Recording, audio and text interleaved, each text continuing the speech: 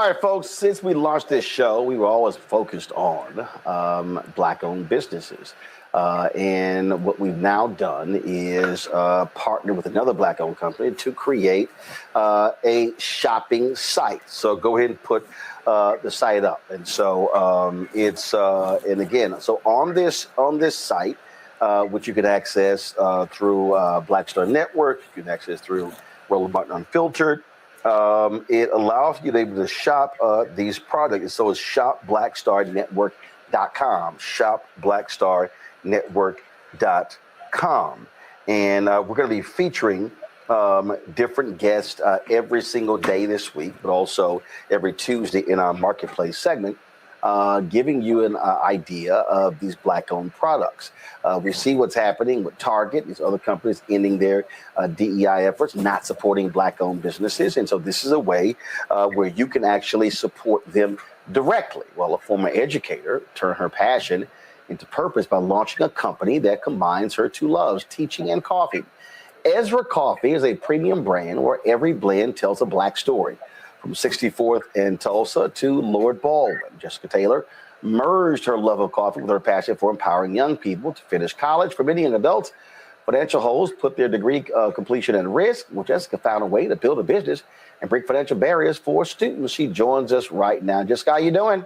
I'm well. How are you? And thank you for having me. So, look, the people, look, we know people drink coffee. And so why did you choose this avenue to go in? Yeah. So I grew up enjoying coffee with my siblings. So we started drinking coffee about 7 years old. We were dropped off at my grandparents' house. Oh, hell. Y'all probably have been ADHD from the beginning. Look, I understand my grandparents drink coffee every day. So I think I probably stopped at about 9. Praise the Lord. I ain't had coffee since. But I know exactly what you're talking about. They drank coffee. We drank coffee. Right. So you can imagine when we got back to Atlanta after summer break, my mom was like, what are these kids doing drinking coffee? So she calls my grandparents and it's a whole uproar. However, fast forward, I started traveling, noticed that coffee tastes different in different places.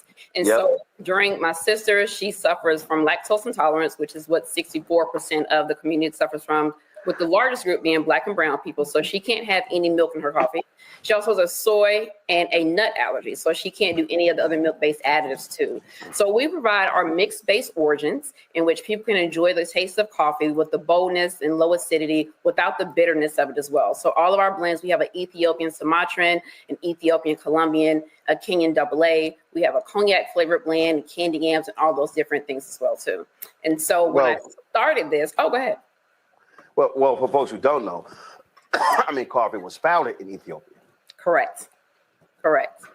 And it's the most exported item in the world as well, too. So when we think about that, I wanted to make sure we connected those things. So the one thing that we wanted to do within this coffee was we were founded in 2021. So this is the height of the pandemic, but it's also around the time where this erasure of Black history and critical race theory is going on. So I really wanted to combine that and also coffee, and where we're continuously telling the stories of Black people that are not rooted in adversity or slavery, but really kind of highlight the beauty of them. And so we have our 64th and Tulsa blend, which highlights the Civil Rights Act of 1964 in Tulsa, Black Wall Street.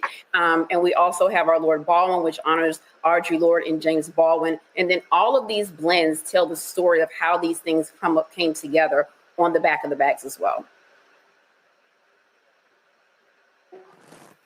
So when did you launch it? What year did you launch the business? Yeah, we launched February 2021. And so you're now celebrating 4 years. Yeah. Talk about how the business has grown, but also, what issues did you face? Because starting a business is not easy at all. It's not easy. And we, like I said, we came during the height of the pandemic. So we launched February 7th, 2021. In March, we got a phone call from a representative from Target. And so in June, we were in their first accelerator program, their Forward Founders program. So we went from there, we were accepted that, we completed that program. Fast forward, we went to Amazon, we were on their platform. From there, we got picked up in retail. We were in HEB. From HEB, we went to Central Market. From Central Market, we went to Bridge Street Market. And now we just launched again in Fresh Market here in Texas. So within 16 months, we were on retail retail shelves. And within 2.5 months, we were in our first accelerator program for diverse founders. So we've grown pretty fast and done pretty well. Now you're based where in Texas? We are in Houston, Texas. All right, cool. Good city, me being a native of it as well. How large is your company in terms of employees? Yeah, so we're just at 5. So we are small, but we are scrappy, and we're continuously growing as well, too. And one thing about us is we really utilize, I used to be a higher ed administrator. I used to work at The Ohio State University and Purdue University. So I understand the importance of internships. And so we provide internships to students within our program, within our company as well. And we also do senior capstone projects with students, too. So we've done those with Southern Methodist University and also Baylor University as well. So giving students the opportunity to work with us hands-on, gain academic credit, and really see if this is something that they want to do working in the CPG space long-term. Questions from my panelists. Let's see here. Joe, Candace, Randy, which one of you is a rabbit coffee drinker? I am, but I'm going to qualify it by saying that I drink decaffeinated sometimes because the regular is kind of hard on my stomach. So I got a 2-part question. Okay. First of all, could your coffee be for me? Because I love the kids at Starbucks, but the coffee don't taste that good. Okay, that's thing one. And then here's my second question. Talk a little bit, looking at your website, you talk about your blends, but you also talk about your impact. And I really want you to share that because people need to understand that you're your company that is really looking and very serious about making your impact in the community, even as you sell coffee. Absolutely. So the first question, yes, you can drink our blends. I would say get a medium blend, and you can brew those at home. You can use them in a K-Cup. If you have a K-Cup machine, you can use them on your Mr. Coffee. You can brew them anywhere. I actually have a bag here. So you can brew them on any of your platforms, however you take your coffee, even in pour over. And if you want whole beans, we have that as well. You can grind those down for your espresso machines. And like I mentioned before, the stories, all of these blends are told on the back of the bags as well, too. So you mentioned our impact. So Ezra means he who helps in Hebrew. When I was thinking about a name, I wanted something significant, something biblical, but something that really spoke to the people. And I landed on Ezra. And so what we do is we use a portion of our proceeds to provide scholarships to students who have holes on their account that are preventing them from graduating. And so our scholarship opens every year on Juneteenth. And so we'll be opening again this year. And what we do is we pay off those holes on those students' accounts so they can return to school without leaving with student loan debt, graduating with a degree. And so I came with that because I used to be a lead reviewer for Bill and Melinda Gates. I used to do UNCF when I was with Toyota, Push Excel with Jesse Jackson. If it's a scholarship, 9 times out of 10, I've touched it. And there was a lot of scholarships that students were able to get to campus. They had tuition while they were in campus. Some even had books. But when you're working with first generation low income students, there are also ancillary fees that may come to their accounts or holes that are placed on their account that scholarships typically do not cover and the families are not able to cover.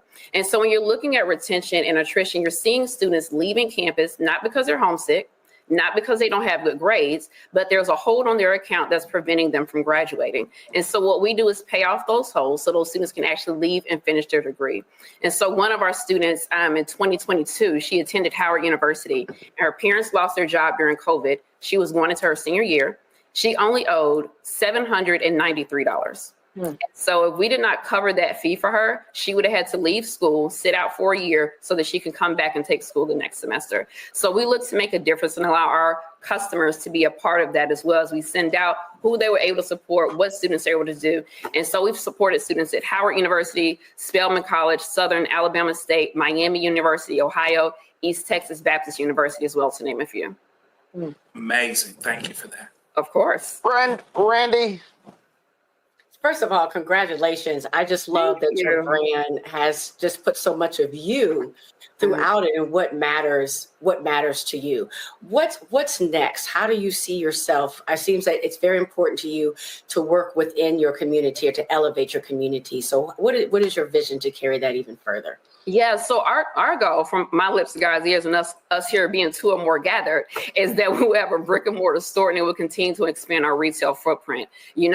the work that we do is great, but I want us to be able to award even more scholarships. I don't want us to actually have to be in a session where I have to send emails and tell parents, unfortunately, we can't help you this year. So I want us to continue to grow and to expand so that we're able to bless more students. We're able to provide more amazing blends and, more importantly, tell more unique stories. Our Le Grand Duc 1928 blend, which is our cognac blend that we have here too, it tells the story of Eugene Bullard, who was the first African-American fighter pilot in World War I.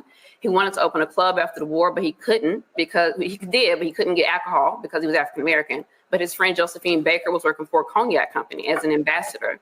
Fast forward, we have Irv Douglas, who's also working for the same cognac company. He's selling this cognac company, cognac as a distributor, and that cognac is what you know now as Hennessy.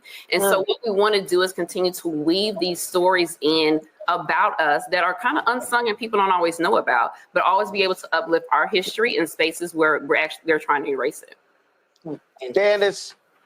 Amazing packaging, amazing stories. I'm wondering, what can you share with people about your marketing and how you maybe had to change advertising, especially during COVID, and then now in 2025? What has worked for you? Yeah, so we started in COVID. So we started in the era of social media. And so that's worked for us. And in retail, I will tell everyone, boots on the ground. So we do demos at different grocery stores all across Texas and other states, Michigan as well, that we're into to continue to drum sales. Ads are another thing that we typically do as well, too. Press and events like this are things that we do as well, too, to continue to keep our marketing in the front of people so that they're actually looking at this and looking at our coffee as something that they want to be a part of as well. And then we are the email kings. So we email our customers. We send out different recipes. Have you tried the candy yams blend this way? Have you tried the cognac blend with making an old fashioned? So we do all these different things so where we can stay top of mind, but also let people know. And then most importantly, engaging the students. We even did a voters drive. So during voting season, we pulled up on different campuses. We were at Texas Southern and a few other college campuses, handing out free coffee, regardless of your affiliation. We just want to make sure that you were registered to vote, and more importantly, that you were participating in early voting. I love it. Thank you. All right. So, folks, it's Ezra Coffee. Yes. So go to shopblackstarnetwork.com. Again, shopblackstarnetwork.com for you to get access to it. Again, on that on the website, you'll see there are a number of Black-owned brands that we are supporting in there. You'll see more of these interviews over the next days and several weeks. So let's go ahead and again, so shop blackstarnetwork.com and you can purchase Ezra Coffee. And so folks, y'all out there drinking coffee, so you should be supporting this premium Black-owned coffee brand. Jessica, we surely appreciate it. Thanks a lot. Thank you. This entrepreneur knows all about faith, family, and flavor. Richard Kelly may have made a name for himself on the football field, 13 seasons in the NFL, but his heart has always been in the kitchen. Born and raised in Aberdeen, Mississippi, Reggie grew up surrounded by love, lessons, and soul food. After hanging up his cleats, he and his wife took the family tradition and turned it into a booming business. Kyvan Foods, named after their kids, rooted in the recipes that brought their families together. Joining us right now is the founder of the company. Reggie, how you doing? I'm doing great, Mr. Martin. How's it going, my friend? Doing great. First off, is it Kyvan? Pronounce it, please. It's Kyvan Foods. Kyvan Foods. Kyvan, so when did you start it?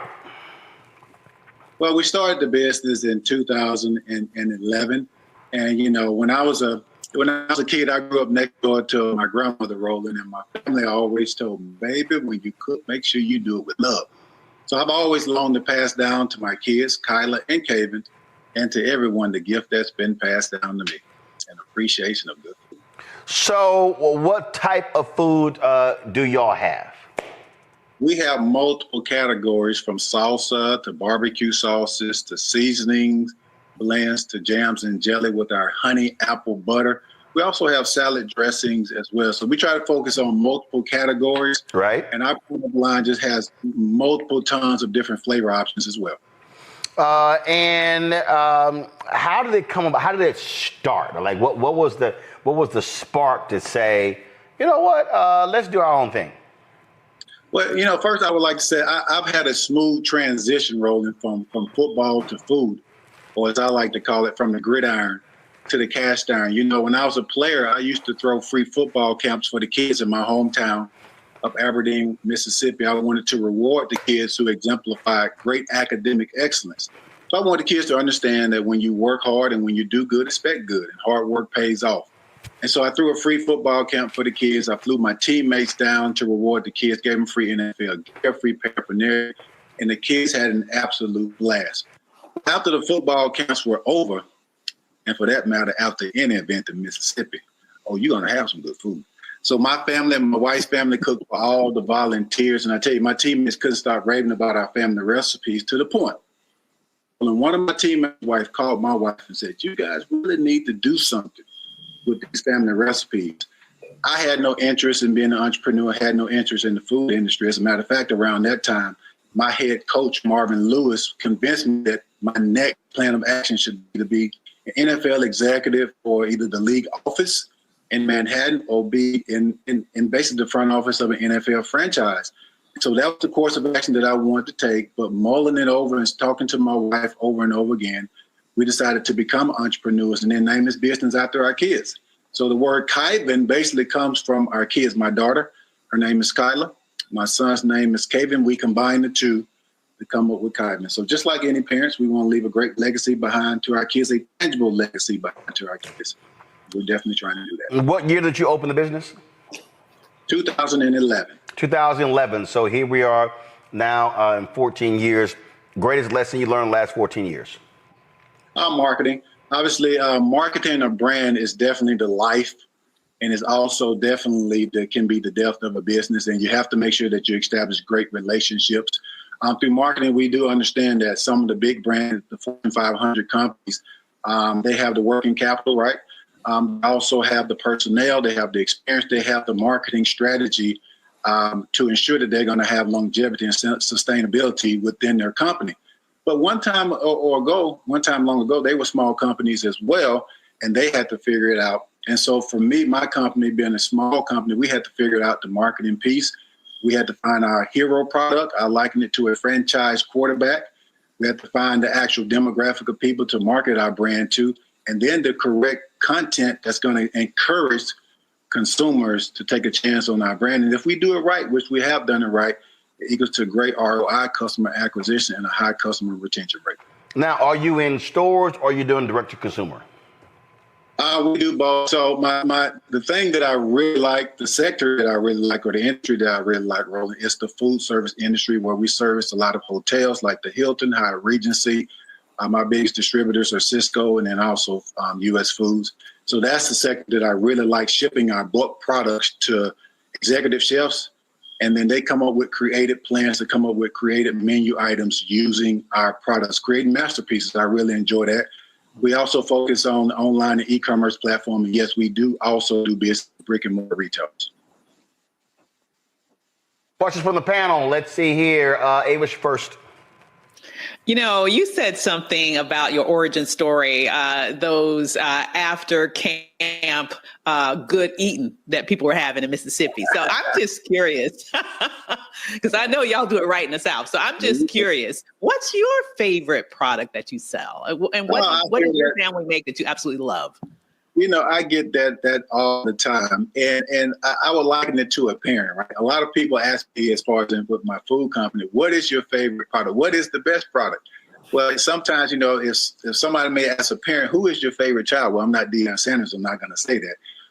Both of my kids are absolutely my favorite. So when it comes to my food line, they're my babies too. And they all are my favorite. But I will say this, our mild honey apple salsa is our hero product. That's what we started the brand with. And why don't you just take a trip with me? This product has robust tomatoes, golden honey, crisp apples, beans, garlic, and peppers. Oh my.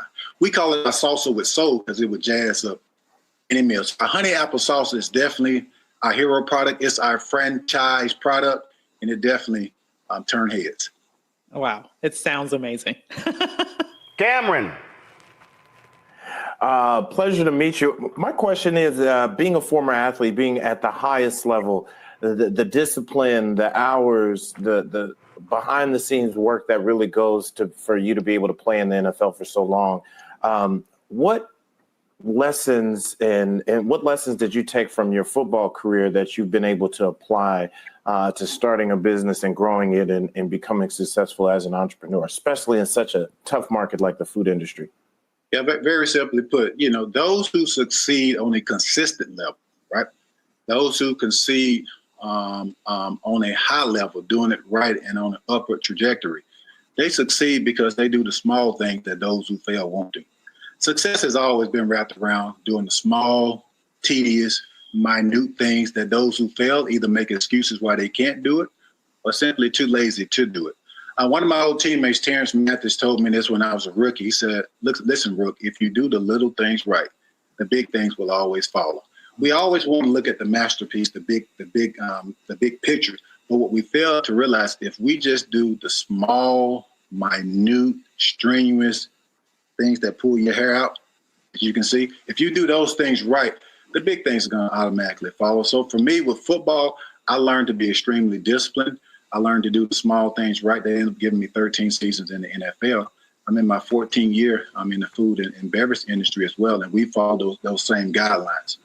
Being consistent, great customer service, doing what you say you're going to do, making sure that you are likable, which I think a lot of people miss. People do business with people that they like. So it's important to be likable, be personable. If you do that, it'll help boost your business well and take you to the upper trajectory also. Mustafa.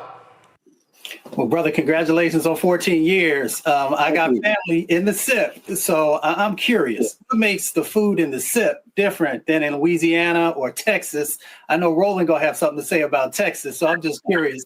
What makes your flavor different? You damn right I do. Go ahead.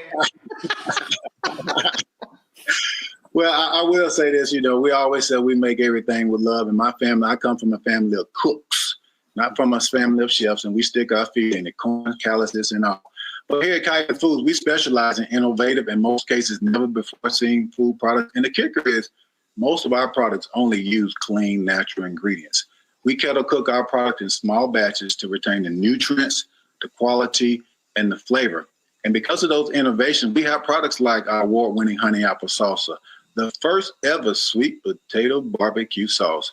And we also have our grandmother-approved honey apple butter. Because of our innovation, we've been featured on some major platforms like Forbes. They gave us an award because of our innovation. Food Network, Tabitha Brown, Eat This, Not That. Also Sports Illustrated. And I think that our motto says it best. One taste, or you'll appreciate the goodness. Normally, the packages, what happened, Carol? Normally I have a package to show on the set.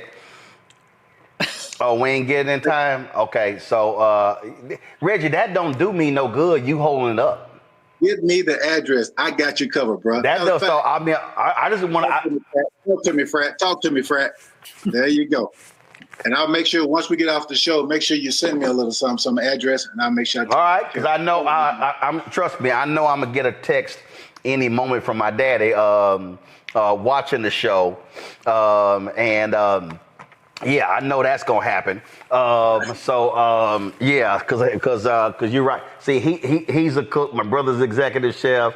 My mom does cakes. So I grew up. I catered for 23 years. My grandmother's catering business. Yes, I have a discerning palate. Yes. So we gonna have to. I'm gonna have to check out these products. And so you said, let's see, honey apple delight. Let's see here, and then gourmet barbecue sauces and rubs. So, folks, if y'all go to shopblackstarnetwork.com, y'all see the products right here. Again, if I click this here, these gourmet sauces, you see there's a 4-pack there, and so certainly good luck with that. Again, we have it available on shopblackstarnetwork.com.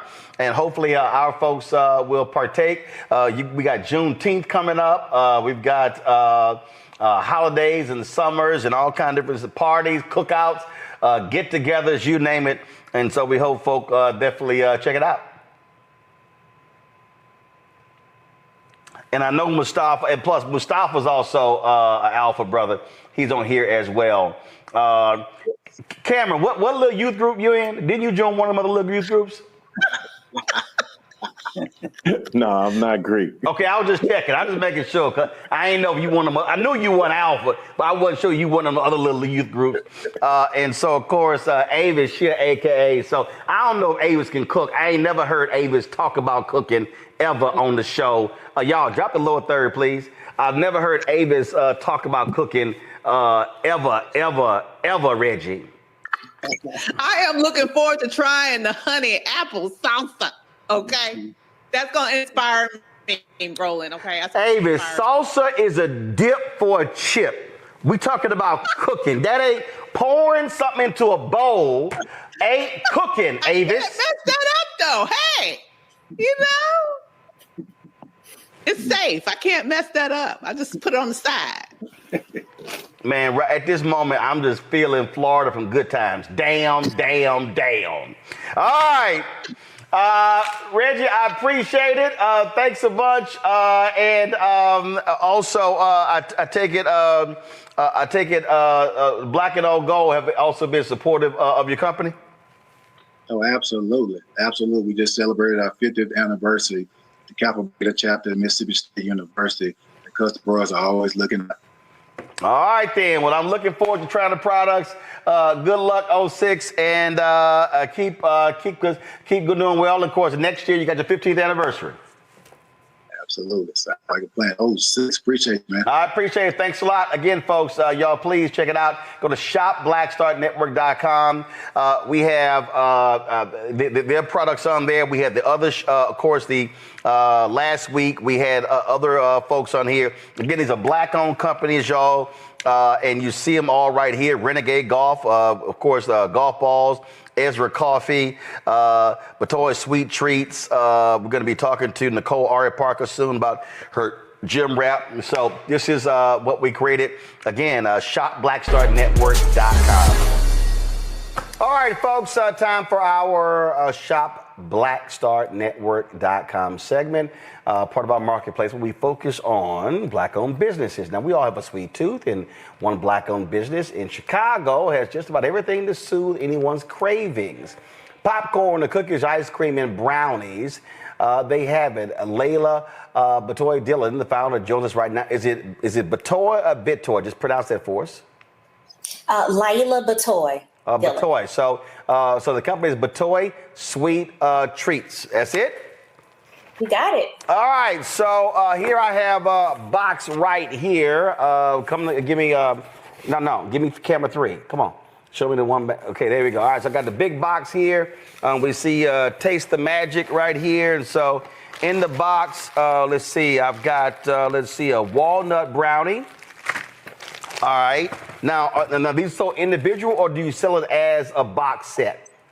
So we have a few different things that are out in terms of individuals. So you can get the individual brownies in a set of 3, 6, or 12. But we also have some bundles that are available. And what I'll say is, first, thanks for having us on the show. I'm Layla Bitoy Dillon, CEO and founder of Bitoy Sweet Treats. We are a luxury treat manufacturer here in Chicago, going on 10 years of business. We're all about food, family, fun, and legacy. And you can find our products in amazing marketplaces like here, but also in O'Hare and Midway airports as well, if you're traveling here locally to Chicago. So I'm going through this here. And again, I see a walnut brownie. Let's see right here. We've got, is this a lemon cake? Is that what this is? So those are going to be cupcake cookies. Okay, all right. So cupcake cookies. So I've got lemon. Let's see here. I've got red velvet. And I can't see the box that you're going through, so I can't see. No. Don't worry. I'm just naming them off. So I got I got red velvet here. I got lemon blueberry. It's another lemon blueberry. Let's see here. I also have in here. Let's see here. Gourmet Chicago popcorn. I got that. And that's a small bag, but then we have the larger bag of the Gourmet Chicago popcorn. So how many different products do you have? So we have over 127 SKUs that are in the marketplace. Wow. We've narrowed it down to our top sellers for here. So a few things that I want to go ahead and highlight, as you can see here, some of our key sellers are definitely going to be our brownies. These are one of our signature. It's going to give a combination of delicious ooey gooey fudgy, but also cakey. You can get that again in the combination. I'm sorry, did you say ooey gooey fudgy and cakey? Ooey gooey fudgy and cakey. We use cacao and semi-chocolate chips. So if you heat this puppy up, it is giving all the things that you need, and you can slap some ice cream on it if you're into that kind of thing. Okay, well, I don't have any ice cream. Yo, Terrell, come here. Go pop this in the microwave.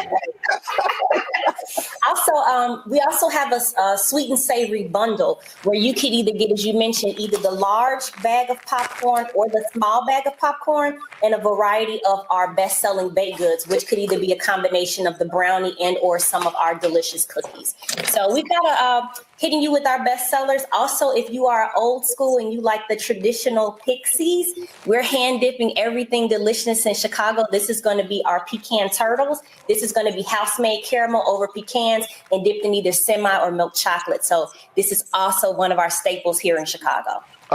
When did you start the business and why? Were you working somewhere else? Was it something that you wanted, you couldn't find? So by trade, I'm actually a management consulting girl. So I've lived, traveled, and worked for the top 3 consulting firms. And I just got really tired of wheels up to wheels down, always traveling. With the support of my husband, I was able to come off of the road. And a little bit background about my family, the Bitoys. I come from a line of entrepreneurs, from small mom and pop shops, restaurants, barbecue shacks, things like that. So I wanted to come 360 to where my father started his business, and where I'm sitting at right now is a block from where he started his business back in the 70s. So I wanted to also focus on providing jobs and economic development in the underserved community. And for me, doing that through fun, sweet treats, and the universal language of food was the way to do that. And also sharing magical memories from recipes that brought my family together over the years. Okay. All right. That's cool right there. And so let's see here. You ain't bring me a napkin, dog? Give me that napkin right there. Come on, Terrell. You gotta think this thing through, my brother.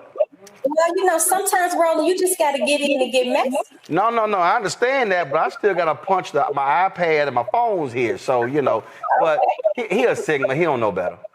So all right. So you chose to go the sweet route, and how many employees do you have? We currently have 5 folks that are working inside of our production facility. All of them are minorities that are local here to Chicago's West Side. And then we have an additional 3 that will be doing what I would call like corporate functions, including myself. Okay, now first of all, let me be real clear. Everything for me is black. I like chocolate cake. I like chocolate ice cream. All my cars been black. All my women been black. So that's how I roll. This is a good, if this was with some ice cream, this would be the bomb. Yeah. Our brownies are, you ain't lying. Really good. Some people like, why are you heating this? I'm like, y'all don't understand. I said a brownie or chocolate cake heated up changes everything, but this is damn good. I'm sorry, go ahead. Heat it up to taste the magic. Those are also going to be made with natural and fresh ingredients, so you don't have to feel as guilty as you're enjoying every bite of that. All right, then. Greg, you still there? You got a question? Hey, yeah, Greg. man. Well, I wish we can tell by the sound of your voice as you chewing on this how delicious you do. Folks in chat talking about don't smack. Man, what the hell you think I'm going to do? What you gonna do? Sister Layla, first of all, congratulations on 10 years. I was looking at your being recognized by the Bears back in 2022 in Small Business All Pro Game Days Eats Of edition, and winning that competition. Congratulations on that as well. And it was an interesting line in terms of kind of the origin story of this work. You talked about being in Italy and learning how to make gelato, but then, and I love how you combine this with the question of legacy, saying, yeah, this is delicious and gelato is all good, but I'm gonna integrate some sweet potato, peach cobbler, and red velvet. Could you talk about this gelato experience you had and then how you blacked it up? Yeah, so at the time that I was expatting for my work, sweet treats wasn't even the thing at the time. And traditionally, Italians are a very close-knit culture. So I was very grateful that they took me in and even allowed to show me how to do that. But for me, again, my flavor palette, though, I've lived, traveled, worked all over the world. What resonated with me were some very special things that the people in my family made. And that was peach cobbler, sweet potato pie, red velvet, lemon pound cake. Those were the things that we were doing on Easter, Christmas, and Thanksgiving. And so once I learned how to make the gelato, it was important for me to bring my family flair into the fold. And that's really what this brand is about: family, food, fun, and legacy. Thank you. Wow. Well, I can tell you, and luckily I had a workout and I had limited my food intake. So we ain't gonna go because, first of all, the lemon blueberry looks fire. The lemon is fire. Only thing, my wife, she do that gourmet popcorn. I don't do all that. So she crazy about Garrett's and all y'all people in Chicago. Look, I eat regular ass popcorn, so I don't need all that extra stuff on my popcorn. I keep it real plain. Just give me some damn butter and salt, and we good. But this is fabulous. So someone in the chat wants to know what terminal are you in? You at O'Hare and Midway? We're at Midway on O'Hare. If you're coming through Midway, as soon as you come through, we're going to be in a store called Evolve. If you're going in O'Hare, we're going to be in terminals 1 and 3. You're looking for stores 6 Point Markets, Branch and Boulevard, Evolve, or any combination of the Hudson newsstands are where our products can be located. So, folks, we want y'all to go to shopblackstarnetwork.com. Go to my iPad, Antoine. And Roland, I'll say we already got quite a few orders before we even hopped on today. So people are really buying the brownies, and they're also buying that sweet and savory bundle. So just heads up for anyone who's watching who ordered before I hopped on, all your orders have shipped, and you'll be enjoying that from Memorial Day weekend. Now let me help everybody out, okay, y'all? I'm being straight up. See, I couldn't do one of the morning shows. Where they had, now going back. One of the morning shows where they have the cooking segments and they taste some food and they lying. I don't front. I'm just letting you, listen, I'm not lying. I'm not lying. Again, I appreciate Layla being here, but I'm telling y'all right now, if this brownie was not good, if this brownie was not the bomb, I would have ate a corner and I would have pushed that sucker aside. I'm telling y'all, I don't front. This a damn good ass brownie. And it's the brownie. And again, now there's some brownies y'all eat where you need the ice cream to go with it to offset it. No, you can eat this plain. Heat it up. This is lit. So again, I don't front. I don't play. If it wasn't the case, I'd be sitting here like, okay, we appreciate it. I'm just saying. And so Carol just got my ear. Are you sharing with us? No. Let's see. Hold up. Let's see here. Y'all can have the popcorn. And let's see here. I leave with y'all one red velvet. Let's see, there's a lemon blueberry. I leave y'all one of those. There's a lemon. I'm going to leave y'all one of those. Let's see how many people in there. Let's see here. There's another red velvet. So that's, let's see here, that's 4. There's a lemon blueberry. So we're going to do this here. I'm going to put the lemon back and and I'm going to take the lemon blueberry. But the other 2 fudge brownies, y'all, they staying with me. And Roland, may I ask, did you just get your box that you're opening it for the first time? Yeah, Carol brought it out here. Carol brought it out here right before the segment. And I want to just highlight the quality of our freshness. That box was delivered to you last week. So everything that you're eating is already 6-7 days old. Wow. So that box was sent out to you last week. We really pride ourselves on freshness and quality. So what you're getting and what you're experiencing from Roland is the same commitment that we give to every order. We like to do wow and delight, and everything is packed and made fresh. Okay. All right, go to my iPad. All right. Yeah, I'm smacking. Bitoy Sweet Treats on shopblackstarnetwork.com. Y'all see it right here. You see the items. You can order right here. Remember, y'all, Father's Day is coming up. You got birthdays. Y'all want to hand out some Juneteenth. If y'all going to have some Juneteenth celebrations and parties, here you go right here. Y'all support this Black-owned business. That's why we created this marketplace segment specifically to give an opportunity for Black-owned businesses. Marketing costs are real.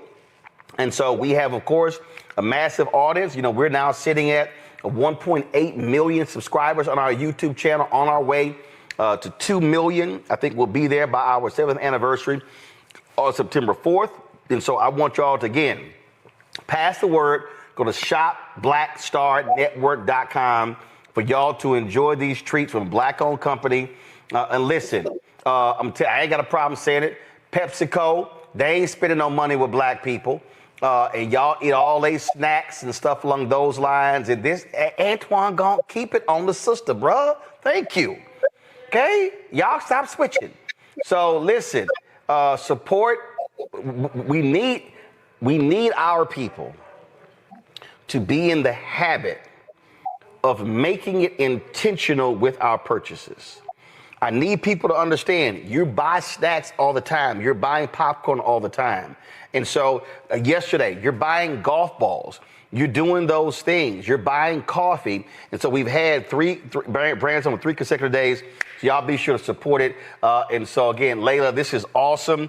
And again, this fudge brownie is the shit. And so I'm not gonna eat a second one today.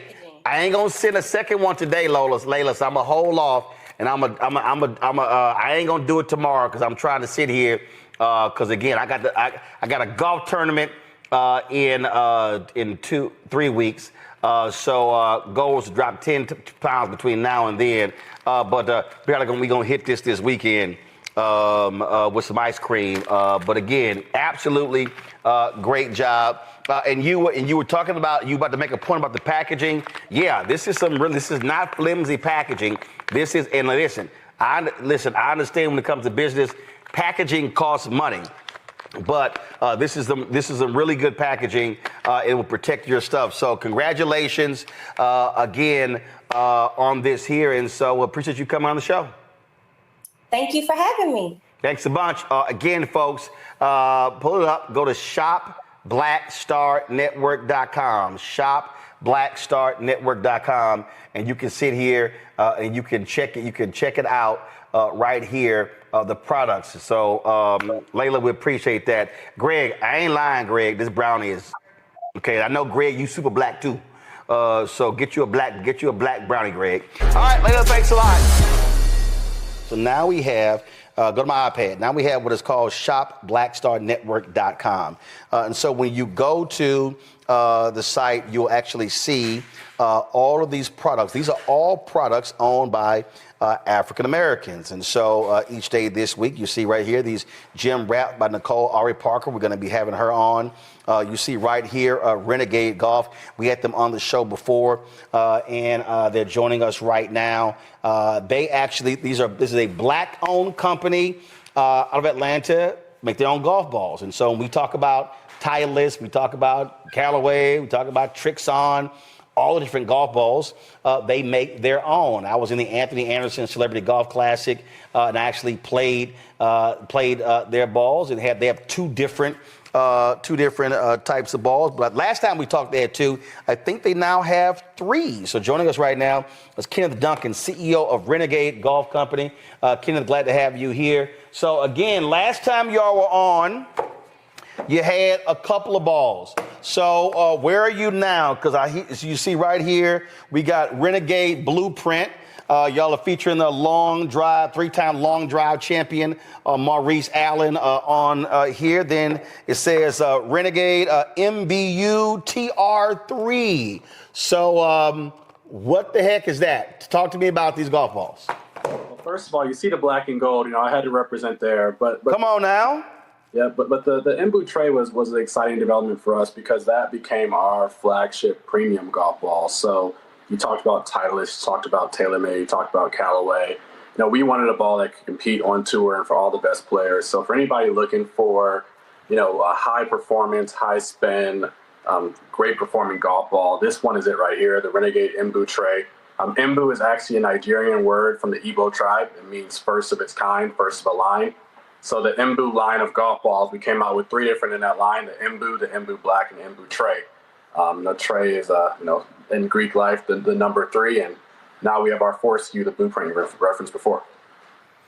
Now we know how things work in golf. Golf Digest has their, always their hot list. Have you guys been a part of that testing, any kind of ranking, anything like that? Yeah, actually, so last year after we run the show, our flagship golf ball, the Renegade InBooze, was on the Golf Digest hot list, top golf balls in the world. They haven't released the list yet for this year. We expect Renegade to again be on the list. So Golf Digest has recognized us now as one of the top golf balls in the world for both performance and innovation.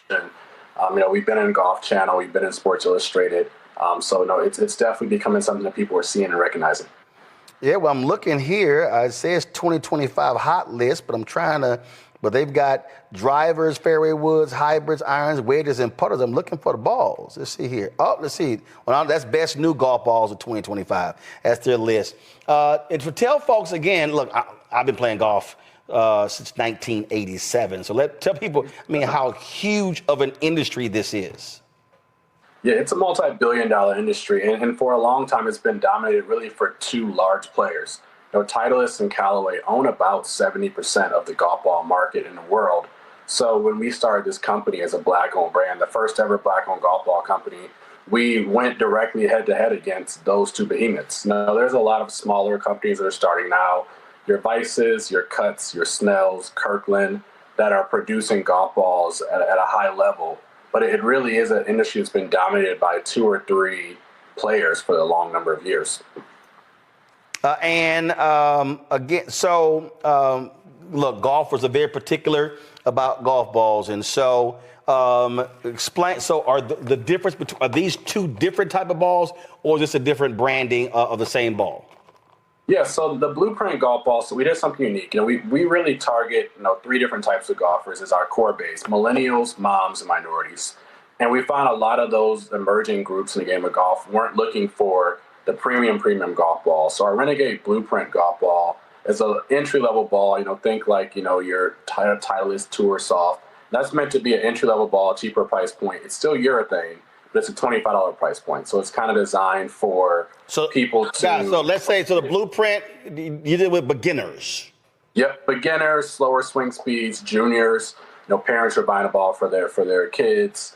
Whereas the InBooze line is really designed for high-performing players, collegiate players, professionals, looking for more performance to compare against your Pro V1, Pro V1X.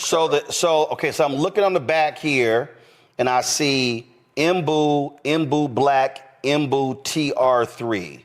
So I'm a 4.5 handicap. So which of your balls should I be playing?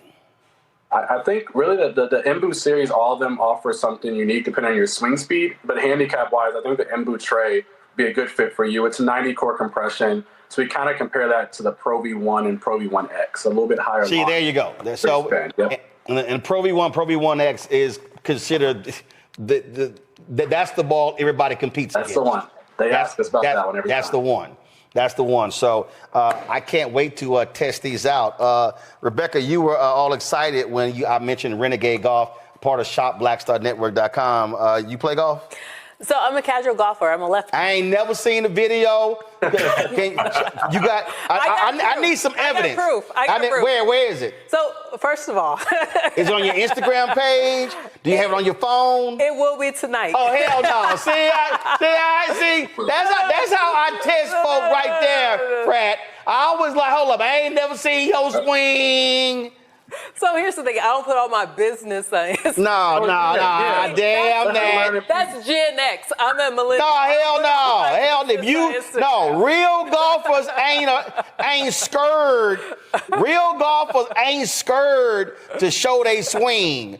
folk who are marginal golfers, they ain't trying to show nothing. Go ahead with your little question. Okay, I'm gonna be at Langston. I'm gonna be practicing. So if I that means you ain't got no video. See, I told y'all she busted. Look, y'all, she busted. Look. Gone. Langston is a historically black course. Don't be trying to go historical black. You ain't got no evidence of your golf swing, but gone with your little question. It's Memorial Day weekend coming up. I think it's going to be sunny a couple of days. I'm going to go out there. It's been a while since I've been out. Shit don't mean nothing. I haven't been out all season. Real golfers play cloudy, rain. Gone with your little questions. Gone. I'm telling my truth here. Gone with your. See, just so y'all know, I ain't playing. This is from the Anthony Anderson Golf Tournament on Monday. This was a par 5. We'd already hit our drive. We were sitting 220 yards out. And so I needed to drop the graphics. I needed to put this sucker on the green in 2. And so, yeah, I filmed this in slow motion. Don't hate. That's a smooth ass swing. We missed the eagle putt, but we made the birdie. But real golfers got actual video of they stuff. Rebecca, go ahead with your little question. Look, I've been coached by my cousins who are black semi-pros. Yeah, okay, all right. Play. Let's see they swing too. Go ahead. One has a technical approach, the other has a very athletic approach. All right. So that means my swing kind of got to be in the middle. Oh, Lord, here we go. Now, Fran, she tried to put it on her cousin. Go ahead. So that said, which ball would you recommend? Because I haven't been out in a while. I'm guessing I probably should stick with some of the beginner swings. But can you talk about the fabrication of your balls and how the construction of it makes it competitive? Well, all of our golf balls are urethane, and that's unique. Most brands offer 2 different types of really hard feeling balls that are called Surlyn. We offer all urethane balls, so all of them have a really premium feel to them. We didn't want to sacrifice quality by going ahead and giving you our cheaper ball with a hard cover. So all of them have soft covers. I think if you try the blueprint as a beginning player and somebody who hasn't played a lot, you'll still be very satisfied by A, the performance, and B, the quality for the price. So I'd say look at that, explore there. We had 2 other SKUs at InBooze Black and InBooze that actually sold out. We had them for a long time, and we sold dozens and dozens of them actually at Langston. So we actually sell our golf balls. And Langston was actually the first golf course in the country to bring Renegade Golf into their clubhouse. So that's kind of a fun fact there in DC. But I'd say the blueprint would be a great fit because it doesn't sacrifice anything from a ball construction standpoint. It's still urethane. It still has multiple pieces to it. And it's still designed for, up to a high level swing speed. All right, so Rebecca, this is a little drone shot from when we played. So just want to let you know. Yeah, that's right. Oh no, I had the DJI Neo drone out there. Just let them know how that's done. So stuck that till about 12 feet from the pin. But go right ahead. Go right ahead with your question, Larry. Yeah, so I'm really curious in terms of production. I know that you talked about some of the larger companies that have been around for years, and I'm curious in terms of the overall cost of your production and how you make sure that what you sell obviously exceeds in terms of what you're producing. Yeah, so that's a great question, and the question a lot of people ask, to be honest with you. And actually, how we started with golf bags years ago. An individual who actually worked for Titleist and Callaway previously in both supply chain and R&D, approached us and said, "Hey, I see what your mission and vision is as a company, and we can help you with the design and the supply chain resources necessary to build a premium golf ball company." So since then, we've only manufactured the highest quality golf ball companies in the world. We manufacture right alongside Callaway Golf. We manufacture right like some Mizuno Golf and Srixon. So we really are in the highest performing manufacturing plants, and we have a very strict quality standard that we hold ourselves to, which I think the Golf Digest feature and whatnot kind of alludes to that in our performance. But no, it was a really good good thing for us that he ran into us and wanted us to be a part of his team. Derek, first of all, Larry, do you play golf? You know what, Roland? Just go ahead and say no. When y'all start with that, you know what, Roland? Just say no. Go ahead. Listen, Fred, I'm getting there. I'm working on it. Oh, that's Brad too? Okay. Well, 6 pretty good for us. All right, well, again, when they start with that, you know what, Roland? Just go ahead and just say no. Right, just say no. Yeah, Derek also frat too. Go ahead, Derek. Derek, you right there in Atlanta. I'm in Atlanta, but Roland, I don't golf, Roland. The hell is wrong with you? Listen, because on an aircraft carrier during my time in the Navy, we hit the balls, we can't go and get it. It's in the ocean. So I'm telling you. But you not on your ass on the land now. All these excuses. See, listen, if you try, I'm trying to tell you, son. See, if you try to, see, Larry, you got to do this here, Larry. This is all I'm saying right here.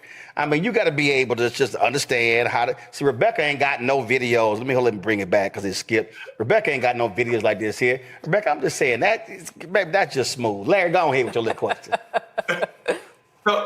So my question, first of all, congratulations, good brother, on your success, because this is not a industry that you find us manufacturing golf balls. And so congratulations. And so speaking of manufacturing, it's my understanding that China and Taiwan are where most golf balls are manufactured. Where's your golf balls manufactured? And if it is in China, do you anticipate, being, hit with some tariffs? How are you going to mitigate this whole thing around tariffs and import? Because there's a certain threshold as it relates to certain products coming in and out of the United States right now. Yes, brother, that's a great call, and it's something I dance with every day. So you caught it right on. We do manufacture in both China and Taiwan. Our more premium balls are coming from Taiwan, and the lower cost balls from China. Tariffs have a tremendous impact. The Blueprint golf ball has been our highest selling golf ball to date. But, the cost of tariffs, when we reached to our freight forwarder, and he said in a span of a week, your cost for taxes and tariffs have gone up 6x. That's hard for a smaller minority-owned company to absorb. Yeah. And what it causes you to do is to wait. You have to go ahead and wait out those tariffs and hope that our president decides to, change his tune. And, it creates a lot of uncertainty. I got an email the day that there was a tariff break to say, hey, Kenneth, Renegade, you want to bring your golf balls in now because tariffs have dropped down temporarily and may go up again in a month. That level of uncertainty is hard to forecast and plan upon, but it's the reality that we're sitting in now, and I think we just have to adjust and be agile accordingly. Absolutely. And since Rebecca ain't got no actually videos at all, y'all turn the audio up so you can hear what a well-struck ball sounds like. I was playing Sunday in the practice round with the long driver, Josh Jackson, out of Cincinnati, and we were playing, and he can boom the ball. But, I handle my business. Kick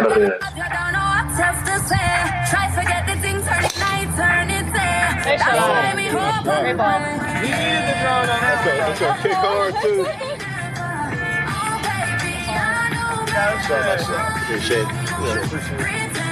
See, I was like, I kept looking because I was trying to see how far it went because that's why I ain't picked the tee up. I'm just saying, Rebecca, But you only show us our best shots. Oh no, baby, I know what I shot. I don't. Cause I ain't dribbling the ball down the fairway like you are. Sorry, don't even try that. Don't even try that. I mean, I think I have a video where I missed a putt. But, boo, that's all we got. Again, all right, y'all.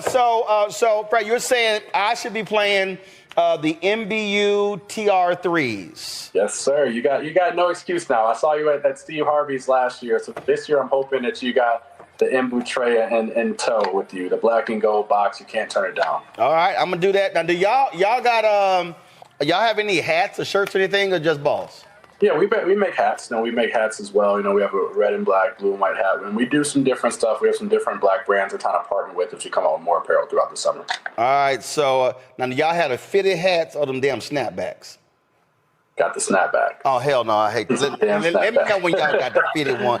I can't stand the snapback hats. Matter of fact, I was wearing one in this video here. I was wearing snapback, and I was playing. I said, let me send my assistant order some new damn hats. I can't stand them snapback hats. That's just me. I can't stand them. Hey. So anyway, all right, folks, if you play golf, if you know a golfer, listen, everybody who's watching and listening, let me help y'all out, okay? A golfer is the easiest person to buy birthday, anniversary, Christmas gifts for. I need everybody listening to me, okay? There's not a golfer I know that will ever turn down some new free golf balls. If y'all are confused about, you got a man, you got a woman, you got a grandfather, daddy, you're like, man, I don't know what to buy. Trust me, I'm telling y'all as a golfer, you cannot go wrong buying some golf balls. They might have 400 balls in the garage. They ain't got no problem with a new set of with new pack of golf balls. I'm just trying to tell y'all. So go to shop. I'm gonna start on Father's Day. Father's Day is coming up soon. It's a great Father's Day gift. Shop Black Star Network during Father's Day. We got a couple weeks to find that right gift for that new golfer. So there it is right there. Yeah, I'm telling y'all, all y'all watching, I'm telling y'all, so I want y'all to do this here. I want y'all to go to my iPad. I want y'all to go to shopblackstarnetwork.com. And then I want y'all to scroll down, and you're going to see right here. Yesterday, we had Ezra Coffee on. I want y'all to scroll down and go to Renegade Golf. You see the 3 golf balls right there, the TR3, MBU, TR3, $37.99. The entry-level golf balls are the Renegade Blueprint golf balls are $24.99. When you click the button, it says shop the full collection. There are 3. There's the Renegade Blueprint. There's the Renegade MBU TR3 golf ball. And that's yellow, and then the other one is white. Is that what this other one is? Yep, we got a yellow option, a high visibility option, and a white option. All right, so the yellow one for y'all blind people, but the white golf ball as well. So those are the 3 golf balls from Renegade Golf. Again, black-owned company, y'all. Again, as look, we all about. We're just talking about with South African Americans and businesses. It's about building wealth. We buy golf balls anyway. We buy product. So let's support black-owned companies. Kenneth Duncan, I appreciate you being back on the show. And yes, I will be testing these out. It was raining today. It was cloudy. You see, I'm wearing this thick-ass damn pullover because temperature was 53 degrees. I'm like, what happened to the sun? I was just in Palm Desert yesterday. But I'm going to check the weather report. I may go out and play at least 9 tomorrow. So I will give my report on these golf balls here, the InBooze TR3s. We appreciate it. Thanks a lot. Yes, sir. Thank you. In our marketplace segment, we're shining a spotlight on HBCU legacy fashion. Joining me right now is founder and North Carolina A&T alum, Shalana Foltz. I hope I'm pronouncing that right. Is it Shalana? Shalana, yep. Shalana Foltz. All right, so tell us about HBCU Legacy Fashion. Yeah, so HBCU Legacy Fashion was founded in 2020. I had the idea in 2019 to create some fashion-forward HBCU kids clothes, and it just became something that was a whole thing for the family. So once I started sending out my jackets to the kids, the parents said, you know what, I wish I had something like that. I then thought, why not make something that can extend the legacy of our HBCUs while also giving back to the schools, because all of our products are licensed. And, as an alum of North Carolina A&T State University, I started with that school first, created these denim jackets that everyone loved.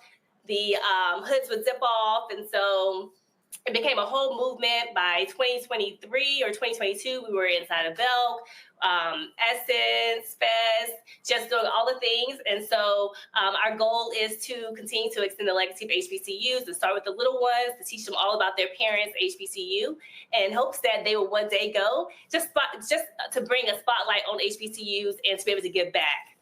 Well, this is the one of the shirts here, HBCU Legacy. First of all, fantastic colors, I must say, and it's raised leathering. This is leather, and it's a really, really high quality sweatshirt. Yes, thank you. I knew that you would love those colors. So that is one of the goals I had for the business, was to create something that was not already on the marketplace. I saw a lot of products that were heat pressed, and I wanted something that would last, through the washes, but not just through the washes, but through the years, so you could pass it on to someone else in your family or another future HBCU legacy. So high quality was one of the things that I really wanted for the products.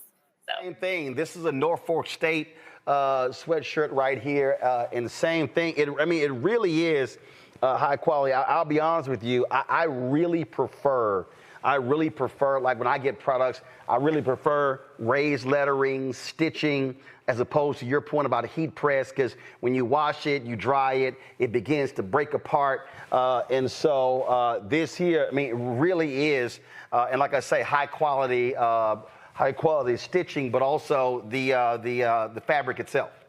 Absolutely. Thank you so much for loving it. Yeah, so everything that we make for adults, we make it in kid sizes. It's a mommy and me, daddy and me line. So if you see it in adults, you'll see it in the kid size.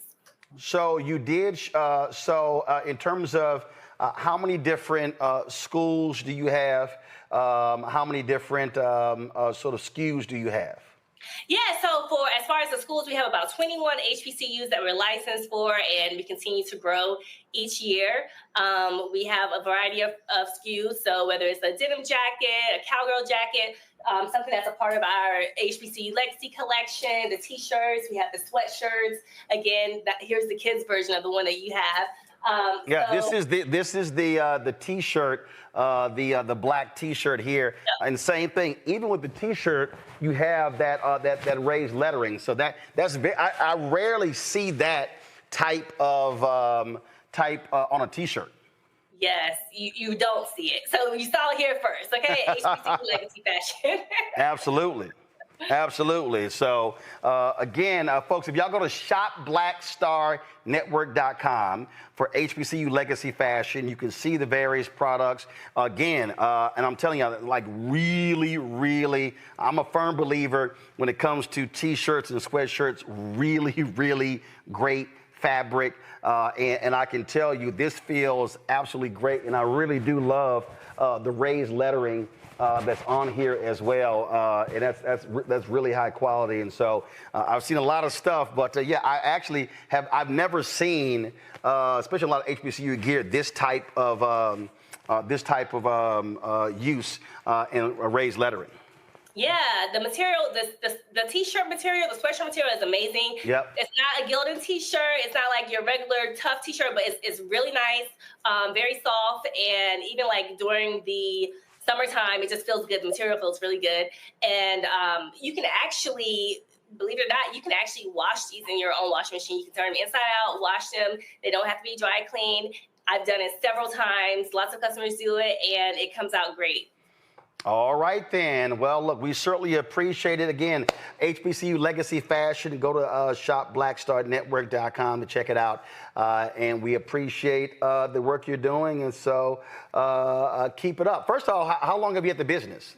So I started in 2020, May 2020. So we just celebrated 5 years. Wow, 5 years anniversary. And so things are going well, huh? Yes, they're doing good. We're growing every day. Like I said, we're in bookstores, campus bookstores, Belk, online, and now you can also find us on your platform. So we're growing. All right, then. All right, well, we certainly appreciate it. Thanks a lot. Thank you. Folks, again, go to shopblackstarnetwork.com. We have the perfect gift for the man who wants to take care of his skin and smell good at the same time. Cologne Butter is a homemade infused body butter rich in nourishment using only wholesome organic ingredients sourced from around the world. Mike Snow is the founder. He joins us now from Cali. Mike, glad to have you here. So where did this idea originate from? Thank you. Thank you for having me. So I just love body butters. I get really ashy. So a lot of body butters on the market. You know, they smell like strawberries or mango. And I just don't want to smell like that. So I started mixing in my colognes into just no-scented body butters. And I like really peculiar, interesting, unique scents. And people always ask me, what am I wearing? So I said, let me come up with my own formulas, mix it in some body butters, and put it on the market to see if it sells. And I take it it's been selling. Yeah, so it's been about 1.5 years. And I went to Essence last year. That was like my first event for the brand, and also my first time at Essence. And I sold out pretty much the first day. And I said, I think I'm on to something. So after that, I hired a marketing firm, and everything's been going good so far.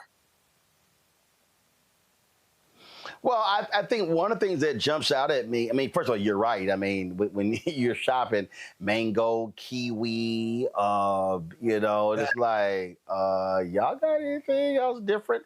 So, Me, yeah. do you use existing colognes? Huh? No. So I work with a chemist. So I tell him exactly what I want. I want cedarwood. I want ouds. I want Bulgarian rose. And then he sends me all of these samples, and then we tweak it. And then that's how I come up with my own particular scents. Gotcha. So when you're rolling these things out, did you run it by some frat brothers, homeboys, brothers, church members, and you were like, "Yo, can y'all check out my body butter products?" And what was their response? Would they say, "Sure, Mike, we good," or "Bro, what's wrong with you?" For sure. So my first customers, my first testers were my friends, immediate friends here in LA.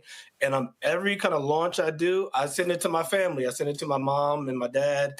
And I'm like, can you guys throw a little party, ask the cousins, ask the uncles, and get everyone's opinion? And then, I might send about 20 different samples. And then from that 20, we might roll out with like 5 or 6.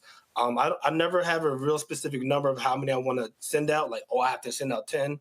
It's basically just like, okay, if it's 3, then we do the 3. If it's 7, we do 7, and we just kind of go from there. Gotcha. All right, let's go questions from my panel. Let's see. Between Mustafa, Larry, and Tylik, who probably is a body butter dude. Let's see here. I think Mustafa, you may win out on this one.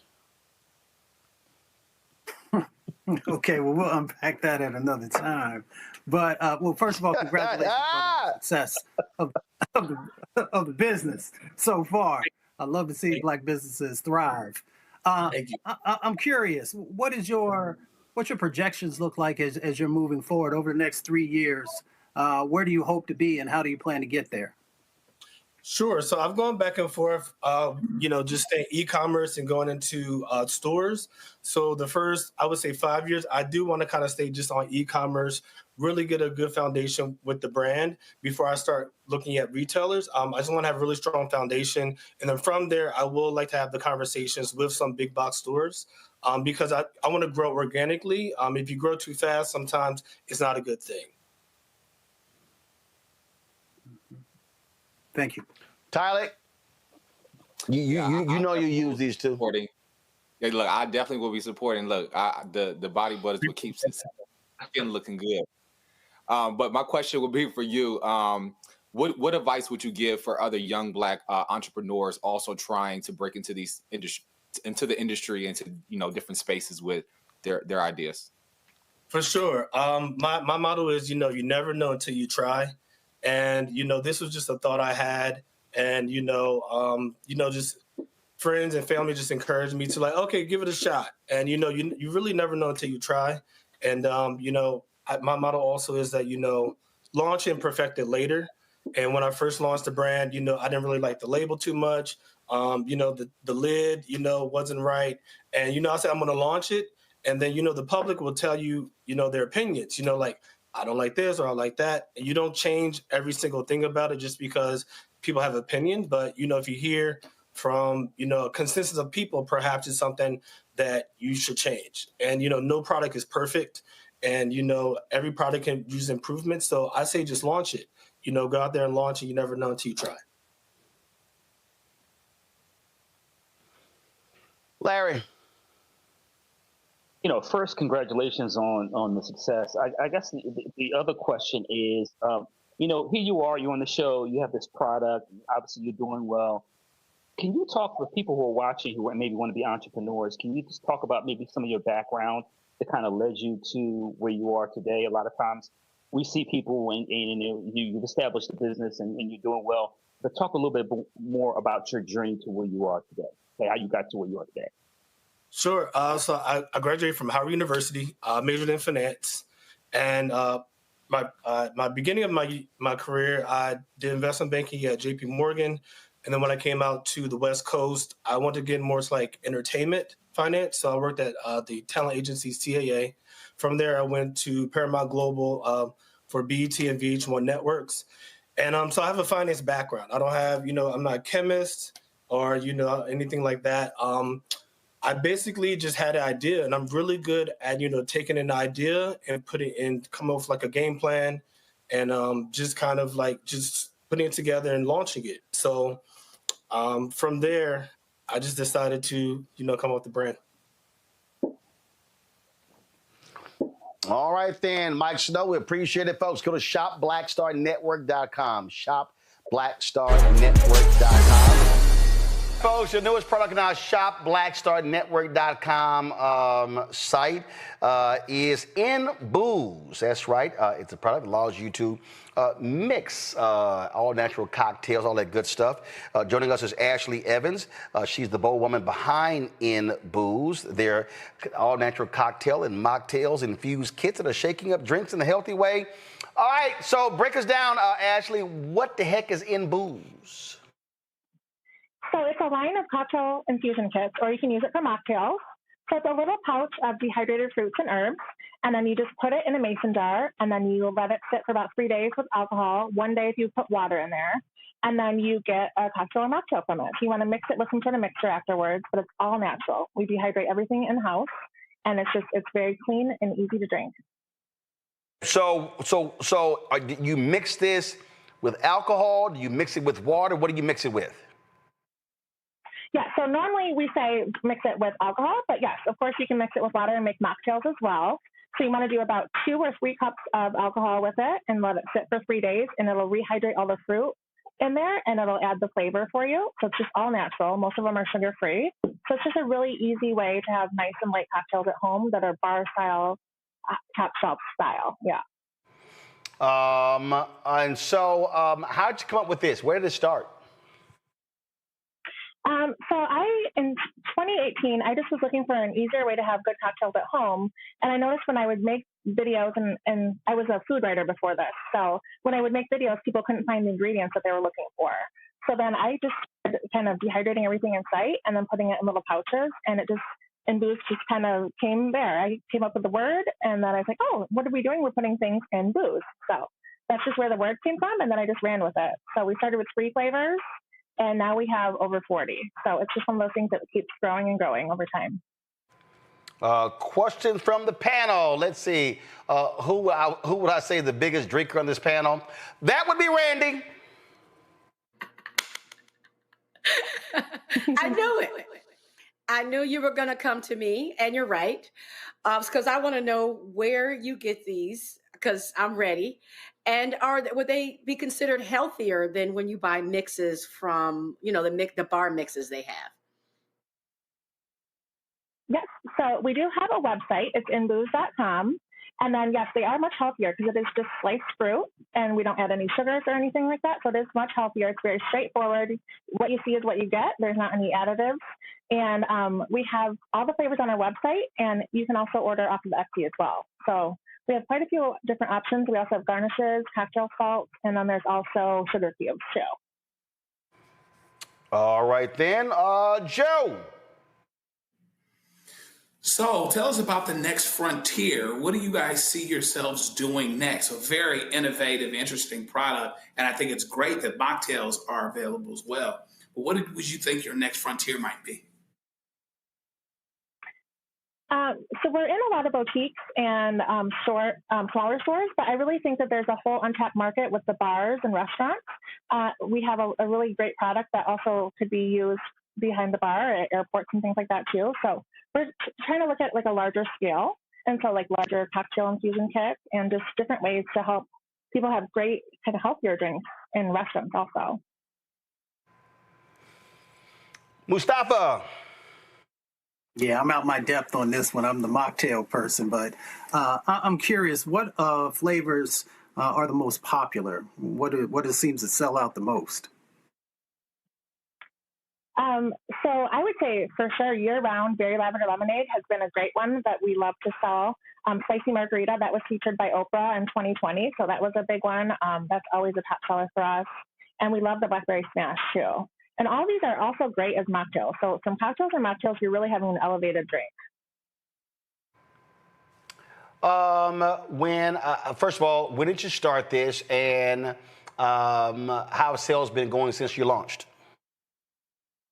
So we launched in 2018, and once COVID hit, I was really, really nervous, to be honest. And with the whole drinking at home, it really kind of helped us kind of skyrocket. But it was one of those things where it's like, what am I doing? It's one of those things where it's like it's a blessing and a curse at the same time.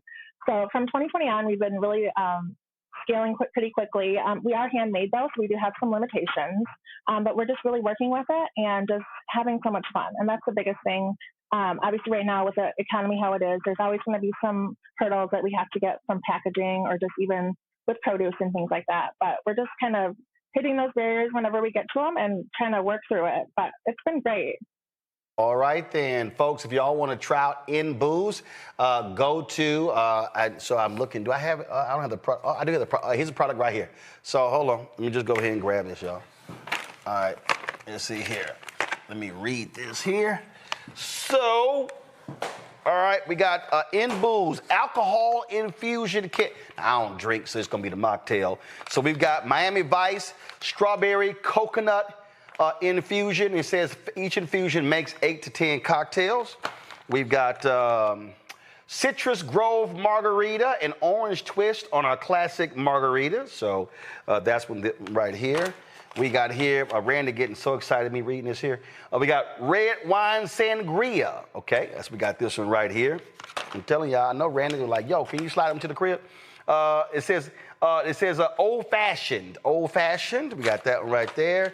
We got blackberry smash, lemon and blackberry paired with a hint of sweetness, a refreshing flavor. All right. And then the final one is a berry lavender lemonade, triple berry infusion with a lemony lavender kick. And so those are the 6 different InBoozes they have there. So Ashley, great job. We appreciate it, folks. Y'all can go to shopblackstarnetwork.com to check out the InBooze products. Go to shopblackstarnetwork.com. Are you tired of sweat getting in your eyes? Sisters, ruining your hair. You know how y'all like, man, I ain't letting nothing mess up my hair. Well, Nicole Ari Parker, she's been selling these headbands that help you stay cooler, and sisters all around the country have been saying, yo, this is hot. Of course, the Gymwrap, built with Evapo-Cool technology. The sweatbands and headgear brand make sure you stay cool, dry, and focused during your workouts. Co-founded by Nicole Ari Parker and her husband, Boris Kojo. Nicole, what's happening? Hey! Boris, what up? What's up, bro? So how you doing, brother? You. Good to see both of y'all. Boris, was Nicole largely responsible for this? Because I don't know how you gonna do some hair wraps. You ain't got no hair. Listen, you know what happens when you're married. You're gonna support no matter what, right? So, but let me tell you, she created the first prototype by cutting up my shirt and sewing it together. So that's how it all started. I pulled out my shirt from the drawer and there was a big old triangle hole in it. And that's how it all started. But I'm super proud of her because she created this herself. She has patents. She has so many different products now. She really solved a problem because at the time we met with the Surgeon General, Dr. Regina Benjamin, and she told us that especially Black women were making a detrimental choice between their hair and their health. So Nicole actually figured out a solution on how to be able to work out and still keep your edges under control, which is very important for our sisters. All right, Nicole, so did you really cut up one of his shirts? And if so, was it one of the, was it one of the, like I have a lot of the moisture shirts. Is that what it was? Exactly. Right. They were trying to clarify if I was the founder or I was the creator, Roland. I was trying to solve my Okay, I need you to take me through this. Were you sitting here going, oh man, this fabric feels kind of good. This might, if this absorbs his sweat on the tennis court, this could absorb my head. Is that what happened? That's exactly what happened. I cut up a couple of his shirts and I sewed many prototypes because I know we all have different needs. He's right. I made my triangle. I made wide band and a thin band, and I made everything that I would like on any given day, because I had 2 small children. My husband was trying to go for a run with me on the beach, and I had just found enough time to get my hair blown out, and I had to choose between him, the kids, or my hair, and I was like, there's got to be a way I can do it all. And I just made it. And for all the new entrepreneurs out there who have an idea, I would just tell them to start, because I did not have a business degree. I did not have any marketing connections. I just made it, and I hit the ground running trying to find a manufacturer and all of the things. And here we are, 12 years later, on your show. Bars, did you make her buy you some replacement shirts? Because listen, I tell my wife, stay the hell out of my closet. I sold so many, Roland, so he's got plenty of shirts. I bought him that one.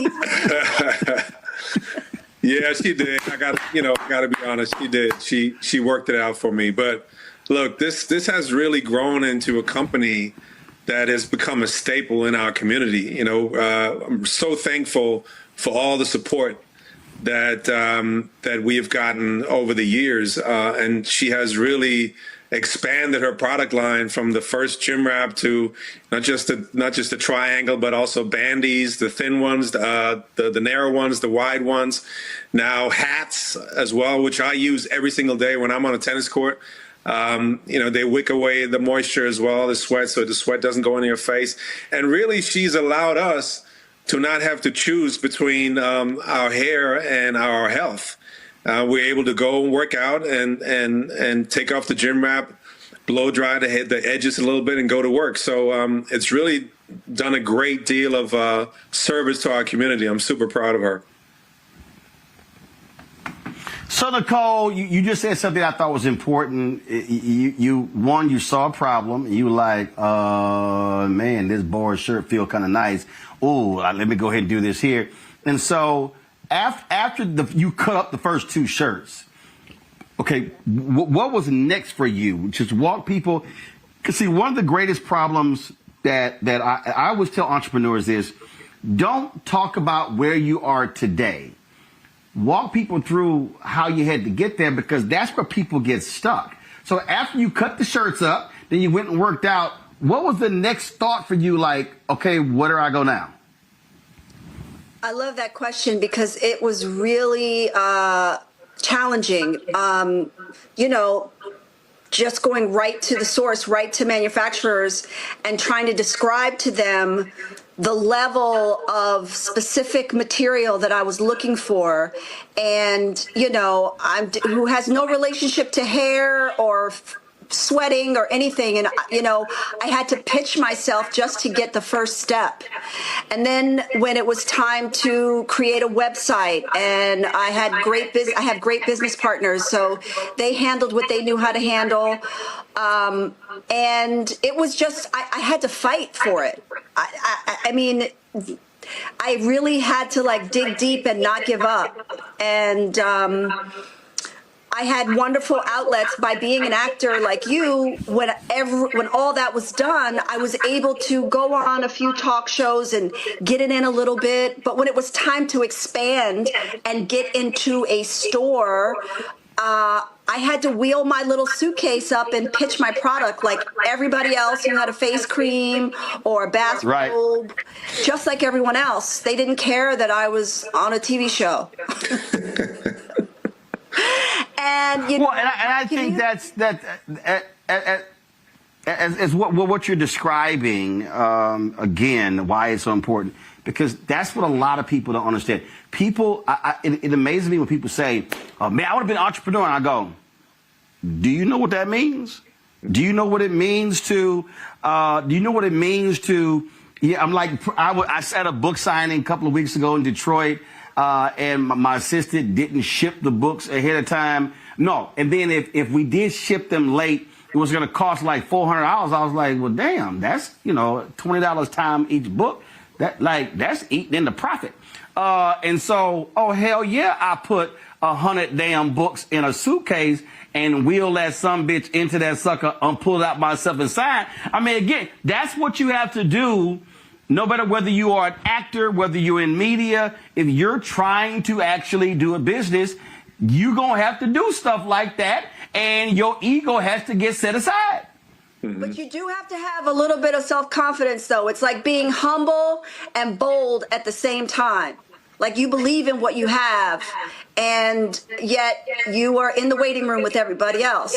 And it was quite a journey. But it had touched a nerve. I was so blessed that Dr. Benjamin had made those announcements that 90% of the things that we were suffering from as a community were preventable. And maybe my number's off. I think she said 80% was preventable. Strokes, high blood pressure. And most of those things were preventable with watching our food and at least getting some movement in every day. And so I was selling like crazy. And then I had a little bit of money. This is the other thing. I bought some late night media time on the tennis channel. So that wasn't really my market, but I knew my product was great for outdoor athletes. It sold out. Tennis players, volleyball players, they loved it. Boys were wearing it under their football helmets. It was like a whole new world opened up, but I took that risk. I had just a little bit to do that, and I took the risk.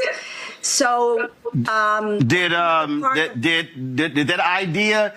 Did the idea, Bars, for that tennis time come from you? Because you have quite the history on the tennis courts. Well, I don't want to take the credit, Roland. You know how that goes when you're married. But yes, that might have been a conversation that we had before she did that. But look, some of the things that she said is very important. Number one, people just have to try, and they shouldn't be afraid to ask questions, right? Ask 1,000 questions if you want to and if you have to. Also, don't be afraid to make mistakes. You're going to make some mistakes.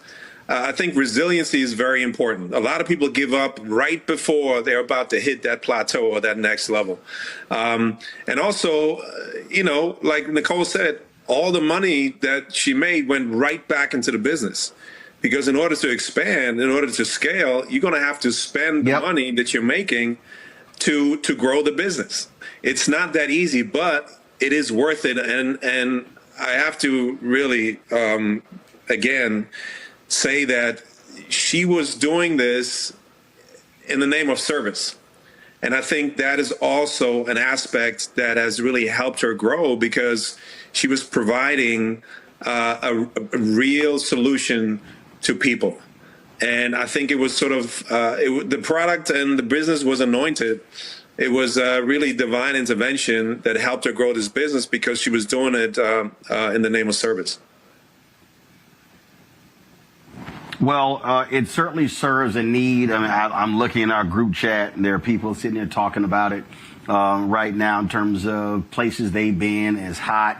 And it's not, and again, I mean, at the end of the day, you different parts of the country and the world, even if you're just visiting places and it's hot and you're sweating, that's the one thing sisters will say, man, 'cause look, I'm from Houston. So, I know what it means when a sister's like, yo, that humidity, as soon as you hit the door, all that money you spent, on getting your hair done. That's why a lot of sisters I know, when the heat comes, they go up, braids time. We ain't dealing with all of that. But of course, this product, go ahead.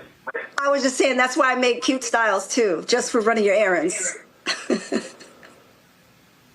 See, there you go. Cause you're going to be out in the heat. You're going to be out in the heat. So folks, the product is Gymwrap. Again, if you go to shopblackstarnetwork.com, since we launched this show September 4th, 2018, we've always had our marketplace segment, because we wanted to give an opportunity for Black-owned businesses, people who have products, to be able to share with our audience, talk to them guys. Drop that graphic. I need y'all on your end to pull the website up so they can actually see the Gymwraps on the website.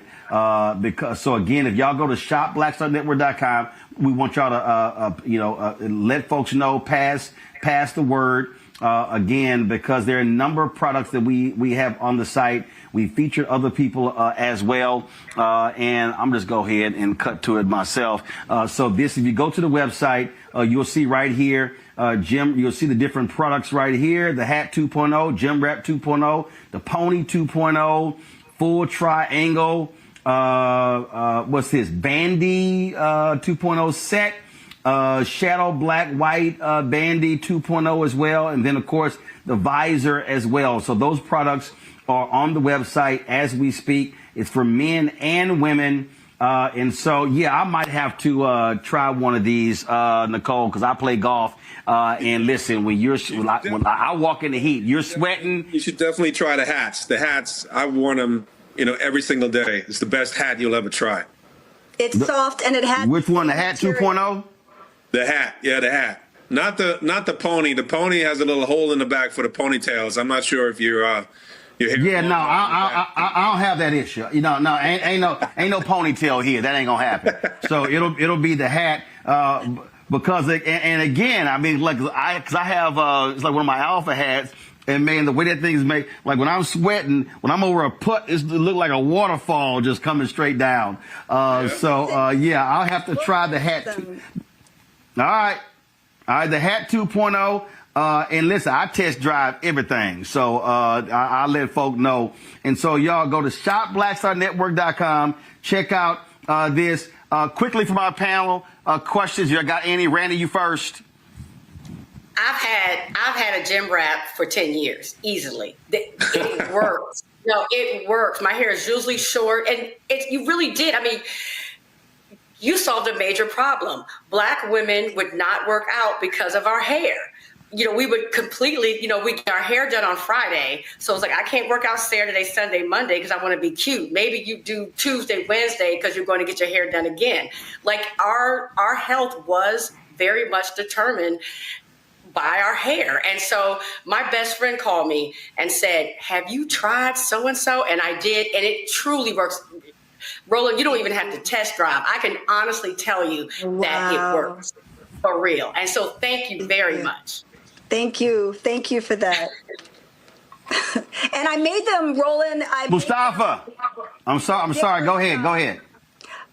Because I know that some of us have short styles and some of us have braids, but we lay our baby hair down and all the things. So that's why I have a bandy for people who like a one band, but I also made ties so people can tie them as tight or loose as they want and be more flexible. So I thought of all of the things that I go through myself and included them in the line. Well, Mustafa, he's got braids, he always rocking the LL Cool J Kangos. He may have to try one of your hats. Mustafa, go ahead. Yeah, well, thanks for that. No, I don't have braids. I have locks. But Nicole, braids, locks. There's a difference. Anyway, braids, locks. You got long hair. I got long hair. Yeah, you can take one of my. Thank y'all for loving black folks. Thank you for loving black folks. My question was, again, I have a lot of hair, so I was just curious, like for the hats, do they come in one size or are there other sizes or do they stretch? They're adjustable. It depends, if you've got a lot of locks and a lot of bulk, I would still put your hair, pull it in your own comfortable ponytail holder, and then use this just for the sweat in the front. Right. So it stops dripping down if you're really working out. Thank you. Oh, I see guys in the gym. All right, Michael, Michael, he ain't got no locks, so he ain't got that problem. Michael, go ahead. No, I don't have any locks, but I do wear LL Cool J Kango though. Nicole and Boris, this is fantastic. My question is dealing with your distribution. In addition to the tennis channel, taking out ads on the tennis channel, are you in brick and mortar stores? Do you go to expos and sell? What's your distribution like? And also, loved you all in Soul Food. You are one of my favorite TV couples and real life couples also. Thank you. Great question. So we've gone through various distribution outlets, from brick and mortars in all the big box stores. What we have found is that we are doing really, really well direct to consumer. So online, obviously our margins are much better, and we have a revolutionary conversion rate of 2.5 times the norm, which is, again, due to the loyalty and the support that we've been enjoying from our community. So thank you again so much for that. So it just depends. Every once in a while, we hit our stride in the brick and mortars, and then we go online again. So right now, it's about 70-30 online, because for those of you who don't know, when you're dealing with big retailers, there's a lot that goes with it. You know, we're talking about inventory, we're talking about warehousing. That's additional costs that you have to incur. And then also you have to support your stuff on the shelves by way of marketing and advertising spend. So those big box retailers ask you to shell out additional money to promote the product in the stores. They don't promote the stuff. You have to promote the stuff. Right. So sometimes when you, like my wife, when you have a great following and enjoy great loyalty in amongst our consumers, it's better to go the online only route because the margins are better. And you also can get to expand your product line really quickly from one day to the next. Whereas when you're in a big box store, you always have to wait 6 months till the next cycle until you can introduce a new product. So they're not as flexible as you want to be. So sometimes e-commerce works much better. Right. All right. Thank you. Gotcha. And I'm sitting here, and you know, some people, they can't just stop being what they used to be. So Candy Carter, of course, whose company set all this up, is texting me.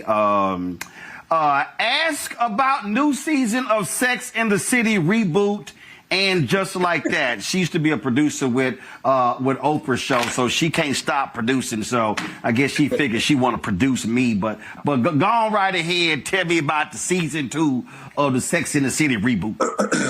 We're in season 3 right now. I think we're on episode 7 aired last week, and 8 out of 12. So she's got about 4 or 5 more weeks. Okay, and Just Like That. What is that? And Just Like That. Yes, it's the reboot of Sex and the City. It's called And Just Like That. It's the, that's what it's called. Got it. Yes. So I'm having a ball. All right, Bars, what you got? Go ahead. Go ahead. You shot what? I was just saying that I shot this season through October, and now it's on the air, and it's very exciting. The fans are from 20 years ago. Okay, and Bars, Candy's texting me saying, ask Bars what does he have coming up that people can watch and support. Well, we just finished season 8 of Station 19, and it's a series wrap. So we finished the show. I spent 8 years on that show. It was a great run. We're in 120 different countries worldwide. So now I'm actually doing a bunch of things in Africa. We're creating content in and for Africa, and continuing a full circle, which you were invited to many times. At some point you gotta come with us, Roland. We did Ghana. Now we're expanding in different regions on the continent for people to reconnect with the ancestry and to counteract old stereotypical narratives about the continent and show people what Africa is really about. He also is. When I get invited, let me check. I'm looking for the email. You better check. All right, first of all, where you going next? I'm gonna look up the emails. You better check. He's also look up the email. I believe in behind the scenes what? Directing and producing. He's got a lot of stuff in the oven, so he'll circle back with you. All right, so here's the deal. Yeah, let me know. Maybe I went to the spam folder because I was in Ghana in 2019. I was in Liberia in 2022. I was in Ethiopia last year. So yeah, let me know where y'all going next. Cause I got people hitting me in Nigeria and somebody invited me to Tanzania today. So, let a brother know. But, remember the email is roland@rolandsmartin.com. Somebody may have dropped that S. Okay, I'll check, but I think I got the right one. All right, then. Folks, Gymwrap. Go to shopblackstarnetwork.com. Y'all can get it. Men and women, absolutely. Let's support Nicole and Boris. Support our Black-owned products. And when you buy on shopblackstarnetwork.com, you're also supporting this network because we also get a cut as well. And so this is all about supporting the Black-owned business ecosystem, and that's why it is so important. So, Nicole, Boris, always great to see y'all. I'm sure we'll run into each other in an airport again soon. That's right, as usual. Thanks, and Ro. I'll make sure Appreciate you. Roland, as usual. I'll make sure you get some caps. All right. Well, I walk 18 holes, so I'll definitely be wearing it on the golf course. I appreciate it. Thanks a lot. The boycott against Target continues, but that is going to obviously impact the Black-owned businesses with products in Target. Well, Sisters Media has come up with an idea to help folks navigate that and help those businesses. They've launched Shop Red Bag. Again, Shop Red Bag. It is a one-stop shop for Americans who are boycotting Target and Walmart. Candy Carter, CEO of Sisters, joins us right now. Candy, glad to have you here. So how did you come up with this idea? We know why, but what caused you to say, you know what, we got to do this? Well, what's interesting is my company, what I do is I do online stores for big media partners. And when I was dealing with a bunch of the brands that we work with, I saw the Black-owned brands struggling. I mean, they were just like, there was outrage online. Everybody saw everything on social media that was happening. And I was just like, you know what? I'm not going to be in these streets protesting, right? Like, that's just not my thing. But I actually have the keys to this kingdom. I know how to set up a store. I've got hundreds of brands that I already work with. And we decided to do that. So we sent out a big alert to all of our brands. We searched for brands who either left Target or were dumped from Target and other places. And literally within a week, 80 brands were like, yes, sign us up. And, we're a small company, right? But it was just like, I was like, we have to do this. Like, I'm just one of those people, I can't sit on the sidelines and just not do something, right? And so that's where shopredbag.com started. And you said 80 brands aligned, and I take it they are all different types. Oh, yeah. Well, our goal is we have a lot of Black-owned brands. I think there's 31 pages of Black-owned brands in the store. And so if you go to the store, what's really cool is I said to every brand, this is a movement. It's not a store. It's a movement. And you guys are talking about every headline, something's being erased. Our history is being erased. This person's being let go. All the rollbacks, all the things. But we're not victims, right? So like when you talk about the power of protest, right? And in the first quarter earnings for Target, they're like, look, we got hit hard by protest. It works. But to your point earlier, what happens next? And this is the next. I mean, honestly, to be honest with you, there was a guy on social media. He was literally standing in Target. I wish I could find that video. He was like, what am I supposed to do? Y'all want me to boycott. What am I supposed to do? Where am I supposed to buy my deodorant, my this, my that? And that's what really inspired me to do it. And so we have brands that fall under the DEI umbrella, Black-owned brands, women-owned brands, disability, LGBTQ+. And, those brands have come together. We have toilet paper, cleaning supplies, all the things. And every day we're adding more brands. I would say there's probably 30 or 40 brands still in the queue that we're getting into the store. So it's an alternative. Right? We have to change the way we shop if we want our money to matter and if we want to make a difference with our wallet, because we can. Indeed. Questions from the panel. Rebecca, you first. Thank you so much for doing this. I have been frustrated by some of the folks who, they do have their multiple lines in Target. And I understand that, especially for those who have licensed their image and likeness with the Target, that this is difficult. But I want to hear more of what is the percentage of folks who currently have lines still active in Target versus your overall,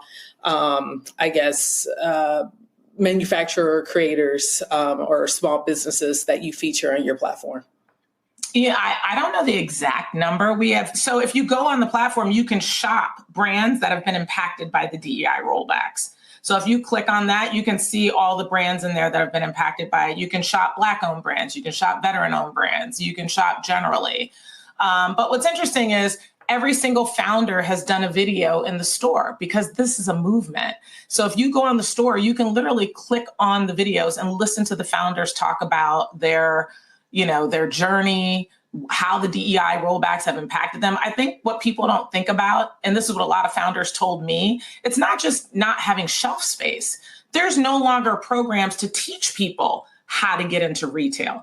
There were people who had started deals or were promised entry into large retailers and it just ghosted, went away, right? And then there's the folks that were in retail spending all this money to promote their brands and they weren't being promoted. That's a whole nother story. So I just think in the next, in these times, right, we have an opportunity, especially Black folks, with the amount of money that we spend, we can see that boycotting stores is hurting them. So where does all that money go, right? That's what Shop Red Bag is. It's like, make a commitment to make your dollar matter. Your wallet is your weapon.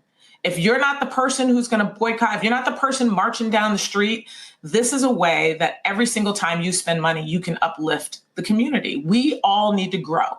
We all need our economy to grow during this time. And we have nothing but opportunity. Tyler. Yeah, thank you so much. I like that you said everybody has their role. Always said everybody can't bring the potato salad to the cookout. That's you got to know what your role is. So thank you for highlighting that.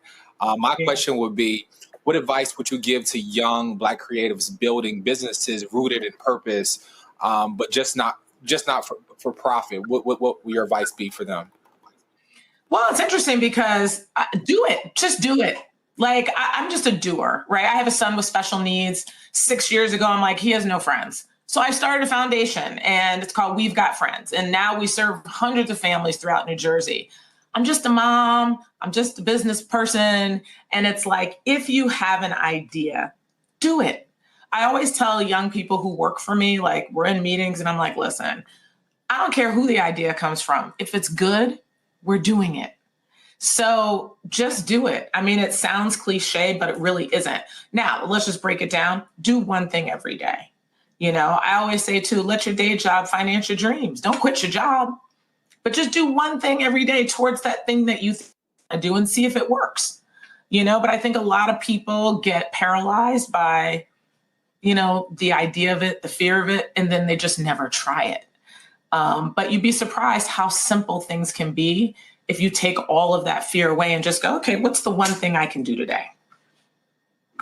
Robert?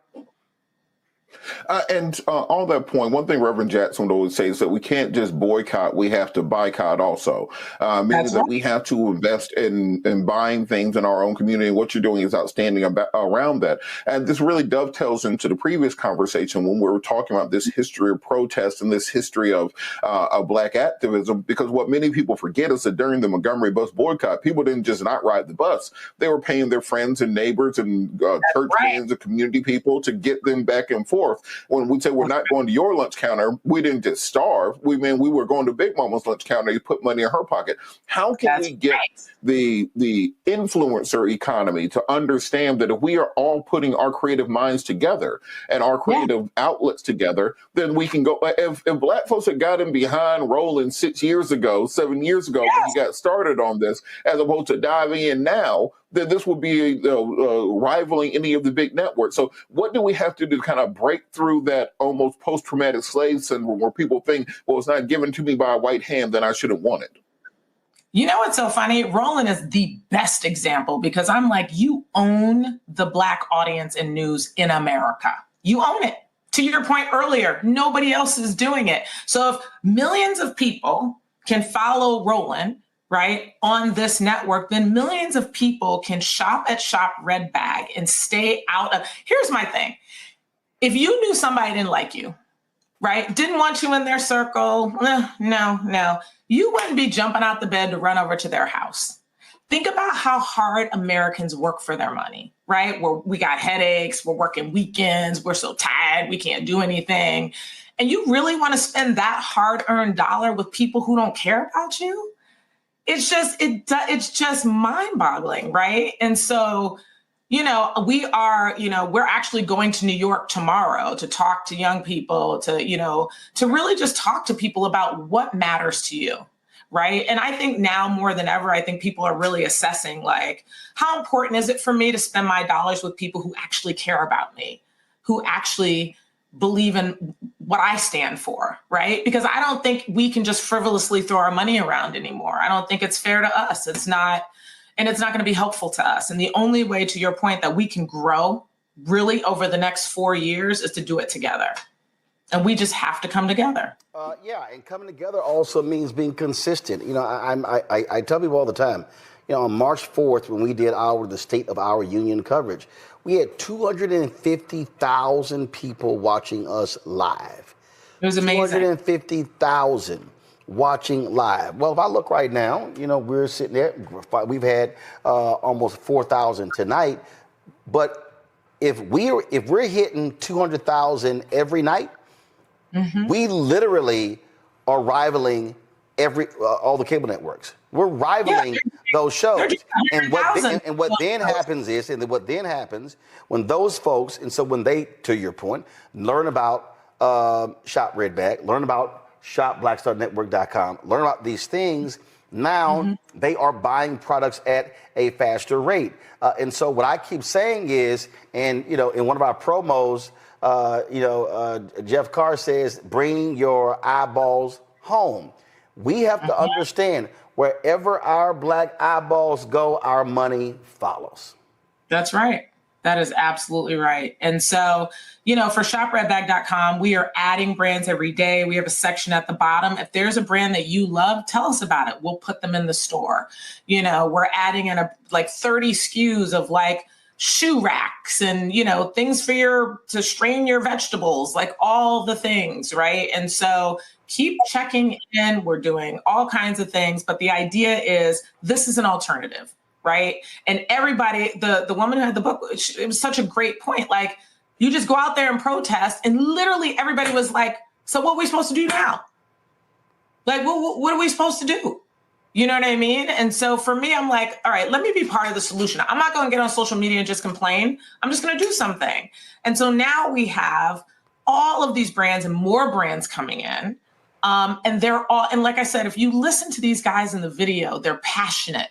They're like, listen, the DEI rollbacks are not going to get us down. It's not going to set us back. They are so positive and so ready to say, let's do it together. So they're inspiring. The brands are so inspiring, and they're all excited to be in this kind of collective, in this movement together, so that we can show that we can actually lift these brands up. We can do it. All right. Tell them again where to go. shopredbag.com. All right, then. Candy, we certainly appreciate it. Thank you so very much. All right. All right, then.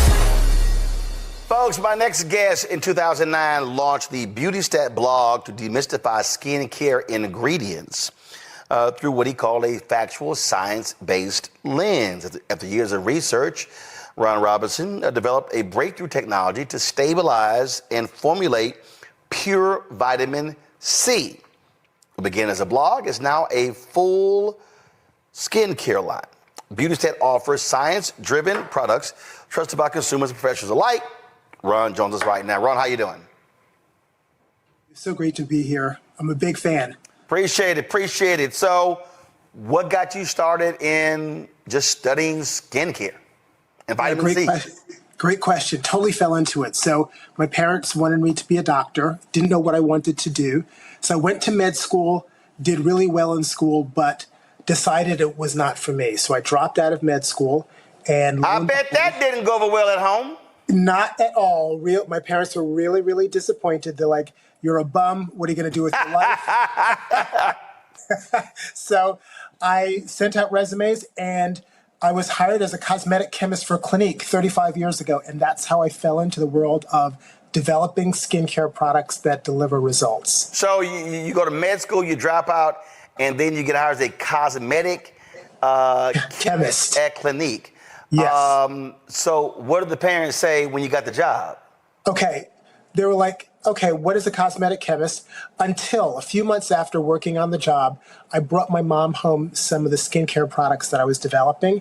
And Roland, she was so excited. She was like, oh my gosh, give me those samples. She dove in the bag. And at that moment, I was completely forgiven. And she was like, go ahead, do your cosmetic chemist thing. Just bring me home products. Okay, that was your mama. That was my mom. And my dad just went along with it. So he was cool. Oh, so yeah, mama got some free products. He was like, yeah, we all right. Okay, so you're there 35 years. And so in that time span, what are you doing? What are you learning that eventually brings you to this blog? Yeah, so worked for a lot of big brands after working at Clinique, and I always was fascinated with the ingredient vitamin C. Vitamin C is a great ingredient for the skin, but it's notoriously unstable. So what that means is that it tends to oxidize, turn brown, stop working. So I found a way to encapsulate pure vitamin C and keep it stable. And our best-selling product is our vitamin C serum. This one right here, multiple years in development, multiple patents. And Roland, this product works to even out skin tone and fade hyperpigmentation, which is a big concern among a lot of consumers of color. So let me just give you an example. Okay, so can you see me? You can see me, right? No, I cannot see you. I got you. You must be on FaceTime. Okay, so yes, FaceTime. Yes. All right, so here's the deal. So I play lots of golf. All right. Okay. So, and I wear baseball caps. So literally in the middle of my forehead is basically you can see the line of demarcation where the top is lighter than the lower part. And so when you talk about that product, would that product help with that? Yes, it's going to help even out skin tone. Got it.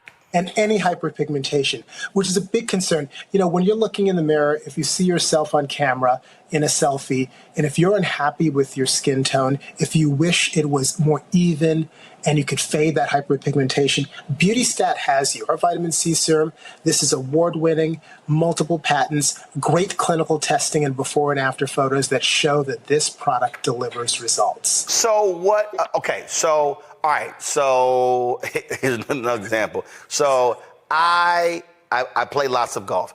I'm also from Houston. And when you're from Houston, you got mosquitoes. And man, when mosquitoes attack, you're itching or whatever, all of a sudden you have these different dark spots. So which one of your products deals with that? Is that the same product that deals with that? Same product. In any issue around hyperpigmentation, whether that's scars from mosquito bites, acne scars, shaving scars, this product has got you. This product will help even out your skin tone, fade that hyperpigmentation, give you even brighter, smoother skin with great texture. Okay, so we're going to go through, there are several products that you have, and I'm going to, so the one that you just were talking about there, which one is that called? Okay, this is the Universal C Skin Refiner. This is our 20% pure patented stable vitamin C serum. Got it. Okay, got it. All right, I got that one here. That's the Universal C Skin Refiner. Correct. Okay, all right. What is Universal C Eye Perfector? Great question. That's the eye cream. So in this product, this contains 5% pure vitamin C. This is going to work to depuff the eyes and reduce the dark circles under the eyes. So again, as we stay up late, we're stressed, we're looking for solutions, something that's going to clinically work to help even out those dark circles, smooth them out, make them look lighter, and just make your eyes brighter, refreshed, more wide awake, this product is the product. All right. So what is the sea lip serum? Okay. Big thing now, consumers are finally understanding the need to wear sunscreen. They're wearing it on their face, but they're forgetting about their lips. This is a tinted lip treatment with mineral sunscreen SPF 30. So this is sheer. It's going to protect your lips. It's also going to hydrate. Some people complain of uneven skin tone around their lips too. Vitamin C is going to even out the skin tone around your lips, while the sunscreen works to protect your lips from the damaging UV rays. Okay. The Universal Microbiome Barrier Balancing Cleanser. Yes. Okay. This is your go-to cleanser. You want a gentle cleanser that's going to rid oil, dirt, debris. This cleanser is actually going to hydrate as it cleanses your skin, so you're not going to feel dry or tight. This works on all skin types, all skin tones. When do you do that? In the morning or before you go to bed? This every morning and before bed as well. You could use this twice a day. Got it. Clean skin. And then after this, you go in with your vitamin C serum. Okay. The Triple Plump Coconut Milk Serum. Yes, this is your serum if you're looking for extra hydration, a boost in glow. This contains all aspects of the coconut water, the coconut oil, the coconut juice. This is going to plump the skin, leave it juicy, soft, and hydrated. And you can see, I'm just going to show a little bit on my hands if you could see that. And again, this blends right in and it leaves a glow. You can see that my hands are glowing after applying that product. So that's our coconut milk serum. All right, the Universal Triple Action Daily Peel. Yes, everyone needs this for smoother skin. This is going to retexturize your skin. It's like a facial in a pad. So this is a individually wrapped pad, and you take it out of the packet, and it's drenched in hydroxy acids that are going to work to exfoliate the skin. I'm smoothing it over my skin right now, and look at that glow that my skin has. How often do you use this? Daily? Daily. Safe enough for daily use. So one sheet per day. One sheet per day, and you're going to get smooth skin. You're going to look like you just walked out and had a facial. All right. Peptide Wrinkle Relaxing Moisturizer. Yeah, this is your moisturizer, Roland. For those of us that are a little bit more mature, if we're starting to see those expression lines and wrinkles, this is packed with peptides, which are going to soften the look of those wrinkles. So if you're afraid of needles, you're hesitant about spending all that money on injectable and Botox, this is Botox in a jar. This is going to help smooth out the skin, the forehead lines, the 11 lines. So that's Botox without the shot in your forehead. Exactly. This is Botox in a jar. It also leaves your skin hydrated, plump, and juicy as well. Okay. Lastly, the Universal Pro Bio Moisture Boost Cream. Okay, for those that have sensitive skin and skin that really needs like a blast of hydration in a gentle way. Okay, first of all, what is a sensitive skin? Like, what is it? How do you know you got sensitive skin? Okay, so great question. Sensitive skin, if your skin feels slightly irritated, a little bit itchy, and everything you apply to your skin feels itchy and irritating, this is the product you need that is going to repair your skin barrier, get it healthy, get it intact. This product drenches your skin in moisture. It really it soaks it in when you apply it and leaves your skin hydrated all day long. This is a must-have as well. All right, questions? I know Randy got a bunch. You only get to ask one, Randy. Hey, Randy. How are you? Good. So happy to meet you. You too. Listen, I heard that vitamin C made our sunblock more powerful and useful. Is that true? So is it helpful on vitamin C first? It is true. It works synergistically with sunscreen to actually boost the protection of both from free radicals as well as UV. So I'd like you to use our vitamin C serum in the morning and follow with your sunscreen to get the synergistic effect of protection from UV and free radicals, all those things that you face throughout the day. It's going to protect your skin. Mustafa. Thank you for that. Yeah, well, thank you. This is a cool product, or set of products. You started the conversation talking about vitamin C as sort of the foundation yes. on some of your products. I'm curious, are most of your products organic? And then I know sometimes with products, when we get down to the binders, you as a chemist will understand what I mean to say when I'm talking about binders. We'll have other types of things that are often inside a product. So how organic or natural are your products?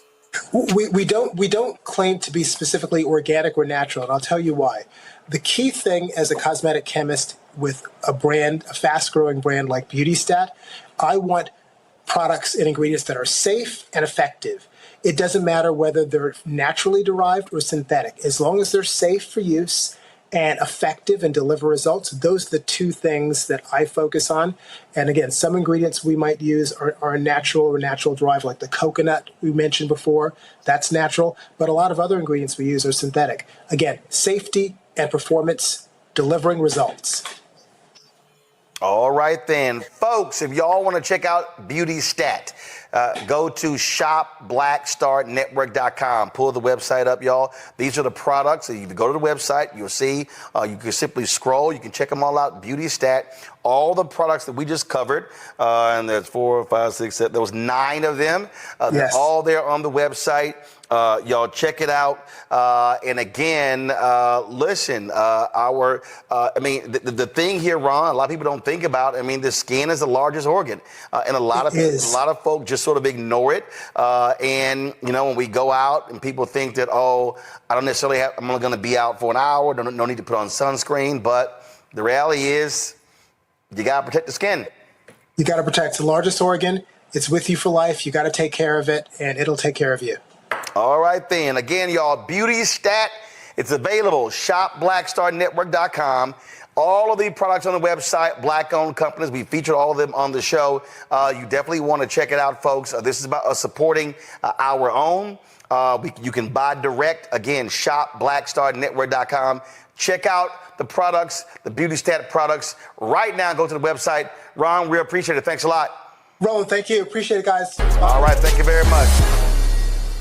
Today's Shop Black Star Marketplace features the resurgence of a pioneering name in Black cosmetics. Once regarded as the first large-scale Black-owned cosmetics company, Fashion Fair is recognized for being the first major cosmetics brand to offer a diverse range of makeup shades specifically designed for women of color.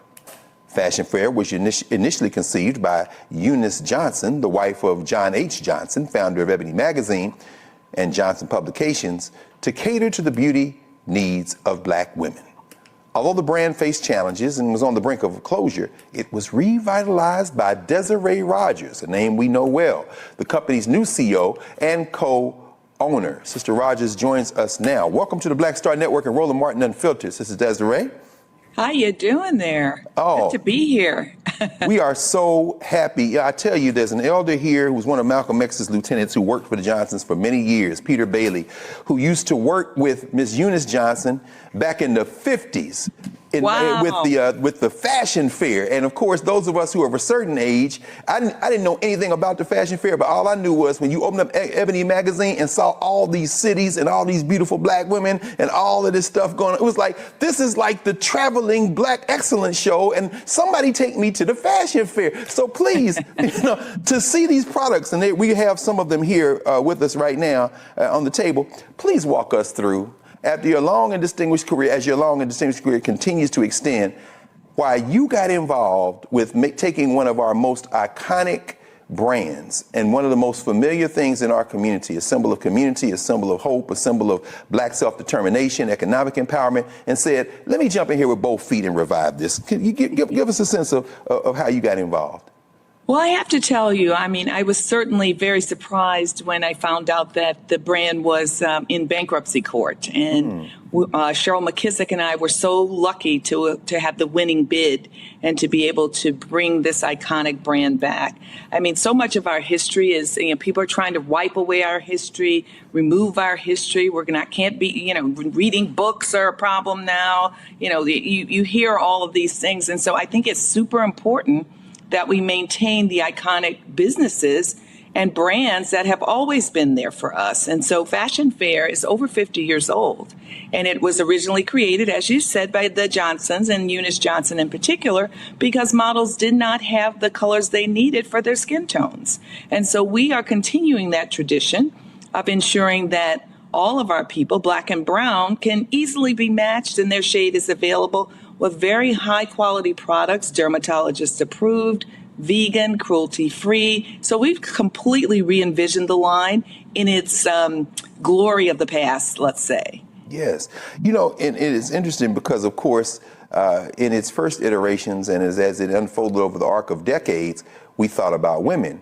But I love, one of the things I love is that you've opened it up in terms of even our gender kind of imagination in ways that maybe in the 50s, 60s, or even 70s would have been more of a challenge. But could you talk a little bit about now? You know, that is for sure. Yeah. I mean, everyone wants to take care of their skin these days, whether they're male, female, or are not identifying. And so one of the key products we have is this primer serum, which I actually use every day, whether I'm wearing makeup or not. It gives the moisture back into the skin. It brightens the skin, not lightens, but brightens the skin. And so I think we're at a point in time where people really do want to take care of their skin and in particular their face. I mean, we are vain people. We want to look good. We want to look good. I mean, and to that I say, I mean, we know that the Black population spends almost $6.6 billion in beauty.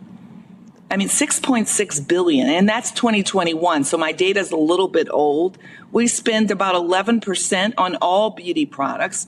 The real key, and I'm happy that you guys are having me on, is to get our people to buy Black and to buy from Black companies. And so that number is significantly lower than it should be.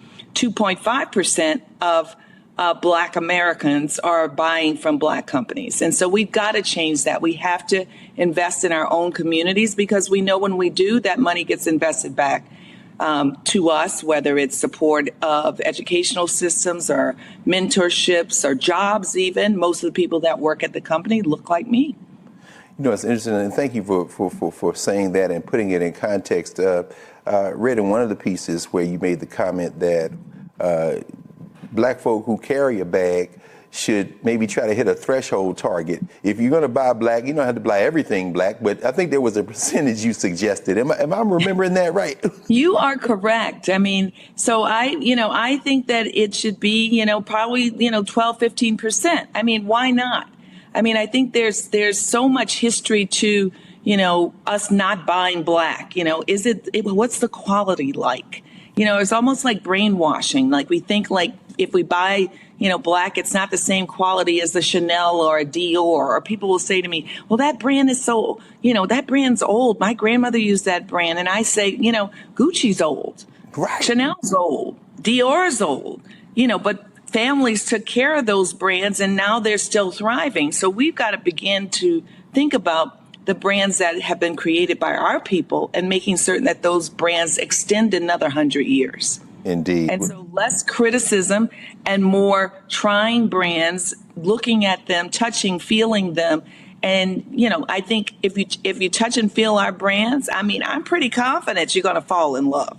No question. I certainly have fallen in love with them, and I think I look pretty good. Well, there's no doubt about that. There's no doubt about that. I'm sitting here with the blush duo, the lipstick. Let's see, we have here as well the liquid foundation.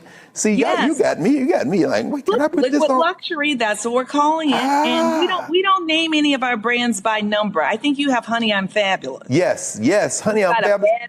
A Bad Bisque is another name. Mahogany Hottie. So we try to have fun with these names and really salute, our community. I mean, the summer face can be super simple. Your serum that I have here, maybe the liquid, maybe a stick.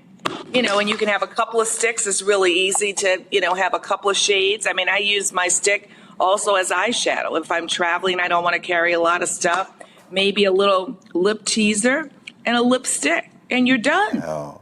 And see, this says chocolate chip, so I'm going to resist the urge to put honey, this brush anywhere near my mouth. I'm just going to... Original shades from Fashion Fair. I love it. Yes. So with those blushes, we put, a blush, which is chocolate chip, which is a powder, and then we put a cream there, which you're seeing this very nice, I think, kind of a peachy tone. Yes, ma'am. Oh, Yeah. man. That's what I'm talking about. Gotta have fun with the makeup. This is what I'm talking about. Let's Don't be afraid of it. Don't be afraid. That's what I'm talking about. Look, while I'm looking at this Magenta Mist lipstick, I'm going to ask Dr. Ali. Santiago, please, any questions, comments for Desiree Rogers? Yeah, well, thank you for everything you're doing. My question is attracting a new generation along with holding, the folks who have already been, strong supporters of the product. How do you approach that? Well, that's been the straddle. I mean, people that have used the brand in the past, they are very interested in the shades that they loved and whether or not those shades are coming back.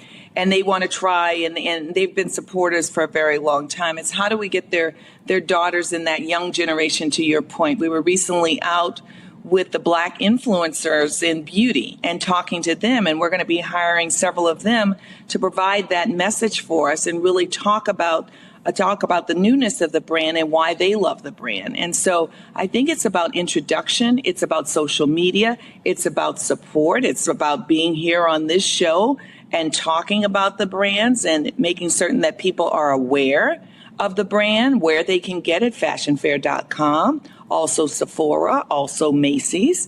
You can go onto our site and you can see where you can pick up the brand because people want to see and feel the brand. And so I think our job is to make certain that they know about it and that they know why it's special. I mean, I think it's special because we only make for brown and Black people. And so our ingredients are handpicked and selected for those particular skin tones. And we know that many times we can have oily skin, we can have very sensitive skin. So there's no fragrance in any of these products because that fragrance can aggravate the skin. We also have great ingredients like vitamin C, aloe vera, all those good things, all those things that are nourishing that keep that skin looking healthy and fresh, because sometimes we think Black doesn't crack. Well, at some point you got to take care of it, honey. Yes. You got to take care of it to have that skin looking good. Yes, indeed. Dr. Larry Walker, any questions, comments for Desiree Rogers? Yeah, so congratulations on this new endeavor. And, we talked about the Johnsons, and I'm wondering if there's something, historical fact that you found out about Fashion Fair. And obviously we know that it's important history that you found out about that you didn't know as you took on this new endeavor. I think what's shocking and surprising to me that in 1973 approximately, Mrs. Johnson, who had the Traveling Fashion Fair show that many of us know about, it was the place to be, the show to be seen. She had models all across this country traveling and introducing high fashion to towns as small as itty bitty Mississippi or as large as Los Angeles and New York. And what she saw is her models were mixing their own makeup. They were actually buying shades and then mixing in brow powder. And so, she thought, well, wow, let me go to the big companies and see if they'll make some darker shades. And none of them wanted to do it at that time. And so what did she do? She created Fashion Fair brand herself. And she sold it in a capsule collection in Ebony magazine. And that was the beginning of history. She was also the first person to put music to fashion shows. So before her, there was no music to a fashion show. Can you imagine? So that was all her vision and her, I would say, just love of the Black culture and really deciding and being courageous and saying, you know what, you guys don't want to do it? I'm going to do it myself. Yes, indeed. Well, Desiree Rogers, now folks who are looking at this and are now on their computers and on their phones and on their iPads and tablets, they're looking to see where they can buy this. Where should we send them? Well, actually, you guys have your own site, right? So yes. We should definitely send them to that site. And, if they want to try the products, they're at select Macy's and Sephora's. And you can easily go to fashionfair.com and look, in the store locator, and it will put your zip code in and it will tell you a store near you. But tonight we're supporting you guys. Yes, indeed. Yeah. Well, I tell you, daughter of New Orleans, of course, the first African-American social secretary in the White House, the leader of Black Opal, and the reviver of Fashion Fair, along with her comrades, Desiree Rogers. You've certainly... Oh, wait. Did I miss Dr. Carter? You know Yes, what? I you was saving her did. for last because I wanted to get out of the way of the sisters. And guess what? That was Carol to make sure. Thank you, Carol. Look, hey, when I see you, Niambi, do not whip me because I did that on purpose to save you for last. Dr. Niambi Carter, Okay. I'm going to be quiet so the two sisters can talk and take us home. Thank you. Thank you, Carol. Please, Niambi, please. Thank you. Thank you. As a woman of a certain age, Fashion Fair was one of the first brands I ever purchased of makeup on my own. So I'm very happy to see it back. And so I've been on a black buying spree for makeup for a while. So this is great to be able to add this back to my repertoire. So I wanted to know, are you bringing back any of the vintage colors? So I was an Uptown Brown. You know what? So Guess are what? any of the vintage You are colors in coming luck. back? You are in luck. We have Uptown Brown. So, honey, we have brought back a number of the new colors. I mean, the vintage colors, the iconic colors, and we'll continue to bring them back. So we've got a wide range of shades in the lipsticks. I think you guys have Magenta Mist. That's one of the earlier shades. Chocolate Raspberry is certainly the most popular shade. So that we continue to sell out of that. And that is a fabulous shade on any skin tone. We have a large series of browns. We have Sepia, which is a great brown with gold flecks. And so I think you're in for a treat. We have mixed in many of the vintage colors with newer shades. Oh, that's awesome. I'm so excited. Yes, and it's very skin light. So it's a much lighter weight than it once was. It looks great on the skin. And as I said, we worked with a black dermatologist to make certain that it's also good for the skin. So it's like skincare foundations, no clogging of pores, beautiful matches. If you have freckles, you'll be able to see your freckles through. So it feels very comfortable. I was in DC earlier today, and believe me, that heat was something. But I made it, and I was outside, and my makeup, I think, still looks pretty good. It looks great. Yes, a little powder, a little pressed powder. We don't have to search anymore for the vintage colors all over eBay and everywhere else. No, I wouldn't do that because I don't know how old those are. And, you know, there is an expiration date. So I would check out fashionfair.com and also check out the Unfiltered website for colors. And then you can always just send us a note. You know, what are the colors that you would like to see? What are we missing? I swear. Thank you so much. Thank you again, Carol, for making sure that I didn't mess up there, because that's exactly what I was waiting for, that conversation right there. Y'all done gone about 5 levels deep. Correct me if I'm wrong. Our good friend Juliana Richardson and Larry Crow and all the friends of the History Makers noted that you were Queen of the Zulu. Is that true? I was Queen Zulu twice. Can you believe it? Come on now. See there?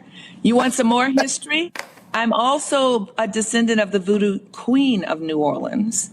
And, you know, may even be somehow related to the Pope. He's from my neighborhood. His people are from my neighborhood. And, you know, they're saying he's black-ish. Black-ish. Black-ish. I know that's right. Louis Armstrong said it was his lifelong ambition to be the king of the Zulus, and you were the queen of the Zulus twice. So I know it's again, thank you for joining us. Thank you for your continued work, not only in Black communities, but really bringing and elevating the best of who we are culturally to the world. And you all make sure you get out here now and continue to take all this stuff off the shelves and buy through the websites. Fashion Fair is back, strong, stronger than ever, projecting into the 21st century. Thank you for joining us, Desiree Rogers. And well, thank you. Thank you. And here's to all beauty. Everything beautiful. Thank you. Thank you. Appreciate you. Talk about going green, but what about when it comes to the bathroom? All right, we're spotlighting Leafy, the eco-friendly brand that's reinventing everyday essentials. And so they've got bamboo toilet paper, they've got tissue paper as well. Joining us right now, co-founders Marvin Green, Charles Peaks. Glad to have both of y'all here. So, all right, so how'd y'all decide to say we're gonna do eco-friendly toilet paper and tissue? I mean, well, funny story. Going all the way back to 2020. I was in a accelerator program for a previous business, tech business that I was funded for. Long story short, COVID hit, kind of shut everything down. But in the middle of that, what it did was sit me down or allow me to sit still and witness the civil unrest that was breaking out everywhere, COVID, which basically put everyone in their homes. And then, the staple after all of that is people going out, losing their minds over toilet paper, fighting for toilet paper. So, I kind of put all of those things together because I'm also seeing a lot of us running out and going and grabbing toilet paper. So, thought about it. I had a dream. All of this came to me in a dream, actually. I hit up my partner, Chuck, and said, hey, man, we need to come out with our own brand, toilet paper, and add a social enterprise piece to it and kind of, add a mission that elevated and educated people on the benefits of bamboo. And, the rest was history. So you sitting there laying down and you dreaming about toilet paper. Hey, it sounds crazy. It was a few different factors. I don't know if I ate something and I just jumped up like, whoa, wait a minute. Why am I thinking about toilet paper? Or if you ate something and you went to the bathroom and ran out. Yeah, but listen, man, it hit me. It was one of them things, though, that once it hit me, I just grabbed my phone, started taking notes, called Chuck. And we brainstorm ideas back and forth. We're serial entrepreneurs, so it was nothing new to us to bounce different ideas back and forth. And once we put our heads down and really started to brand it out, put it together, and go with the actual raw materials that we wanted to go with, we put it out here with everybody. So that's what you see. Okay, so first of all. This is an individual package, yes. And this is this right here is the 6-pack. Yes, right? Sir. Mm-hmm. So explain to me why the individual. Okay, so explain the black wrapping or the gray. Is there a reason behind it, or just because? So the individual roll is 2-ply roll. Those individually wrapped mainly we have for businesses and also for residents. So this one here. This is 2-ply. Yes, sir. Yes, sir. Okay, and that's so 2-ply. Difference between 2-ply and 1-ply. No, the 2-ply it's a lot thicker. Your fingers ain't gonna break through it. That's what you don't want. That's a good point. That's 100%. And then the 6-pack we have, that's 3-ply. That's the premium. That's the premium right there. This here's 3-ply. Yes, sir. Okay, and then you got on the back. Why choose bamboo? It says lint-free and no tree. What does that mean? It means no lint. When you go and guys, we're not really trying to examine the toilet paper. We just hey man, listen, we trying to sell some damn toilet paper. So you need to explain why to buy you and not Charmin. Listen, so lint-free though, traditional toilet paper. It's gonna leave lint. It's gonna leave, those dingleberries, but it's gonna leave all that. Man, look, hold up, dog. You can't be trying to sell toilet paper and you scared to talk about toilet paper. Listen, it's not gonna leave no lint. It's just, all natural, no lint behind, none of that. So, and another thing we also like to push is the educational piece behind it. We chose bamboo because as we started doing our own R&D, we realized traditional toilet paper was poisonous. I mean, there's a lot of forever chemicals that we're using. We're using formaldehyde, bleaches, chlorine, and we're putting it on the most sensitive areas of our body. And once you dig into that a little bit deeper, you realize that those are, colon cancers, kidney cancers, things like that are on an uptick. Yeah, or on an uptick. I'm not saying it's because of the toilet paper that you're using, but it can't, the traditional toilet paper can't help you or can't be something that's helping you as far as health. So when we went the bamboo route, we wanted to not only just sell toilet paper, not only to add sustainability, we also wanted to add that health cost savings to your life as well, because down the line, you eventually are going to have medical bills. Also, septic system pieces to it. You know, people down the line, you're going to have to replace your septic system. It's biodegradable. So there's a lot of many different benefits when it comes to bamboo, opposed to the traditional toilet paper, and why we chose to go, you know, the opposite route. In fact, I came across a video the other day, and I'm trying to find it. I was on, I don't know if it was Instagram, I don't know if it was on Twitter as well, and it was a video of a guy, and he was talking about the forever chemicals that are in toilet paper, and he was talking about that. He was talking about that. Look, you are applying this to a part of your body where it gets into your body quite quickly.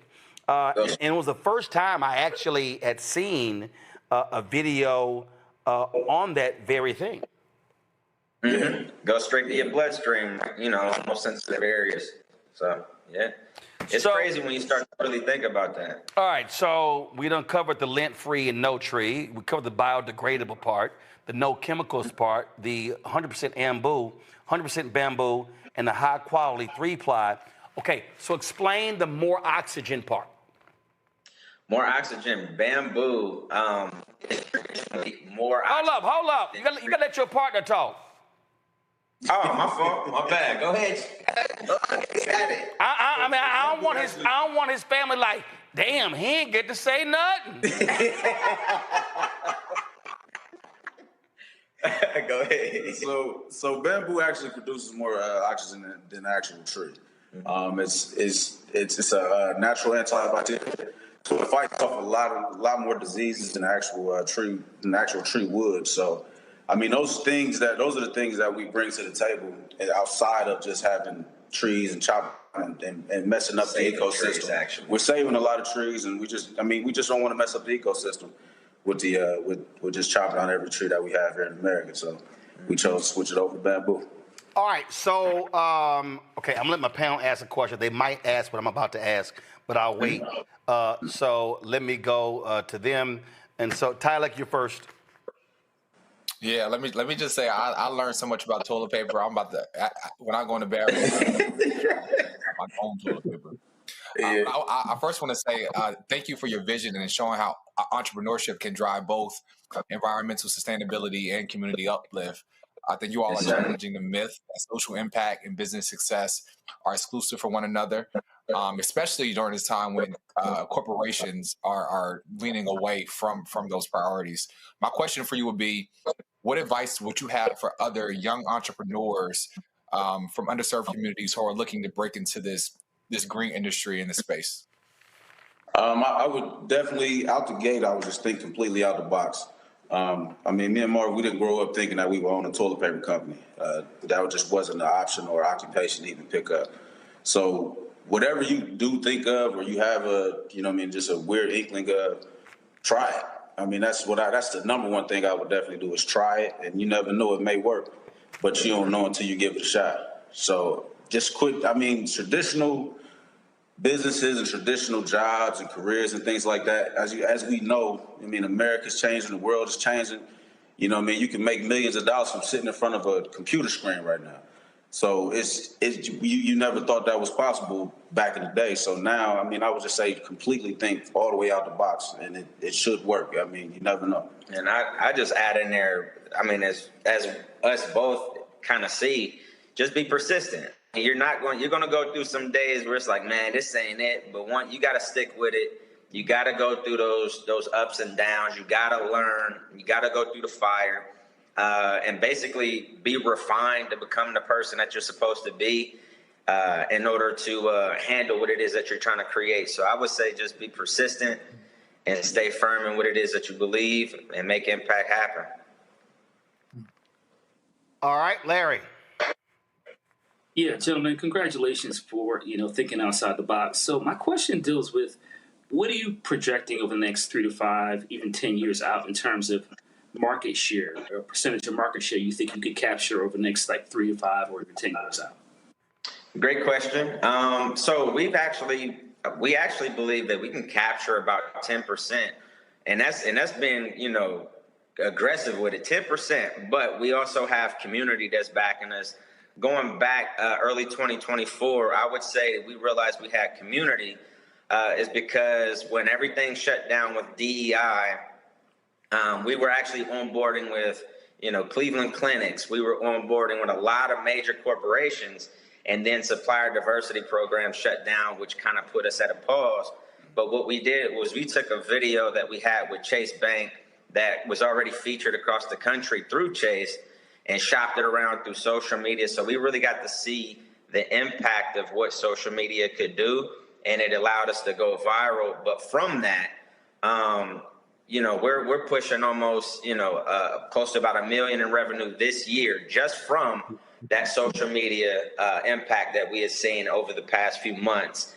And then that allowed us, what we just launched maybe a few days ago, is our equity crowdfund campaign, which now takes our mission and then allows not only to educate and elevate our people, but now gives them an opportunity to invest in our company and grow with us. So our valuation right now is about $6.8 million, but we look to grow this thing along with community and bringing them on board through crowd equity, to push it a little bit higher and really capture a lot of the market share. Because right now everybody's focused on there are a few that are.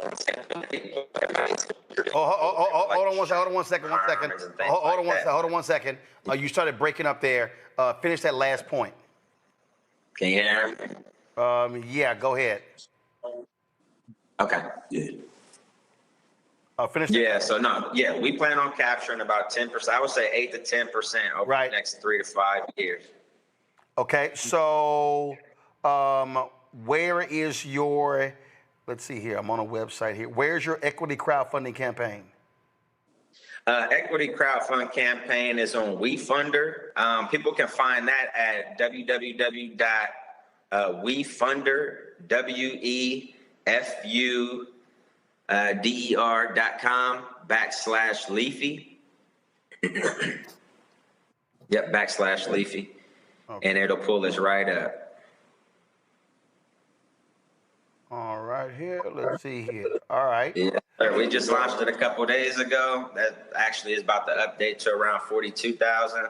But it's going pretty fast, and we're going right now. This is just friends and family round, but we're going to lock it, or we're going to shut it down at 100K, and then it's going to open back up at a different valuation. But so right now it says 17,800 of a $50,000 goal, but you're going to actually raise that to 100,000 goal. Yes, sir. Yeah, the goal is 100, but once it closes at 100, we're gonna record it again, but it's gonna be a different valuation. This was just like friends and family round. Got it. Okay. All right. Mustafa. Yeah. Well, first of all, congratulations, y'all doing amazing work. I mean, I personally invest in greener forms, green businesses, and greener forms of energy. Just real quickly. I think it's about 85,000 trees that every day are culled to create toilet paper. It's about 34 million a year. So you all are actually in a really good space and being able to also help our communities both breathe and the waste impacts that often are inside of our communities. I'm curious about, you currently have the toilet paper, but are you also thinking about other products? And if so, what do those look like? Well, here we go right here. We got this is the tissue. That's the facial tissue. Tissue right here. What else you got? So we are working on right now, we're working on our paper towels. Those should be releasing here within the next 3 to 4 months. Then also we'll move over to paper plates and forks and napkins, bar napkins and seafolds and things of that matter. Yeah, the facial tissues are already they're in beta test through our hotel partners. Right now. Yeah, so we're getting real time feedback from the actual people who stay at these hotels to kind of integrate if there's anything that we need to change before we release it to the public. So those are about ready to go. Okay. All right, then. Let's see here. So, again, folks, if y'all want to get the product, go ahead and pull up shopblackstarnetwork.com.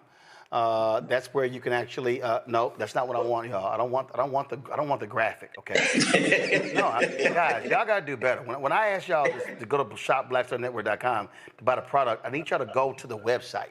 Okay. So go to the website. So you see it right here. I'm on the website, and you see right here Leafy products, and it says co-founded by Marvin Green, DeAndre Martin, Charles Peaks. And you see right here where you can get it. So people have been asking the question. So to get a 24 single roll box is $32.99. To get a 12 single roll box is $22.99. Explain to us how, I mean, obviously, look, people make pricing decisions. And so how do your prices compare to toilet paper that we see in grocery stores or at big box retailers? So right now we're neck and neck with a lot of the major brands. We do have to switch our pricing a little bit due to us not having any chemicals or anything at all. So pretty much like shopping in the organic section of the grocery store. So if you were to go buy organic apples or anything like that, you'd probably have maybe a 5% markup, if that. But with the volume that we're seeing, we're able to fight those type of prices and be able to compete with the major brands as well. So we're right neck and neck with them. Okay. All right. Any additional questions from the panelists? All right, cool. So again, y'all, go to the website. You will see right here where it says Leafy products. So if you go to the home page, one second, you go to the home page, you will see right there, they are at the top. Right there. These are the other products that are on shopblackstarnetwork.com. We've had some of these folks on the show as well. And so, again, these are black-owned companies. Great products. At the end of the day, I don't give a damn who you are. Your ass buy toilet paper. You know you do. So you can support a black-owned company and get more information, read more about them as well here. And so the product is called Leafy. And as I said, they have, of course, this is the single roll here. This, of course, is the 6-pack. But really, as you see right there, it says 6 = 18 because this is the 3-ply, correct? Yeah. Yes, sir. All right. And so, again, on the website, they have the 24 single roll box or they have the 12 single roll box. Those are the two products they have right now. And so, folks, please support them. And, gents, we appreciate it. Good luck on the crowd fundraise as well. Yes, sir. Appreciate Thank you very much. Thank you. All right. Thank you so very much. All right, folks, Miss Pruitt's Gourmet Chacha. That's right, one of the products in our shopblackstarnetwork.com list of products. Joining us right now is Linda K. Pruitt from Detroit, Michigan. This is a product here, a sauce made entirely from vegetables, gluten-free, vegan-friendly, crafted in Detroit, passed down from generations. And so how many generations, where did this recipe start in your family lineage? Thank you so much for the invitation. So Ma Pruitt, my mother-in-law, gave me the recipe and told me to go and tell the world about Chacha. I started because I had this small business class and I was telling my husband about it and I said I got this great idea for a small business. He said, no way, you gotta start selling Chacha. I was like, what's Chacha?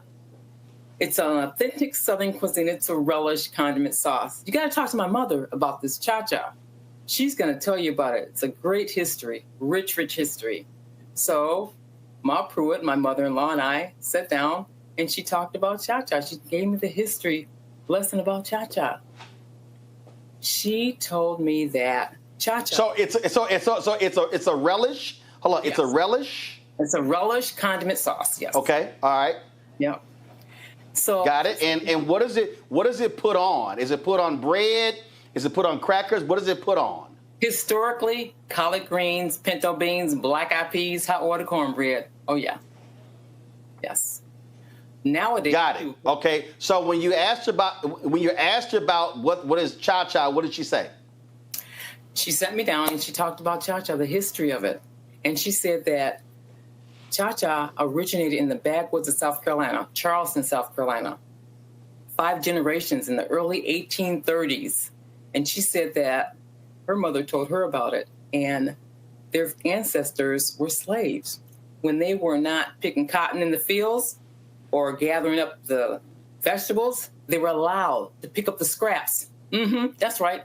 Cabbage leaves, green tomatoes, not red, cabbage leaves and green tomatoes. So green tomatoes are firm. They were able to put them in their blue jean pockets and their apron pockets. They gathered up cabbage, green tomatoes, peppers, onions, different herbs, and they put together what they call Chacha. Chacha, they considered as wow. Yeah, it was very labor intense. They chopped up really small chunks of all vegetables, and they fermented the product as well, the Chacha as well. All right, questions for my panel. Let's see here. Mustafa, Avis, we know Michael, he don't cook nothing, so we ain't gonna start with him. Well, we know Avis don't cook either, so let's go to Mustafa first. Hey, good. All right, well, anyway, shout out to the D. Appreciate you being here with us. Quick question. So, you know, a lot of folks are now focusing on healthier lifestyles and healthier diets. Can you talk a little bit about your product and how it helps us? Chacha is plant-based. It's all vegetables, gluten-free, keto-friendly, and it's very natural in that it has no preservatives, none at all. There's no yellow dye, number 5 dye in it at all. It's made with apple cider vinegar, and it's pickling spice, and it's very natural, all plant-based, unlike others, that have chemicals. Mrs. Puit's Gourmet Chacha does not. All right, Avis. Okay, so now that Roland has called me out as being a non-cooker, okay, but I do eat, okay, and I love. You know, I ain't lying, Avis. You know you don't cook. I have a very limited repertoire. Okay, that's what I say. I cook, but a very limited repertoire. That said, I do love soul food, and so I love to eat. And soul food is my favorite cuisine. So I have never heard of Chacha. However, I do know that I think some of the best chefs in the world are based in South Carolina. So can you tell me a little bit more about just how is Chacha something that is very particular to South Carolinian soul food cuisine, or is this something that can be found all over the South? So Ma Puit told me, when she told me about Chacha, she said that it originated in where she's from, South Carolina, but Chacha is always known as an authentic Southern classic cuisine. And she said that it was not only Southern, but when they migrated from the South to the North, they bought all their vegetables and ingredients to the North and Chacha as they came back, to the North. So it is a Southern cuisine, a Southern classic cuisine. And when I was doing my research, I did not find a whole lot of information about Chacha. And so I kept doing more and more research, and I learned so much about Chacha from Ma Puit. Because there's very little information out there about it. Michael. Thank you, Roland, for your incorrect introduction. I can burn for your information, but maybe one day I shall do that for you. My question is... Man, Michael, don't nobody believe you can cook. Go on ahead. You probably a microwave king. My question is, my sister-in-law is a vegan and cooks very well. She tries to make it as flavorful as possible.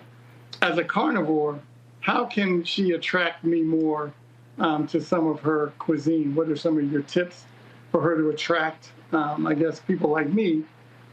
She's done cauliflower steaks, which she seasons up. She gives me a steak knife. So how else can she satisfy the carnivores of the world?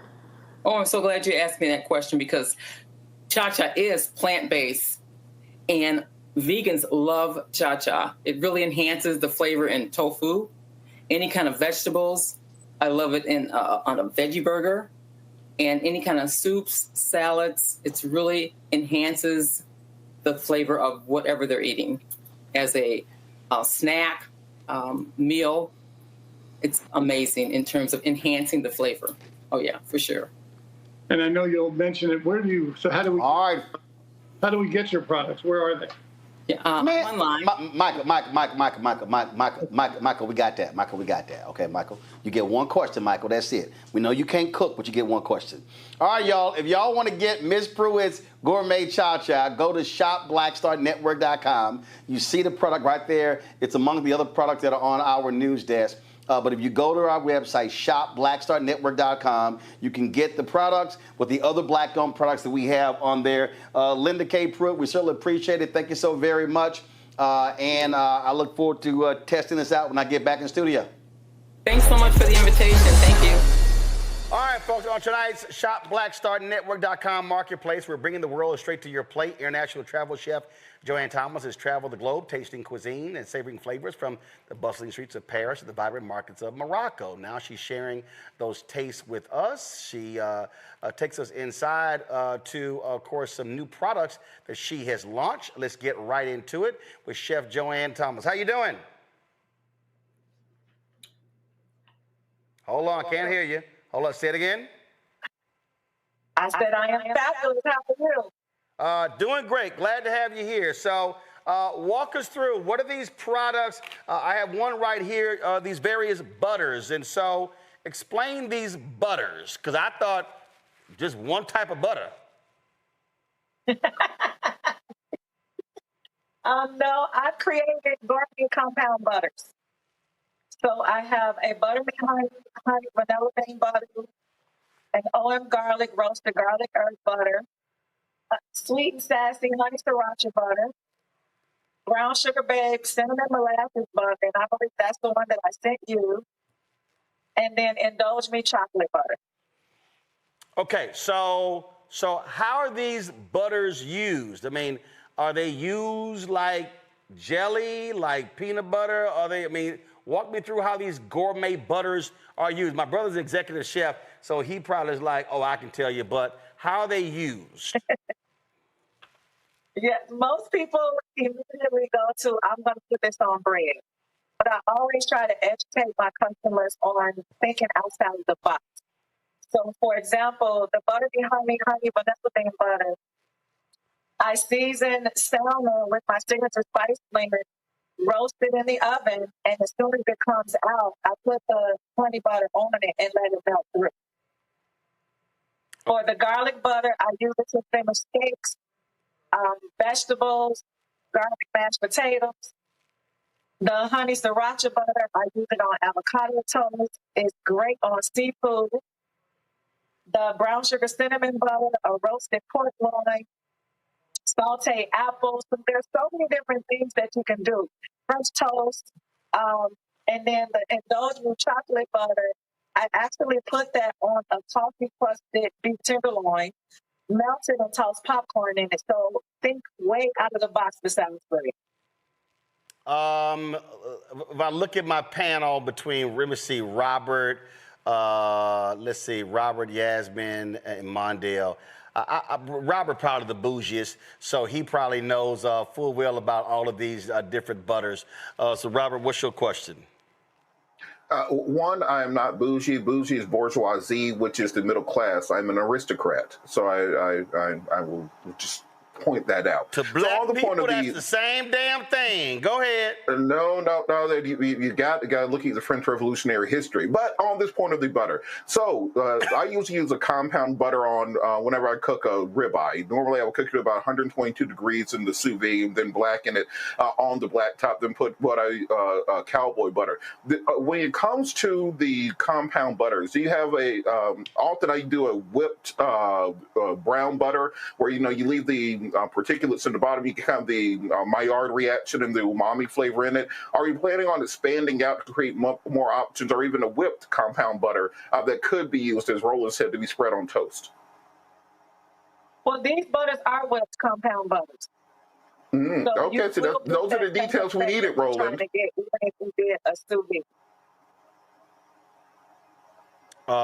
Go ahead, Joanne, say it again. I said these are whipped compound butters. So you will get that effect that you're trying to get, even if you did a sous vide steak and then put it on the grill. Got it. Jasmine, go ahead. You use any of these butters, Jasmine? Hold on, you on mute. There you go. Come on, guys, have the microphone up, please. The most I use is Jasmine, hold on, Jasmine. Say it again. The most you use is what? A garlic butter. The most you use is a garlic butter? Oh, so Joanne's like, look, baby, you gotta increase your palate. Yeah, I'm not as bougie as Robert. All the other compound butters and all the things. I'm not familiar. Pretty basic. But you definitely have to familiarize yourself with it. It will change your life, I'm telling you. Mondale, what you got? Yeah, Roland, you're right. I'm not bougie at all, but I cook a lot. So I got a question about like the fat content of your butter. Is it closer to American butter, or is it European? You know, European butter is less. It's closer to American butter. Okay, perfect. So I was thinking about, do you suggest bacon with any of your butters? You can bake with them, but because they are flavored, and as far as the brown sugar cinnamon butter is what I'm thinking you want to bake with, it can alter the recipe. So, you know, bacon is scientific. So you want to make sure that the sugar content for your recipe doesn't interfere with that when you're baking with the brown sugar cinnamon butter. Thank you. All right, folks. However, you can saute apples and put it on like pie dough or pastry dough and bake that off as itself, and you'll have an apple galette. All right, folks, if y'all want to check out Chef Joanne's various butters, go to shopblackstarnetwork.com. You see it right there on the website. You see all of her products right there on the website. You can check it out. And again, you can buy them directly from shopblackstarnetwork.com. Joanne, final comment. Thank you guys for having me. I'm so excited to share my brand and my products with you all. And I hope to have new customers soon. All right, then. Well, we certainly appreciate it. Thank you so very much. Again, folks, shopblackstarnetwork.com to check out the products of Chef Joanne Thomas. You can go there right now and place your order. All right, folks, a brother and sister from Texas said, you know what? We love doing puzzles, so how can we actually take this to the next level? Well, Erica and William Jones did that, and it's all about spending quality time. Family time. Those of us, of course, have family get-togethers. We love to do that. So they created what are called puzzles of color. Puzzles of color. 1,000 pieces of culture. Joining us right now is Erica Jones from Richardson, Texas. Erica, glad to have you here. And so, all right, so y'all love puzzles, but then what led to this idea? Absolutely. We grew up doing puzzles since we were really young, like elementary age. And as we got older, I got back into puzzles when I was pregnant with my daughter, and I realized that I was still very, very hard to find Black art in puzzles. So we decided to start our own business. And so when did y'all start it? How long ago? We started in 2020. So we actually started during the puzzle boom, and we were cutting the puzzles in my garage. That video you just showed was us cutting puzzles in my garage. We bought a puzzle machine and licensed the art, and we're doing it ourselves.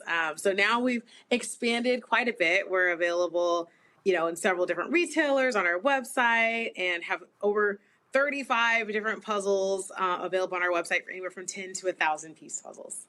Gotcha. And so if you could, how many puzzles do you think y'all have put together over the years? I mean, well, at this point, now it's definitely hundreds because we had to put so many of our own puzzles together. As you see, I've got some on the wall behind me, and we have to have several of them because when we go to events, we have them on display. So definitely hundreds. Prior to that, we were doing like 2 or 3 a year. And so, maybe 30 or so over the years before starting the business. All right, so now this is the puzzle itself, but you also have this great artwork here. And matter of fact, that would be an awesome piece of art to hang in my studio. And it says here, down here, respect, equality, hope, wealth, opportunity. And then on the back, it explains, meet the artist, Joseph Watson, known by signature JOEE, grew up in Gardenia, California. And so how did y'all come around and say, hey, let's do this with him? Yeah, that was actually during Black History Month a couple of years ago. We just did a little thank you card that included his art, and it was sent out just anytime you purchased a puzzle. It was just kind of like to highlight another artist. And then from there, of course, so many people saw it and loved it. Then we were able to work with him and get that turned into a puzzle. So that's a 1,000-piece puzzle. All of our puzzles are made to be framed because they are works of art, so that you can see it behind me. It is a 20 by 27 when it's completed, and that one's called Migration Westbound. So it's all about the migration after the Great Depression of Black people to greater opportunity on the West Side. Now, were these original pieces done for your puzzles, or did y'all partner with them to turn them into puzzles? Oh, both, a mixture of both. So like the one you're showing now, the one with the yoga poses, was actually something that we put together. It was a compilation of pieces that we put together to make one. And then a lot of the other ones are pieces that were existing that we licensed. But then this one, Unbothered with the People Dancing, is actually a commission piece that we were like, we want to show like just freedom and happiness and joy. And so that was what the artist came up with. So we have a nice mixture of commissions and original pieces, and then again, like kind of using, inspiration from different places and having the artist kind of put it together to make it, more puzzle friendly. So you have this one here, and I'm sure AKAs will be buying this one. It was done by Ida Charles, self-taught artist and muralist from Columbia, South Carolina. And so you see what that looks like. So I can guarantee you Randy will be buying that one, I'm sure. Yes, that artist is actually her mother, or her grandmother is an AK. So that was a homage to her grandmother, and hence the pink and green. And me and my mother are also AKs, so we were definitely, as soon as we saw it, had to get that. So I take it. So do you have a D9 collection, or is this, what do you have? In the works. We don't have a collection yet. We started with that one because, of course, of our personal attachment. But yeah, but if you're gonna start with one, you're supposed to start with. You're supposed to start with. Let's just be real clear. We gonna start now. I know you're AK, but see, we gonna start right here, baby, right here. Right there. Right there. You can't, we changed our lighting, so you really can't necessarily see that. So let me just go ahead and just make this plain. If you're going to start, Erica, we going to start appropriately. Yes. My dad is a Sigma, so he would have been like... I don't give a damn your dad is Sigma. He know they ain't first. He know they way back there. They way back there. He know it. I got a Sigma and an Omega in the control room. They know they ain't first. But anyway, Randy, go ahead with your question. Well, hello, Sora. I think this is a fantastic idea, and Roland is right. I will be getting the AKA one. Generation. And I'm glad you started there. So is this appropriate for all ages? Because those are some pretty big, a lot of puzzle pieces. So when would you say that a child could participate with the family and, help put puzzles together? Right now. Well, I was going to say, if it's with the family, you can start very, very young. I have a 2-year-old and a 5-year-old. My 2-year-old is actually decent at it. Like she knows at least the colors. I mean, that's the beauty of puzzling, is it teaches you spatial awareness and color and shapes and all of those things. So she can at least say, I can say, pick me a yellow piece, and she can find it. She may not be necessarily putting it together fully, especially not a 1,000-piece, but they've definitely, the young ones have helped me with 500-piece puzzles. And the sooner you give them the exposure, the better they are, and the more they're using those muscles. Fantastic. So because you do the strategy where you put all the you separate the colors first before you start putting it together? Is that your strategy? Yeah, you gotta get the edges, then you do it by color. Yes. And we also, tell people, like, if it's something that has like a lot of the same color, do it kind of by more like pattern. You may notice, this one has a swirl and this one doesn't, kind of doing it that way as well. There are little tips, and we actually do have our thank you cards have puzzle tips on there, so they give you a little bit of heads up there. And is there a rating, like which ones are more complicated? Girl, how many questions you got? We got two other panelists, Randy. I'm sorry, I got lost. So. This ain't your podcast. I got two other people waiting to ask a question. Mustafa, go. Sister, congratulations, sister. We appreciate everything you're doing. My question is, what are the greatest challenge that you've had starting your business, and what has been the greatest success? Oh, well, I grew up in the corporate world. I worked for Capital One for years and Hilton. So I was in these big businesses. So having your own business, it is very much you do everything. It's not like a department where media does this and I'm doing it all. So that luckily with the support of my family, I have my parents, my brother, and his wife all very, very active in the company. But it is just a lot of work without like the full support of like a full corporate team. So that has been an adjustment for sure, especially when you've got two little kids. Joe?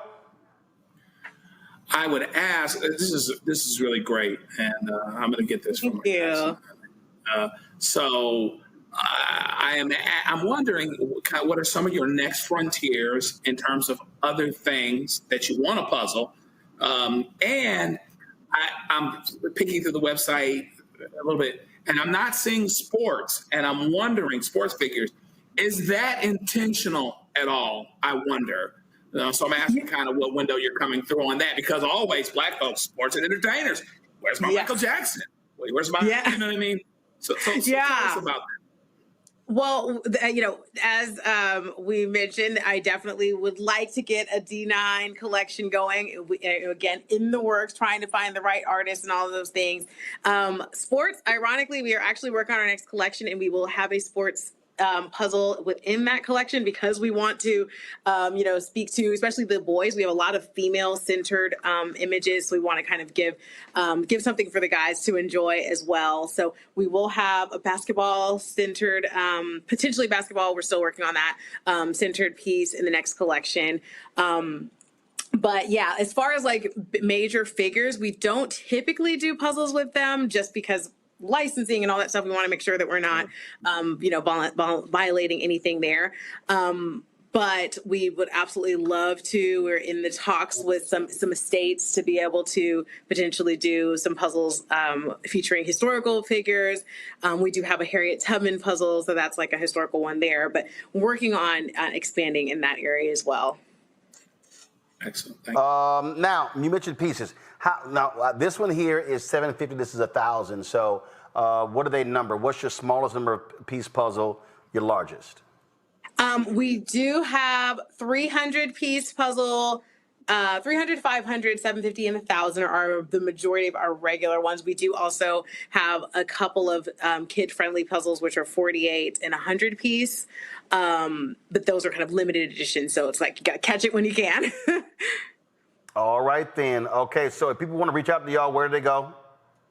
puzzlesofcolor.com. You can reach us out on Instagram, Facebook, TikTok, all of the socials at Puzzles of Color. And again, folks, if y'all want to get these puzzles, wait a minute, watch somebody in the chat talking about, they've been out a while, where can I get them? It's called shopblackstarnetwork.com. That's where you go. So again, if y'all go to shopblackstarnetwork.com, y'all can actually see the puzzles right there. And so you can peruse the different ones there. Y'all, we keep showing the logo. No. I need y'all, when we do this segment, I need y'all to show the actual website. Okay? So here we go. All right, come to my iPad. All right, so if y'all go to shopblackstarnetwork.com, okay, y'all will see right there Okay, puzzles of color. You click puzzles of color. You're going to see information about them. Then you'll see all of the different puzzles right here that they have available. So you see 3, 6, 9, 12, 15. There are 15 different puzzles that they have available right here.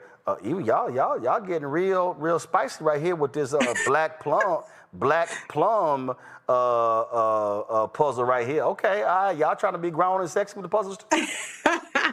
Absolutely. Got something for everybody. Nice little date night, Phil. Yes, absolutely. So, okay, that is not a puzzle for the kids. I'm just saying. They ain't one for the kids, just letting y'all know. All right, then, y'all. So go to shopblackstarnetwork.com. Check out and grab these puzzles for color. Eric, we appreciate it. Thanks a lot. All right, folks. Of course, if you go to shopblackstarnetwork.com, you'll see all of the products of various businesses that we support. Let's get a shot of that with the products on my desk, my news desk in our studios in Washington, D.C. In terms of so many different products that we have on there. Shirts, popcorn, we have treats, toilet paper, Leafy as well. So if you go, all the products on shopblackstarnetwork.com. Shopblackstarnetwork.com. Today, though, we're talking about John Tom's Barbecue.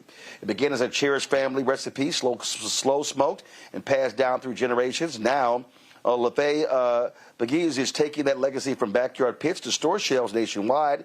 It's a story of family flavor and black entrepreneurship. Leafy is the president and CEO of John Tom's Barbecue. Hey, man, how you doing? Doing well. How are you? Doing great. So the origin of John Tom's, okay, where does the name come from? John Tom is my grandpa. It's his first and middle name, and it's what his family affectionately called him. They were Southern from Mississippi, so they pronounced it Joan Tone. But yes, John Tom is his first and middle name. He had created a barbecue. Chacha, I'm sorry. No, go ahead. No, I was just going to say he had created a barbecue sauce, I think before I was born. So I grew up with this barbecue sauce, the whole family did. And he took it to the grave with him. We realized that when he passed away that there was no recipe. He never wrote it down. So that's kind of how I got involved. When I was in college, I just decided that I was going to try to recreate or reverse engineer his recipe just based off of memory of what he put in it. But I had no formula. So that's how I got here. Got it. And so how did you piece it back together? How did you, I mean, were you talking to other family members? Were trying to get people to remember watching him actually do it? How did you do that? So I spent significant time with my grandfather when I was younger. And so I was there most of the times when he would make it. But yeah, you're correct. My aunties, I called them and I told them I had this idea to try to make his sauce. And so I wrote down what I remember, and then I asked them if it was something I was missing. So they told me what I was missing, and I just went to the store and started throwing stuff in a pot. Roland, this went on for nearly 5 years. It became a hobby of mine. I didn't quite get his recipe, but I came up with something that I was pretty proud of, and I let people taste it. They loved it. And never thought I would start a business. It was just a hobby. But I guess enough people convinced me that I needed to do something with this sauce that I had, and I did. All right. And so then all of a sudden, so you did the sauce, and then what was next? What caused you to say, all right, you know what? I want to now take this thing national. I want to make it a product for other people to taste.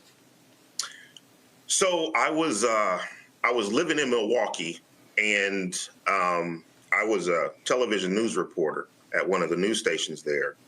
And our general manager walked into the newsroom one day and gave it to us direct. Told us that they were stopping news operations and that all the on-air talent, we would be losing our jobs. And so that's when I decided, really thought about which direction I wanted to go. I kind of thought in the back of my head that starting a barbecue sauce business is something that I could do when I retire, right? When I would have time. But when I was told that we were losing our jobs, I really started to think, why not now? So I thought about it for a few weeks and landed on the decision that I wanted to do that. I wanted to move back to my hometown and start this business. I just had one person to get that by, and that was my wife. She didn't know I was thinking about this. So I approached her and I said, don't think I'm crazy, but what do you think if we move back to our hometown and I start this barbecue sauce business? And without hesitation, she said, let's do it. So once I got her blessing, it was just full steam ahead. I have two business partners. One of them is my first cousin. He shares the same grandpa. And he called me one night just checking on me because he knew I was losing my job. And I shared with him that I was going to start this business. And he said, cuz, you need some help? And I said, I do. And he has a marketing background. And then I said, one more person I want to pull into this if we're going to do it. And that was my best friend, Rodney Robinson. My cousin's name is Terrell Cooper. So I approached Rodney with it. He tasted it and was immediately in. He said, I'm in. And so that was our team. So, look, off the time in our segment, we often talk with folks about the product and they're selling it and want people to buy it. But a lot of people just don't understand when you start talking about a product like this here. I mean, you now got to talk about labeling, how's it preserved, where do you manufacture it, all those different things, cost of product, what type of bottle, size of bottle, cost, all this sort of stuff. And so when you were doing your market research, what was that like? And also, where do you manufacture your barbecue sauce? Okay, so doing the research, we quickly realized that the barbecue sauce sector is pretty oversaturated. There's 1,000,001. Oh yeah, it's a whole lot of barbecue sauces out there. A lot of them. And so at first, when we trying to figure out, okay, so where do we make this? Back then, kitchen incubators were just starting to pop up, shared kitchens. And so we found one in Indiana, and, we went, they trained us how to take my little kitchen recipe and scale that up a little bit. Right. It was an FDA approved facility, so we could sell it to the public. And then eventually, when we outgrew that, we got on with a co-packer, which is a facility that they take our recipe, they scale it up very, very big. And then, from there, they handle all the production from A to Z. They, from the labels to the bottles, making the product. And then once that's done, they ship it to my warehouse, and my distributors, they pick off of our inventory. All right, then. Questions from the panel. Let's see here. Mustafa, you first. Yeah, well, congratulations. I see that Hoosier Heat and the Sneaky Hot. I'm wondering which one of them brings the most fire. The Hoosier Heat. The Hoosier Heat brings the most fire. The Sneaky Hot, it's crazy because when we first started, I had two flavors, and that was the original and the Sneaky Hot. The Sneaky Hot, my first crack at it was much spicier than it is now. And I got some feedback from someone that said, hey, look, man, you live in Indiana. You might want to scale that down. So I did. But over the years, people's palates started changing, and they were asking for a spicier version. So we delivered, and we created the Hoosier Heat. It's not crazy hot. It's not like ghost pepper habanero, but I think it's a perfect heat to complement the flavor. Randy. As a fellow entrepreneur, I know that there are ups and downs when it comes to running and owning a business. What lesson did you get from your grandfather that he either told you directly or you saw from observing him that has helped you with your business today that honors him? Great question. My grandfather was the hardest worker. He and his family, they were all from Mississippi. They migrated up north, just looking for better opportunities. And he just brought with him this work ethic. He had plots of land around the city where he would maintain about 3 or 4 gardens. Would have me up on the weekends in the garden picking weeds and picking beans and tomatoes. I saw my grandfather like really work hard, and the things that he did, he was always passionate about. Barbecue was his passion. Before it was trendy, smoking meat and making barbecue sauce. And so I grew up around that. I grew up very close to my grandfather. So, and it's funny because my family say I act like him. So I was taking all those cues, not knowing I was, but I was taking a lot of cues from him growing up. Well, I salute you. Congratulations. I know your grandfather would be extremely proud. Yeah, I always say I just wish he could see it. Joe?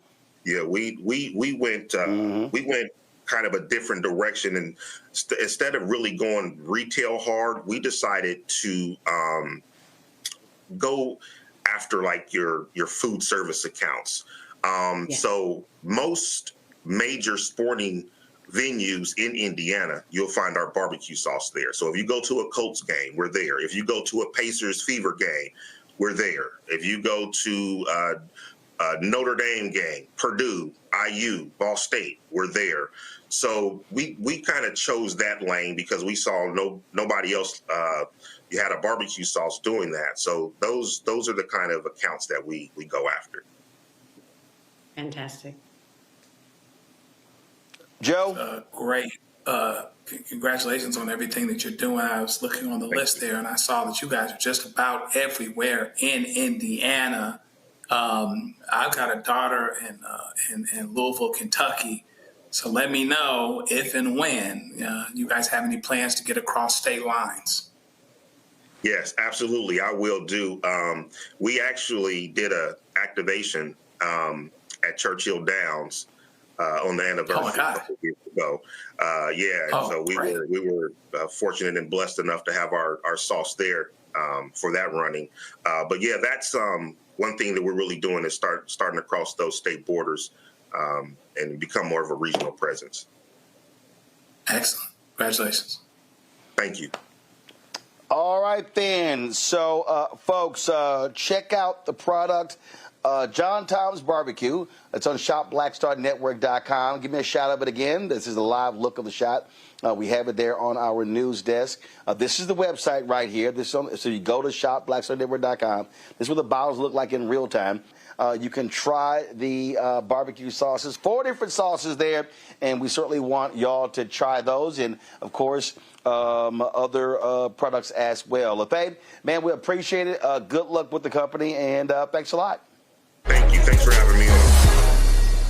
Folks, tonight in our Black Star Network Marketplace segment, we've got a sweet treat for you. If you're searching for a unique and fun gift, look no further than Whiff and Nibble. They have created handcrafted, food-inspired candles and soaps that look and smell just like your favorite desserts. Cherry cheesecake to fruity cupcakes. These lifelike creations bring joy, nostalgia, and a touch of indulgence to any space. Joining me now from Detroit is Denitra Jackson, the founder of Whiff and Nibble. All right, Denitra, glad to have you here.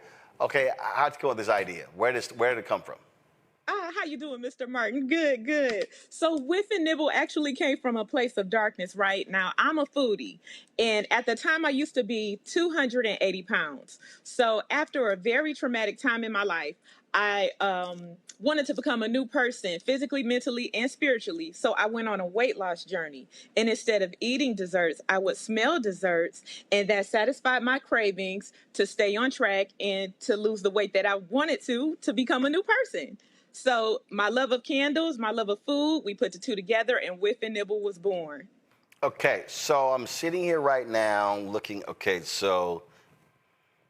what is this? That is our root beer mini candle. This is your root beer mini candle. Okay, so Actually, well, root beer float. Excuse me. See the little ice cream? yeah, there? I see it. I That's see root beer it. float. All right, so this is not a dessert. This is literally a candle. That is correct. That white wick that's sticking up, that's Yep. the wick where you light it, if you choose to light it. Otherwise, then you could just have it as decoration. You sure can. So if I light this, then it will be the room be smelling like root beer? That is correct. Okay. All right. Let's see here. All right. Okay. What is this one here? This is. Let's see what you got. This is peach cobbler mini candle. That is our peach cobbler mini candle. And we also have a larger version of that, which is a 3-wick candle that comes in a real cast iron skillet. So you can burn your candle and cook an egg right after that. Larry, why are you looking like that? Larry, you look like you're hungry. I mean, I might be, but I want to give her credit for creativity. I haven't seen anything like that. So, but maybe that's the point. Maybe burn some candles and make some food. But I think it's an ingenious idea. Okay, this is a cherry cheesecake mini candle. It sure is, and I have one with me as well. That is our cherry cheesecake mini candle. So you have your crumbles there, your cherry cheesecake, and yep, it looks and smells just like cherry cheesecake. How you trying to burn stuff to make people hungry? Okay, all right. Did the opposite for me, but hey, fun is fun. All right, let's see here. Okay, this is the banana pudding candle. It sure is. Yep, just like Grandma used to make. That is our banana pudding candle. You can smell the bananas, the vanilla wafers. Yes, you can. I love that one. And that comes in a mini version as well. Okay, now how many different candles, food-smelling candles do you have? You know what, Mr. Martin? We probably have about 34 right now. 34? Yes, sir. Wow. Okay, 34. That is our peach cognac candle that's shown on the. Oh, I'm sorry. I didn't realize I had another one here. So this is the blueberry pie a la mode candle, 2 wicks. Yes, sir. So that is, yep, just what it says. It's our blueberry pie with a scoop of ice cream. Okay, this is insane, y'all. This is insane. Oh, I like that one. That's a cute one. Aesthetically, this it's very is cute. Insane. Okay, all right, y'all. Hold up. Where am I looking? Okay, this is. There it is. This is it right here, y'all. That's my baby. And there are 2 wicks, like right between the ice cream scoop on either side of the ice cream. Oh, yep. Yeah, I see them. There they right are. Here and right here. That is correct. Okay, how long does it take you to create these things? Not that long, because everything is kind of pre-done. I kind of got like an assembly line type deal going. So we're pretty much assembling now. Okay, all right. Yep. Questions from the panel. Let's see here. I'll start with the man who keeps licking his lips, Larry. That's funny. Hi, guys. You're making me hungry. So listen, congratulations, and I want to talk a little bit about marketing. Like I said, I think this is a very unique idea. People love candles, particularly we know we love candles in the Black community. How are you marketing this to wide, nationally or internationally? Absolutely. So in regards to marketing, we are on all social media platforms, and my team. We're getting into ads. We have our website. We are in a few local stores here. And also we have a mall location here as well. So, yes, we're trying to get the word out and trying to grow day by day. Avis. Okay, so I'm really impressed because I'm a big sweets person, and you've done a great job of merging sweets and traditional soul food, comfort food. So I'm wondering, do you ever how do you target people like me? I know I hear where you are, but I'm thinking, are you at any sort of spaces where you might find a large number of foodies like myself? And how can we sort of actually get to smell them in person? Gotcha. So, in regards to that, we are still studying our analytics to find out exactly who our target market is per se. But we also do a lot of in-person events where people are able to touch, smell, feel, and also our name. We're kind of getting out now, so we're just trying to grow day by day. Yes, ma'am. Mustafa? Come to learn the brand.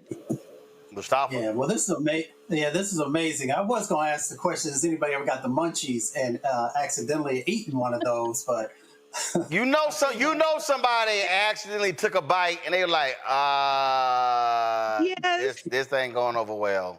The stories that we have are hilarious. I have a young lady who purchased the peach cobbler skillet candle. She works at a factory. She burned it. Her husband came home from a long day's work, thought she was cooking, and they got in an argument because it was a candle. Oh. What is your favorite? Sounds like to me she should have been cooking. Homeboy came home working. He was hot. He like, listen, I don't hear no pots clanging. What's going on? Man, see, he thought it was a pie, some cobbler. Boy, I bet his mind was dancing, and it was like, I'll be damned, that's a candle.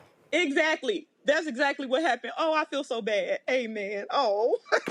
Mustafa, you're the part two. Go ahead. No, I was just going to ask, like, you have 34 different candles. Which ones are selling the best at the moment? You know what? It all depends on the person. So like I said, the ones selling the best are the 5 on shopblackstarnetwork.com. Go to my iPad. This is the 5 right here.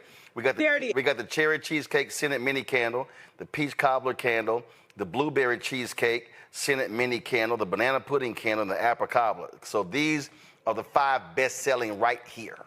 Yes, sir. That you heard it, sir. Yep. Mr. Martin has spoken. Cool. All right, then. So, so first of all, how long has the business been going? Okay, so Whiff and Nibble, we've just turned 2 years old on August 4th. Gotcha. Okay. All right, then. Well, y'all just celebrated your birthday. Well, listen, folks, if y'all want these scented candles, right now, go to shopblackstarnetwork.com. Order them, shopblackstarnetwork.com.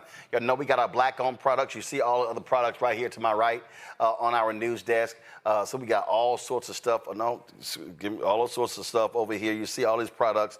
And so the newest ones you see right here, they are the scented food candles. Cherry cheesecake scented mini candle, peach cobbler candle, blueberry cheesecake scented mini candle, banana pudding candle with 2 wicks, and an apple cobbler dessert candle. Do y'all have a rich chocolate cake candle?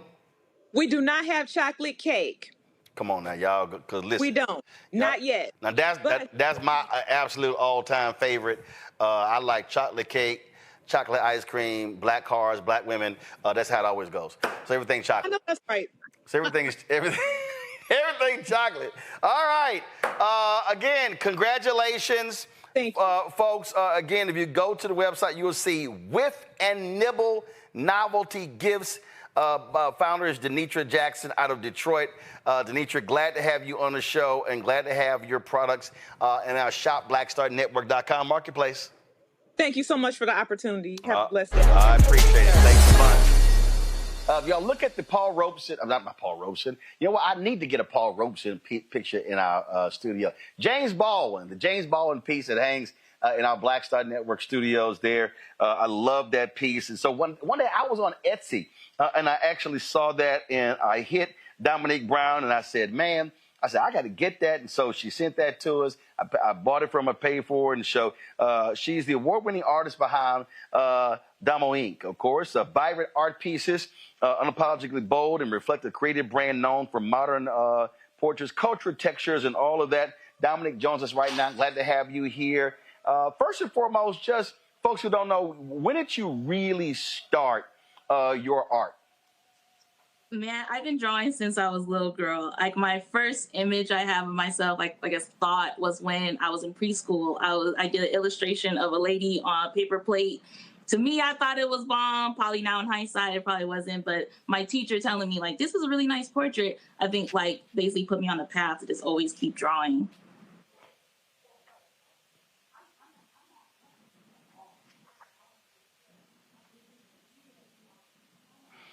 Now, art for many people is very personal, and there are different styles. What really attracted my attention was the vibrancy of your pieces. Some people are a lot darker as well. And so, explain why that is a part of your signature in terms of these really vibrant works of art. I think for me, I grew up in a very vibrant house. Like my parents had art all over the home. We had figurines.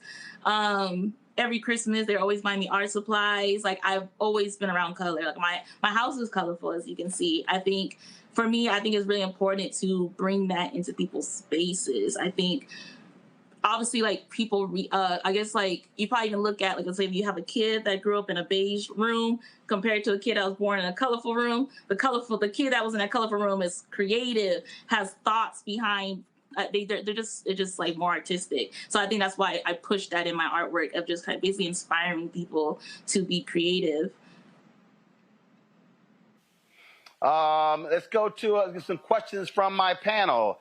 Let's see, who do I think really is it? Well, you know what? I'll start with you, Randy. You know, you got some art pieces there, and you always talking about how cultured you are. I think you just bougie, but go on right ahead.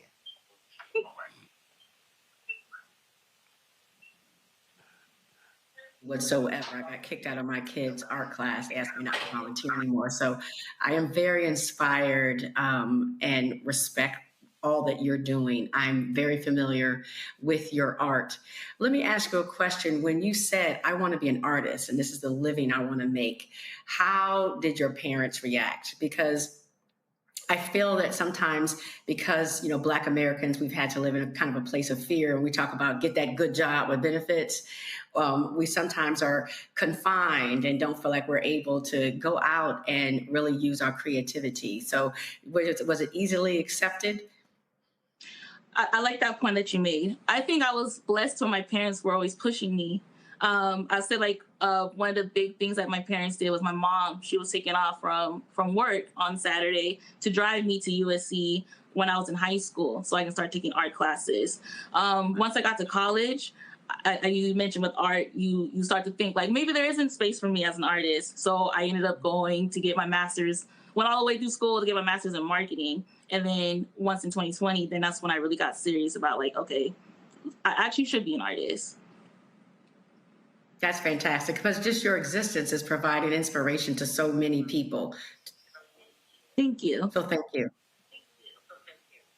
Mustafa. Yeah, well, congratulations, sister. I'm a huge fan of Jacob Lawrence and the work that they were able to bring forward. And their work is all over the place. If there was one or two locations where you would want your work to be, where would that actually be? I honestly love seeing my artwork in retail. I think especially now with all the rollbacks, I think this is a very integral time to where I want my artwork to stay there. Right now I have a collection at Walmart where I'm selling hair accessories, and to be able to see that kids, college students, elderly can go inside and buy a bonnet, hair, I can't even think, rubber bands, scrunchies that are reflective of Black culture is very important. I think it's helpful for people to feel seen in their space. So now we're seeing retail pull back on a lot of Black-owned businesses, and we don't have that no more. We kind of have to go online. So I kind of want to be able to still be able to be in retail over the coming years so people can continue to feel seen. Another place as well, I think it's really good for me, has been in campaigns. I think people really need to see themselves there as well. I recently did a collaboration with the Rams for Juneteenth, to where people were able, so in that campaign, I created apparel. Also, we went to Flores Joyner Elementary School, where we painted murals for the kids so they can see themselves reflected, because the murals had children of all different races. So I think I just really want to kind of stay in those spaces of retail and campaigns. Joe. Yeah, this is really amazing. I'm sitting here looking at the website. You got wall, you got art, you got decor, you got clothes, you got lifestyle. What is the next frontier? Because you already do so much, and it kind of connects to the previous question. Are there any kinds of products that you don't make already that you would like to make? Yeah, so right now I'm leaning a lot into like plushies. I'm leaning into collectibles. I think that's something I really want to get into.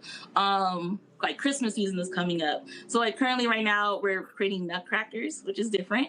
Because I feel like it's still part of the whole like, hey, like let's bring ourselves to spaces. So I think thank you. Yeah, because as you know, if you go to the store, you're not gonna find no black nutcracker. If you do, it's just a white figurine that was just painted black. So I think for me, I just always want to continue to create products that are reflective of our culture, no matter what it is. So I think that's why I'm kind of leaning into more of the toy design, because I want to kind of start getting to the younger generations so that they don't have that same kind of feeling that I had growing up, where I wasn't seeing black art to where I didn't feel like I could be a black artist. So I want to kind of start in that younger space. So that's why I'm leaning into the plushies, as I have right here, which is the Honey Supreme, which is basically... Wow, that's amazing. Thank you. Yes, because it's basically a metaphor to sunflowers, how sunflowers look to the sun. Sunflowers are basically a symbol of resilience, positivity, always looking up no matter what the circumstances are. All right, then. Well, folks, again, Dominique has some amazing pieces. If y'all go to shopblackstarnetwork.com, y'all can certainly get those. If you want to get your copy of that James Baldwin piece we have hanging up in our studio, you can absolutely do so. If you go to the website, you'll see the pieces, Coretta Scott King and Dr. King, Rosa Parks, John Lewis, some others as well. And so it's Domo Inc., and so support her artwork. Dominique, I appreciate you being on today's show. Thanks a lot. Thank you. Folks, hashtag End the Stereotypes is a T-shirt apparel company with a mission to break down harmful stereotypes. Joining us right now from Gulfport, Mississippi, is founder Yolanda Crawford. Yolanda, welcome to Roland Martin Unfiltered. How you doing? I'm great. How are you?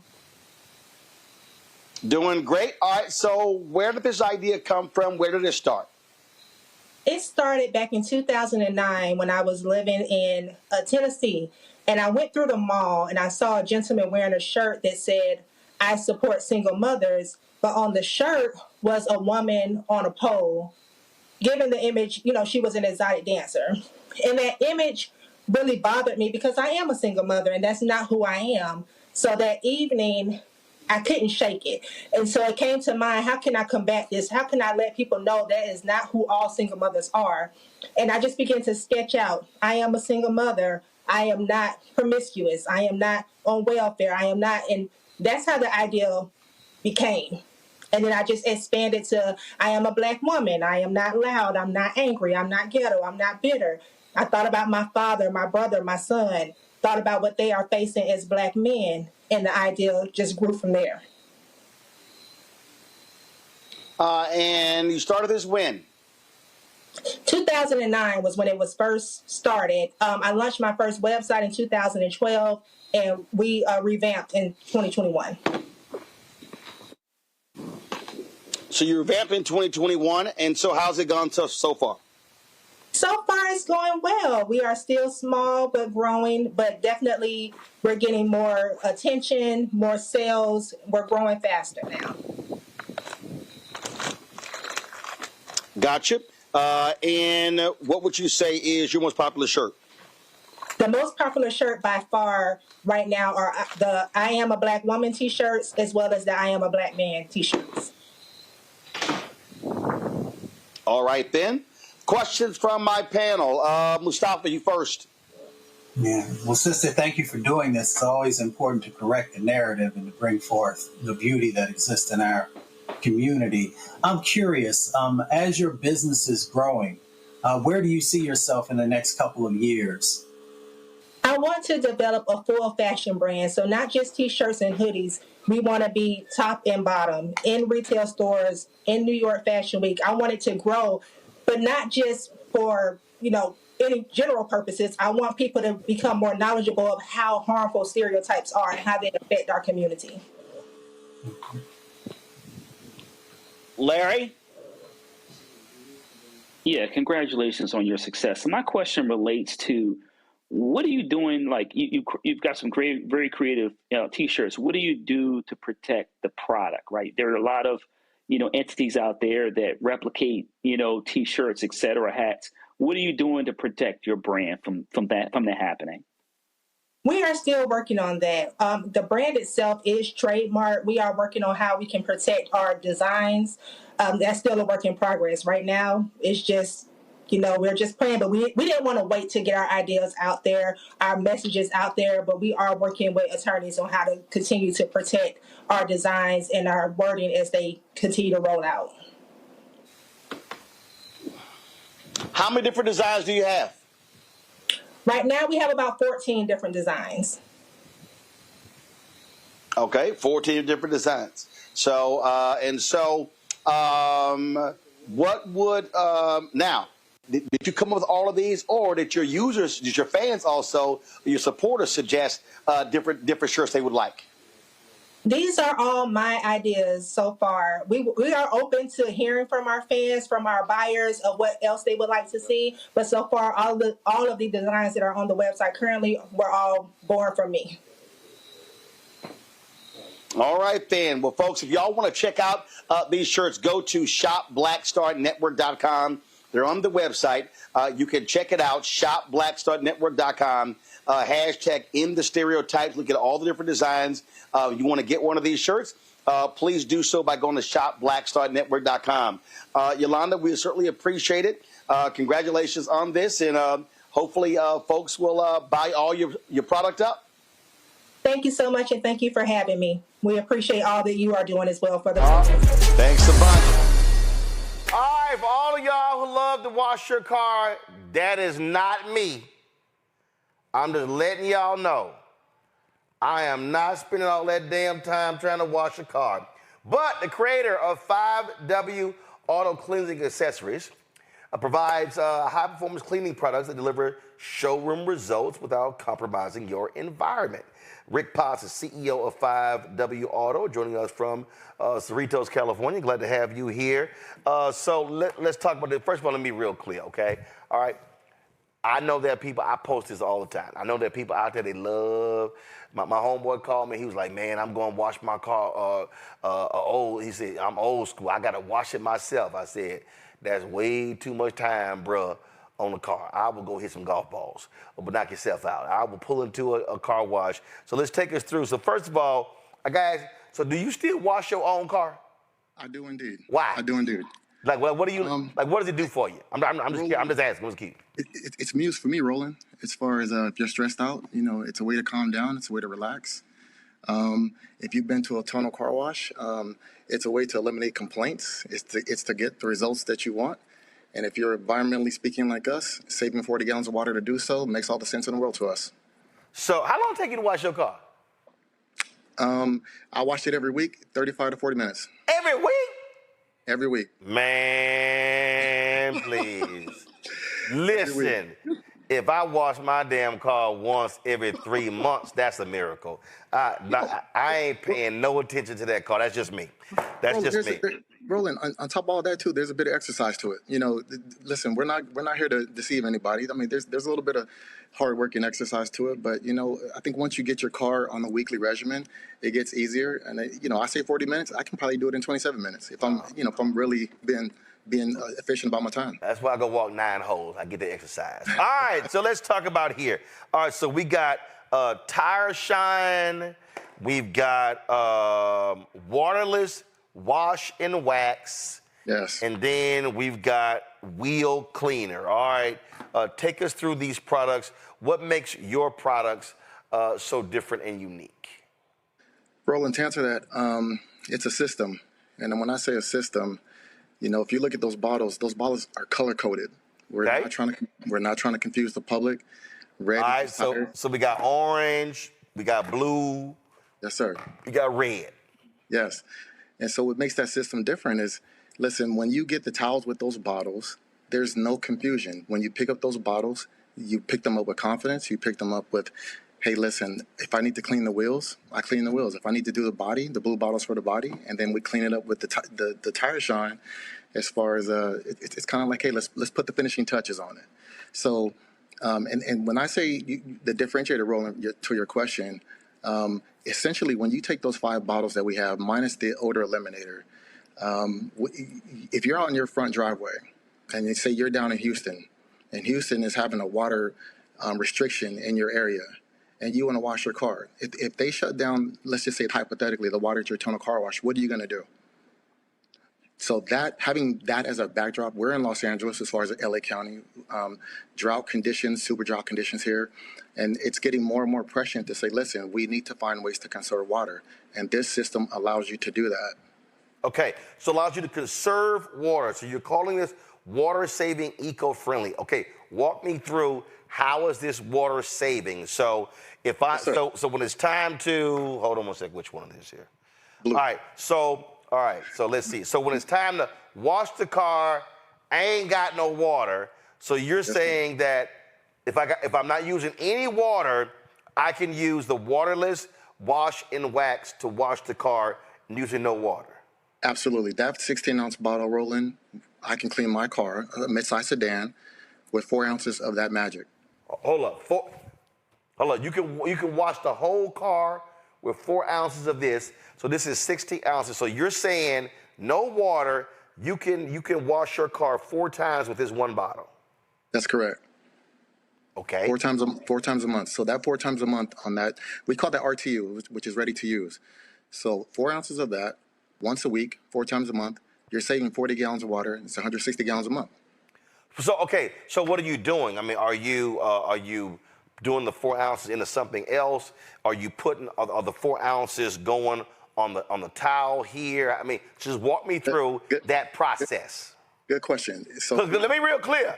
I ain't gonna do it, but somebody watching gonna do it. I'm just letting you. Ro ain't washing nothing. But go ahead. Good point. Traditionally at our shops, we had a shop over in Beverly Hills that we started in 2016.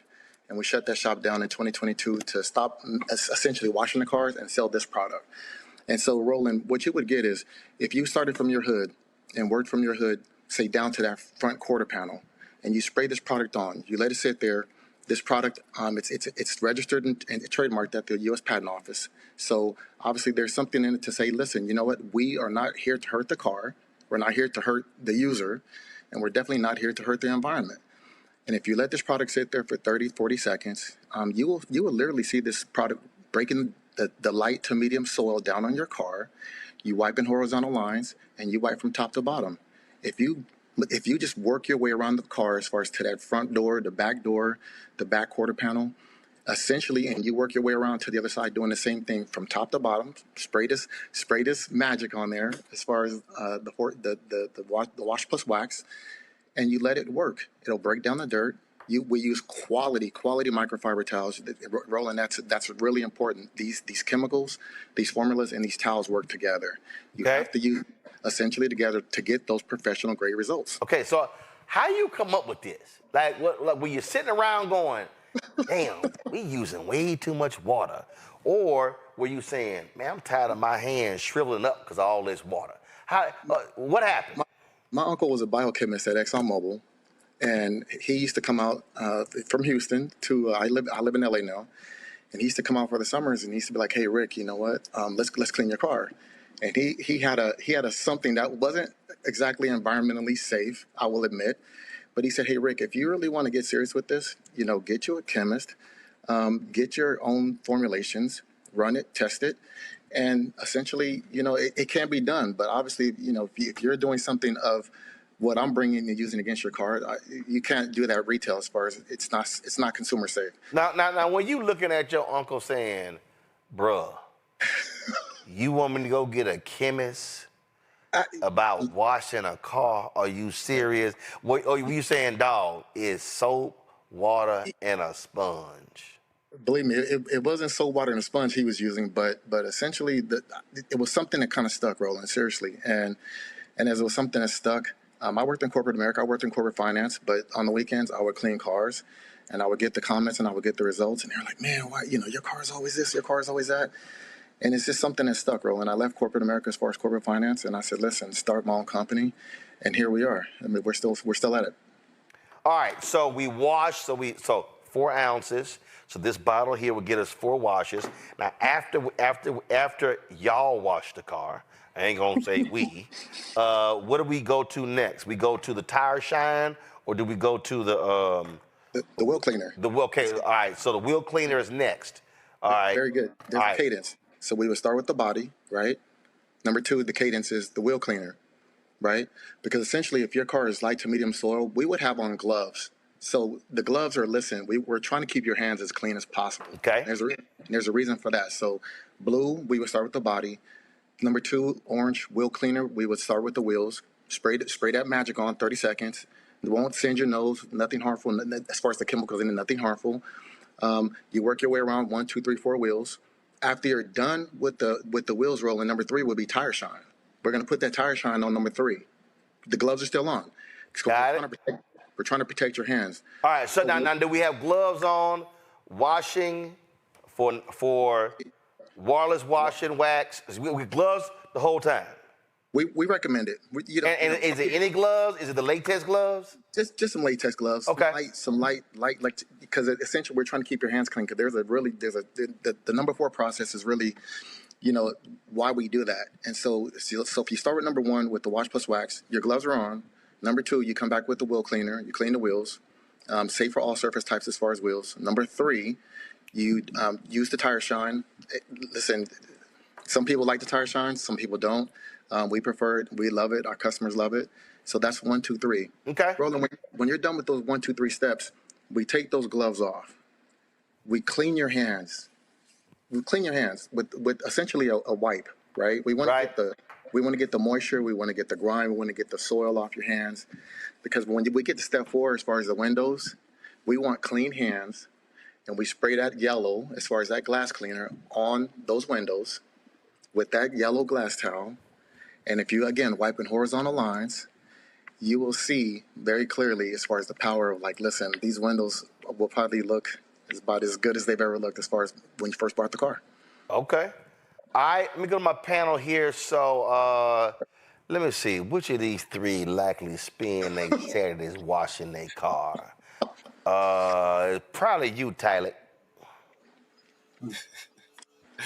Look, I hear y'all take washing cars serious in LA, and I love the feeling when a car is freshly washed or detailed, and it's that fresh, clean scent. Does 5W Auto Cleaning offer any products that offer a signature fragrance or option that gives that sensory experience, while cleaning?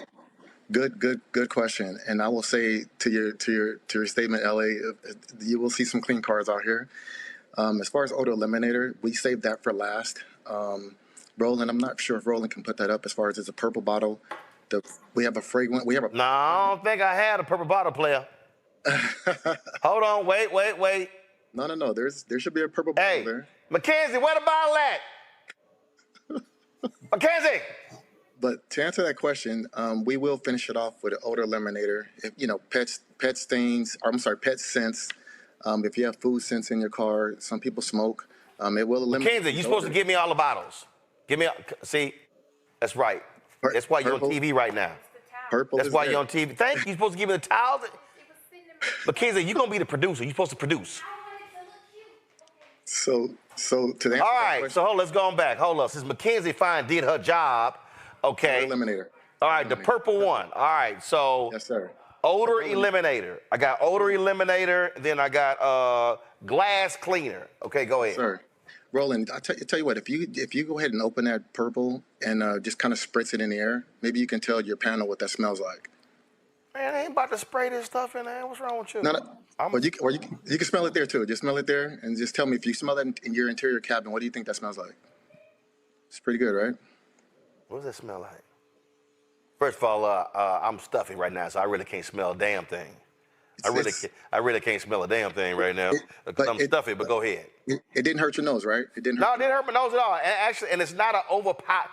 See, the part of the problem when you get your car washed, it's an overpowering smell. So Correct. it's actually it's not like a really loud smell, but it's not a flat. So it's right there in the middle. Right. So I think to answer the panelist question, this is what we finished the car off with.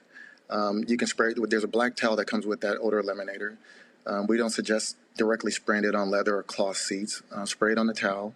You can work your way around the cabin as far as the carpet areas of the interior. Oh, hold up. So hold up. We got the color coded towels too? Yes, sir. Okay. All right. So that go with the orange. That go with the red. Correct. That go with the blue. Correct. What the hell does go with this yellow? What is this? Yellow goes with the yellow to your right there. All right. Oh, so hold up. That's yellow. All right. So what this towel go to? Hey, come on. Water shot. What does it go to? Now that one, Roland, we call plush dessert. So after you're done with those windows on step 4, I was talking about earlier, you're going to use that plush, and if there's any excess haze on the windows, that plush towel will get your windows as absolutely crystal clear and clean. Okay. All right. So hold up. Now I got the red, I got the orange, the blue. Where the purple towel? What goes with the purple?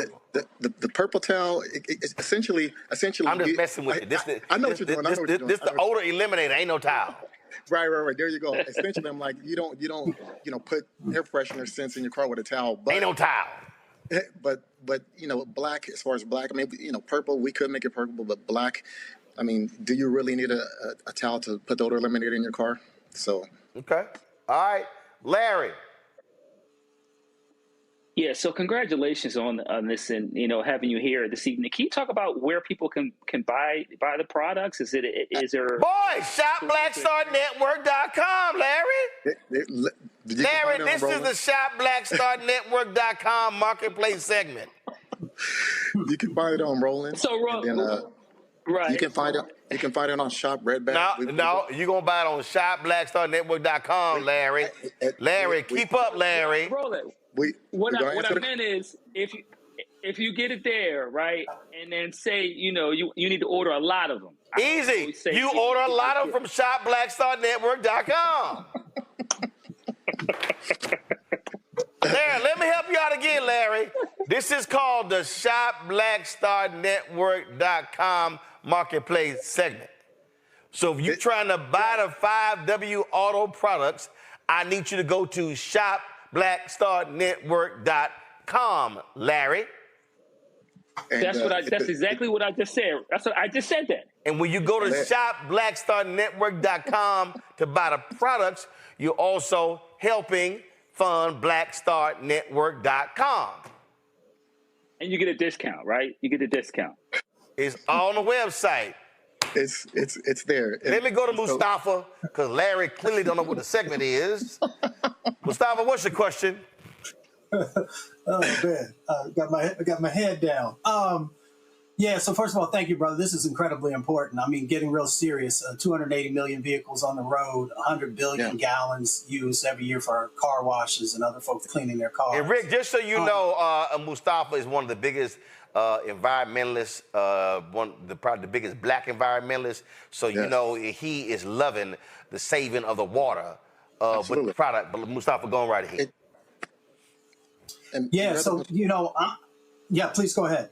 No, Brother Mustafa, I agree with you on your social and your environmental concerns because, when we think about future generations, it's not something just we're talking the talk, we're walk the walk, and we are serious about it. Listen, we want your car clean, you want your car clean, but we're trying to find a more responsible, sustainable way to do it, and saving up to 40 to 50 gallons of water per use. Who's going to disagree with that going forward? So y'all, we got 5 different bottles. You've got 5 different towels, the 4 towels. Come on. Anthony, wake up. Come on, man. You got to be faster. Thank you. All right, I got the 5 bottles. I got the 4 towels right here. Then I got the plush towel right here for your windows as well. So Rick, do you sell this as a package or individual? To answer your question, Roland, we sell both. Each one of those bottles you can buy individually, or that exterior bundle, which I sent you, includes the 5 bottles and the 5 towels. Gotcha. All right, then. So, folks, if y'all want, this is 5W Auto. If y'all want to get this for all you car enthusiasts, Larry, where do they go? Yeah, Shop Marketplace. You got to go to Shop. No, Larry. They go to Shop Black Star. Larry. I'm trying to bail you out, Larry. Larry, they go to. I just said that. Larry, they go to the market. No, Larry, no. You said Shop Marketplace. No, Larry, they go to the marketplace at shopblackstarnetwork.com. Repeat after me. Marketplace. Larry, where do they go? Go to Shop. They go to Shop the Marketplace, right? They go to the Marketplace. Larry, my God, Larry. Oh, my God, Larry. They go to the Marketplace at Shop Black Star Network. Tyler, can you please do this for me, please? Tyler. I'm sorry. Yeah, they'll go to shopblackstarnetwork.com. You can find, look, they're already in the comments saying they're already purchasing, so you sold them already. There you go. Oh, my God. How is it? See, Rick, you got to understand, Larry is a professor, so he used to giving damn lectures. He ain't used to having to, do some work like his students. So, my Lord. Y'all, the product is 5W Auto. Show the website again. It's the marketplace, our marketplace on shopblackstarnetwork.com. No, do not show the graphic. I want to see the website. Thank you. Show the website. That's the product. Larry ain't figured it out yet. It's shopblackstarnetwork.com. Y'all, we got a plethora of black-owned businesses on the website. 5W Auto. Rick, I appreciate this here. Man, thanks a bunch. Let's see. Somebody told me, Roland, you can at least clean your wheels. No. See, so what I'm gonna do is, when I go get the car wash, I'm gonna bring this with me, and I'm gonna tell them spray this on the wheels to clean the rims. But I'm Roland. If you need to clean the windows, you get bird droppings on your car. You can listen. We make a 3. Rick, yeah, Rick, you don't do it. Rick, let me let me explain something to you. Okay? I just want you to understand, Rick. I want you to understand. I prayed to the Lord a very specific prayer years ago. Okay. I said, God, I need you to bless me with enough money to do 3 things. I'm from Houston. Number 1, run my air conditioner all day. Because it wasn't nothing like growing up in Houston and my dad got that damn AC on 80 and we sweating in the damn heat. I put this sucker on 65, okay? Matter of fact, him and my mama at my house right now, they freezing because I pay the light bill. So that's number 1. Number 2, Lord, I need enough money to valet park when the hell I want to. I couldn't stand having my daddy parking way the hell out. We had to walk to the damn mall at I could valet park. And number 3, Larry, to make enough money where I can call people to do the work that I do not want to do. So I ain't fixing nothing. I ain't changing nothing. I ain't washing nothing. That ain't what I do. So when the wash man decides to do the news, then I will wash my car. I ain't taking money off his table, and he ain't taking money off my table. So that's how I roll. So for the people who love, my man Elroy Saylor, I saw him over the weekend. Elroy loves to wash his car. I'm going to send him send this to him. He will love this here. But no, Rick, I am not washing that car. Understood. It's not for everybody. Understood. Now, Rick, if you had a solution to clean some golf shoes, I'm with you on that.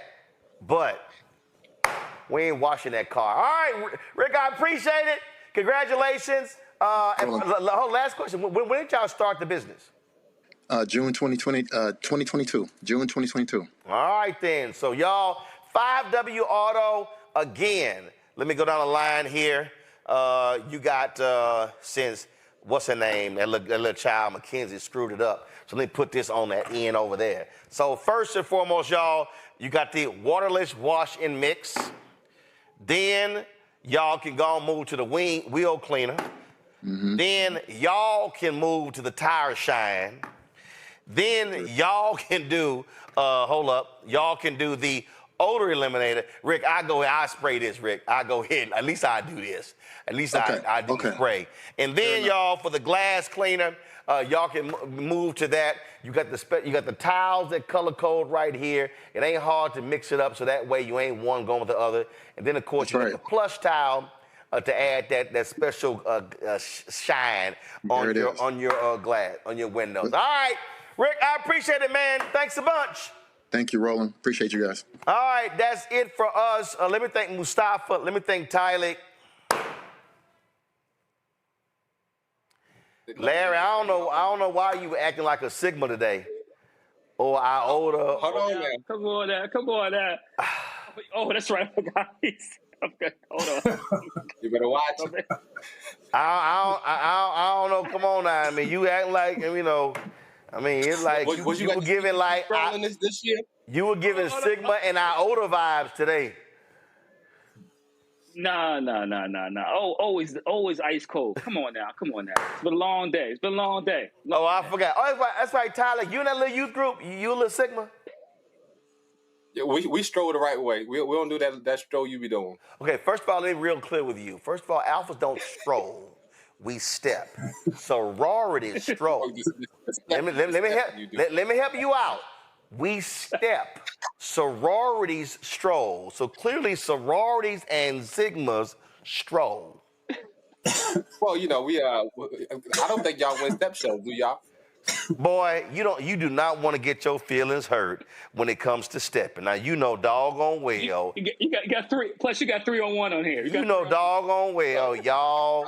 You know doggone well, y'all can't step. Don't even. Meet me on the stage. Boy, please don't even. Between you and Terrell, y'all can roll and stroll, but y'all can't step. So just letting y'all know. Yeah, y'all, Terrell, he in the control. He another one of them listeners. First of all, I'm shocked. I really am, because, you know, I rarely meet Sigmas under 55. So between Tylik and Terrell, that's shocking. All right, y'all, that's it. All right, y'all, Harmonic Chips wants everyone to experience pure joy in every bite of their all-natural potato chips. These are American-made. They are gluten-free, non-GMO, contain no MSG, and are vegan-friendly. Founded by Quanyata Benson, Harmonic Chips is a woman-owned company committed to creating delicious flavors that evoke happy memories. Quanyata joins us now from Snellville, Georgia. All right, so where did these things start? Were you just hungry one damn night and you were like, I am not feeling these chips or the snacks, they ain't right for me? What happened? Well, it basically started my grandkids. My grandchildren are, inspiration for you. Got grandkids? Yes, I have two. You got two grandkids? I would never thought that, girl. Go on, keep going.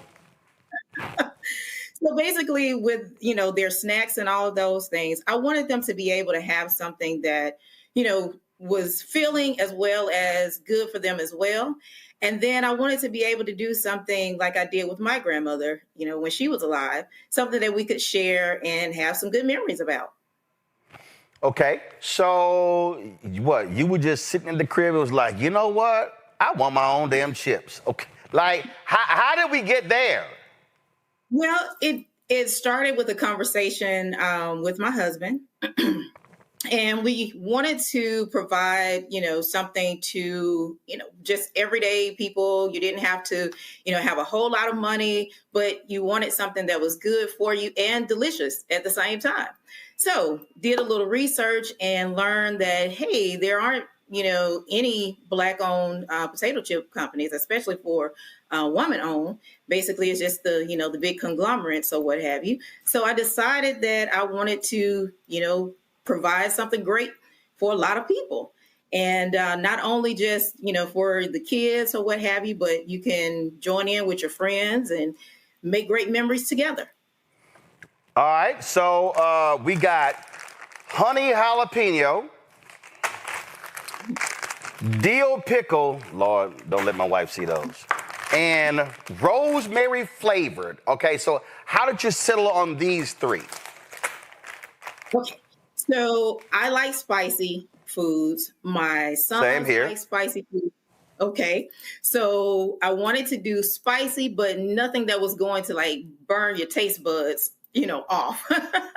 But also have that sweetness to it. So that's how honey jalapeno came about. Gotcha. Now I see right there are four. So which one am I missing? Oh, hold up. I see it over here. Which would be? So I see the purple one. No, I got rosemary, the blue one. All right, so the blue one. Yeah, Mackenzie, you left out a bag of chips. These little people. Okay, so we got sea salt flavored. So we got four right here. And so you said they're American made? Oh yes. Right here in the good old USA. Okay. Questions from the panel. Let's see here. Let's see who's probably a chips fiend on the panel. Probably Cameron. I can't lie. I do love a good bag of chips. I had some right before the show. Very proud of this. I love to support Black-owned businesses, and I can't wait to taste the chips. I guess my question here, marketing. I'm in marketing. I work in a marketing company, and I think the story, just hearing the story as we heard about it from the show and I think is so compelling and could translate to so many different people, especially about your grandmother and that dynamic there. How are you going about selling the story of the chips and selling the story of, like I said, all the vegan and all the different the attributes of the chips, in addition to them just tasting good? How are you going about your marketing effort to really find your customers?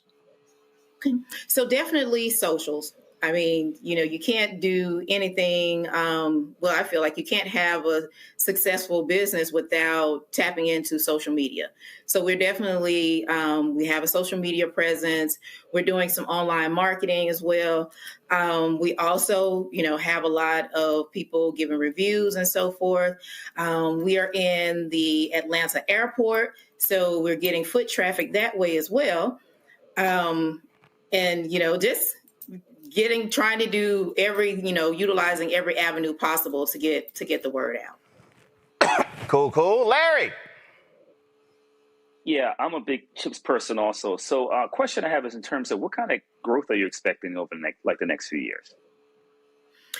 Well, the growth expected is to be in at least 2 big box, retail markets or what have you, as well as some of, your convenience stores and so forth. So right now we're in the Atlanta airport. We sell through our online store and things of that nature. We have partnered with a few wineries, a couple of coffee shops. So we're, looking to definitely expand that footprint.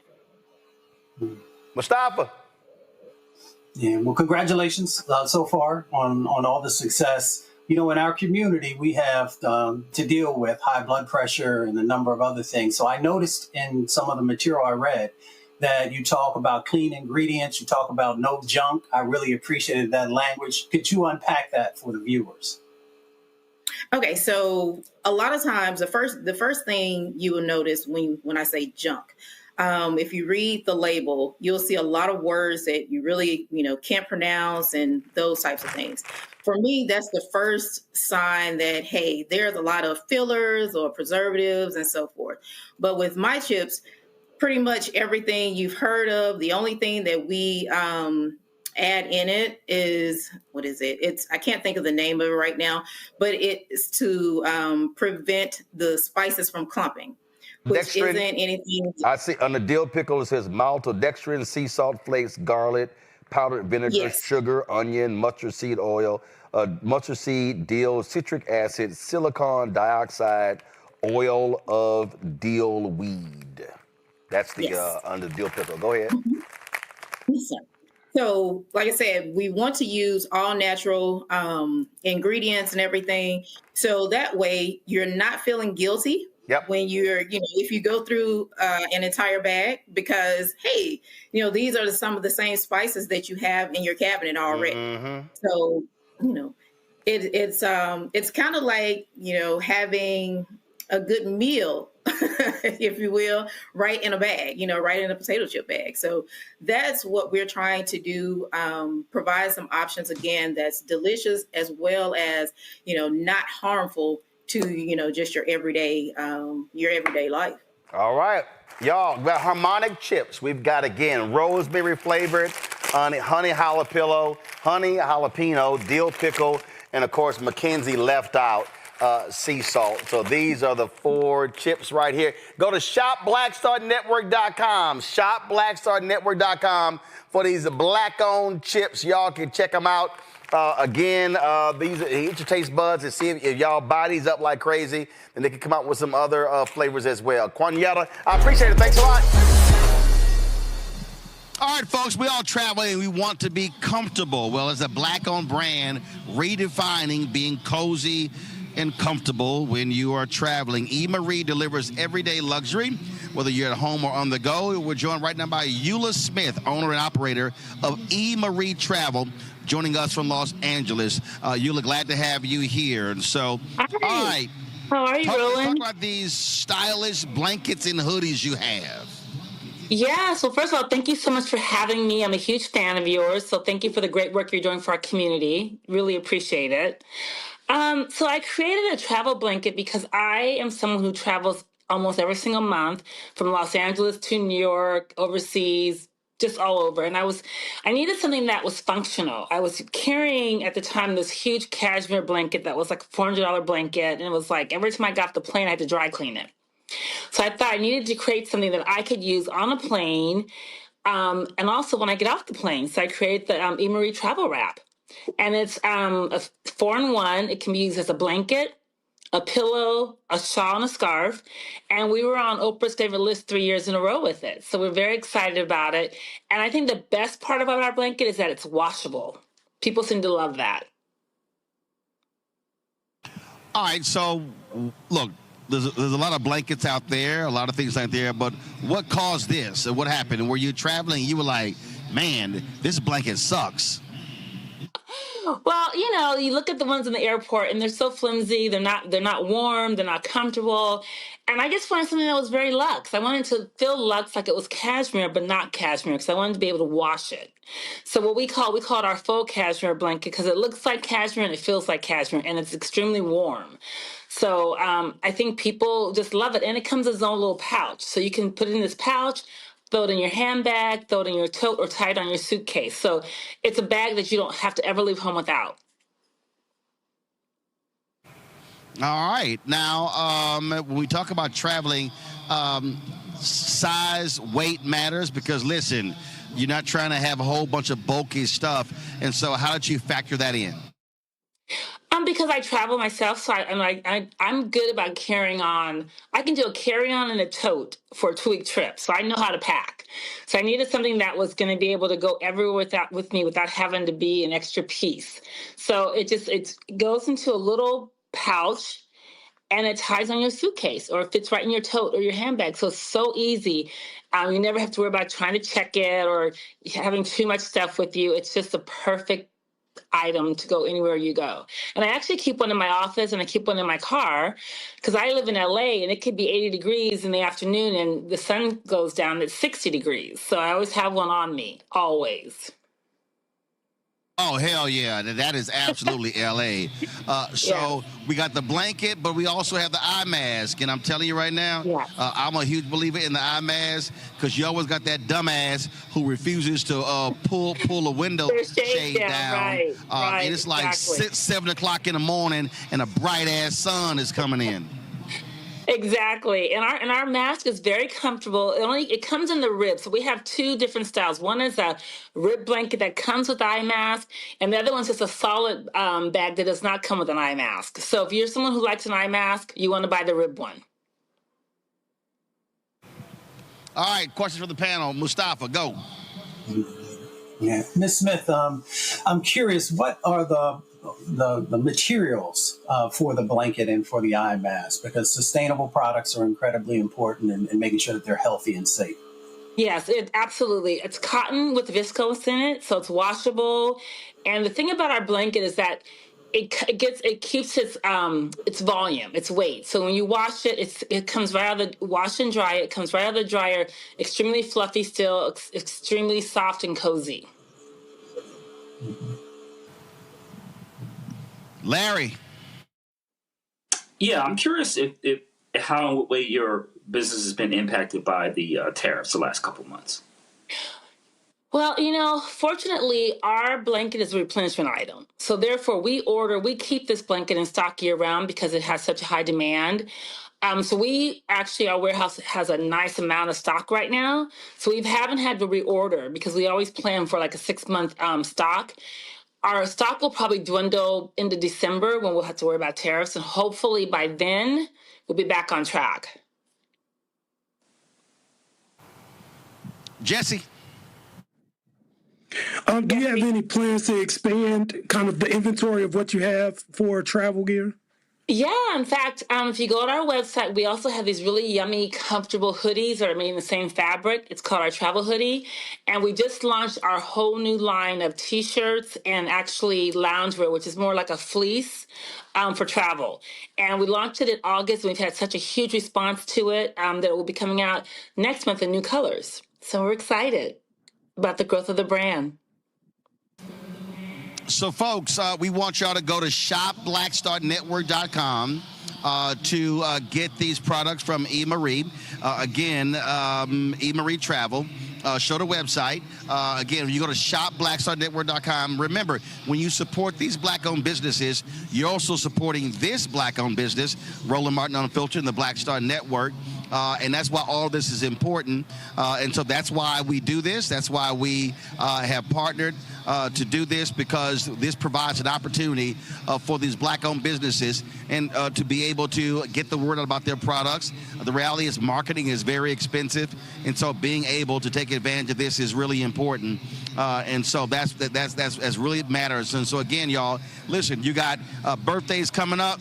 Hint, hint. Let's see, mine is in 17 days, so I'm just saying. But you also, of course, you got Christmas going as well, and so all that's happening. And so, folks, again, if you want to get one of these blankets, get the eye mask, go to shopblackstarnetwork.com. Just simply put in the search box E. Marie Travel. E. Marie Travel, you see the products right there. And let's make this happen. And you can support Eula and all the other Black-owned companies that are on shopblackstarnetwork.com. Eula, how many colors of the blankets do you have, and what are the colors? It comes in 9 colors. We have black, we have light gray, dark gray, olive, dark olive, a beautiful, beautiful Bordeaux, which is the color of the season. And we have a what we call goldenrod, which is beautiful goldenrod color, and oatmeal, which is light, very light, creamy.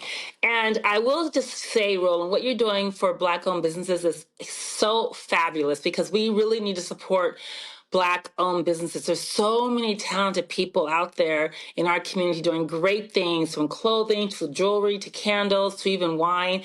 And we need to get behind these amazing, amazing designers and owners of companies. And thank you for the platform. And I hope so many other people will be able to get on your show as well. We have a lot of those on the site. We're adding more products as well. And I'm going to have to get that Bordeaux, because I'm a Texas A&M graduate. So maroon is our color. So that would have went perfect with the maroon cowboy hat I was rocking today flying from D.C. to Houston. It's been perfect. And it's our #1 selling color. It has been. It's just crazy. It's a beautiful, so rich. All right, then. Well, Eula, we appreciate it, folks. It is E. Marie Travel. Thanks a lot. Thank you so much, and nice talking to all the guys as well. Thank you. Have a good evening.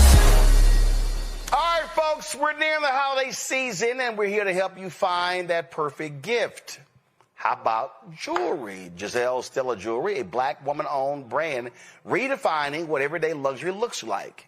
They may just have the piece you need. Candace is like, oh, shit.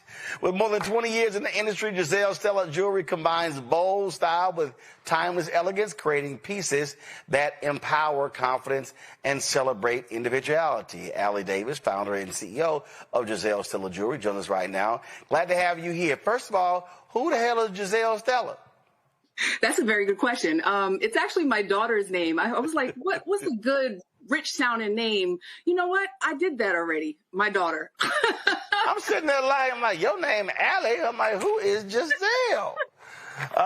When did you start this? I started this in 2023.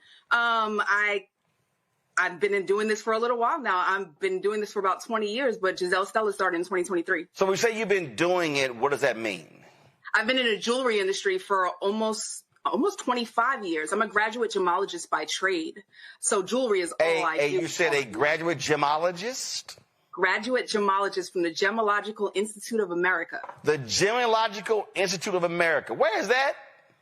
That is based out of New York and out of Carlsbad, California. Okay, We're the people that grade diamonds. Okay, all right, cool. All right, so in 20 years, and so then you decided to say, I'm going to do my own line. Yes. Okay. That's actually exactly what happened.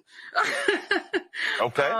I was in the corporate space for a long time, and I've dealt with high-end pieces to costume pieces, and I kept noticing that there was a gap, especially for women of color, to be able to find luxury at an affordable price. And I figured that I would probably be one of the best people to fill that gap, so that's where Jazelle Stella came from. All right, then. So this right here, the box you sent us, what is this? Is this costume? That is the shipping box. Okay, so it's costume jewelry, or what is it? It's called demi-fine. So it's not quite costume jewelry, meaning that it won't turn green and it's hypoallergenic. Well, that's a good-ass thing, not turning green. Nobody wants that, but believe it or not, we pay for that.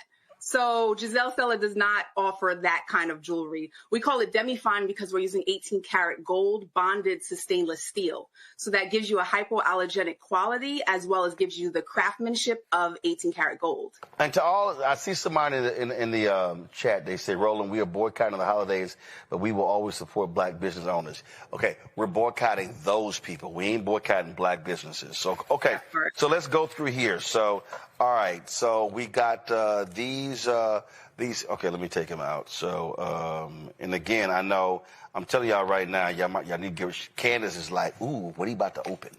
What are you about to open? Candace, there's some goodies here for you, I promise. Huh? I've been online already.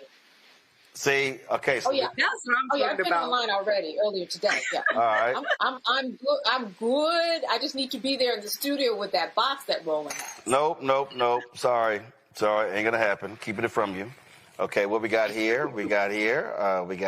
That's the bold toggle. That's actually what I'm wearing right now. All right. What is this called? The bold toggle. It's a toggle necklace, 18 karat gold and stainless steel. Okay. All right. Cool. Let's see here. What is this here? All right. Let me open this here up. And this is. Sorry, that one is a locket pendant. So it has CZs in the center of it and a little heart that gives you like kind of that high-end refined look and a great piece for layering. All right then. All right. It looks like, what's this? Some heart earrings. Is that what I got here? Yep. Got these right here. Those are the contour hoops. I actually have these here as well. They are Oh, no, the contour hoops. These are the contour hoops right here. Okay, I apologize. So that's these here. I have them in silver. You have them in gold. Yep. But they're our #1 selling hoops. No, these are the heart shaped, heart pearled. The pearl. Yes, those are a hot summertime vibe as well as a fall look. Okay. All right then. So let's see here. What else we got in here? All right, we got this dainty thing right here. That is I believe that's the I Am Enough pendant. That is our #1 selling pendant. Yep, I am enough. I am enough. We recognize that it's all about people feeling confident in themselves. So we have a whole line of I am enough, I am worthy, I deserve, I'm blessed. Gotcha. Matt probably is going to get one of those, so because he's probably saying they deserve a win. Let's see here. Let's go through here. We've got a bracelet here. Yes, the classic bracelet. That one slides right on the wrist, and you can stack them. All right. Oh, and these are these silver. I believe that's what you're looking for now. Yeah. Look like seashells. Yes. Yes, and they're 3D. That's one of my favorite pieces. They're 3D? Yeah, so if you spin it around in all these different directions, you can see from different profiles. They look very different. All right, cool. Questions for the panel. Candace, you first. Well, let me just say, folks, you got to go to JazelleStella.com. No. They got to go to shopblackstarnetwork.com. Oh, I'm sorry. Yes, shopblackstarnetwork.com. You go to shopblackstarnetwork.com. The cuffs I am loving. I mean, the studs are just really elegant. You've got something called Heart's Desire that my heart desires.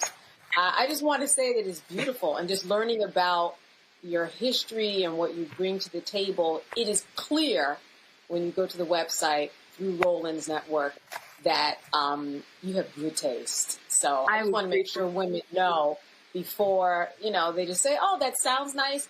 Go online.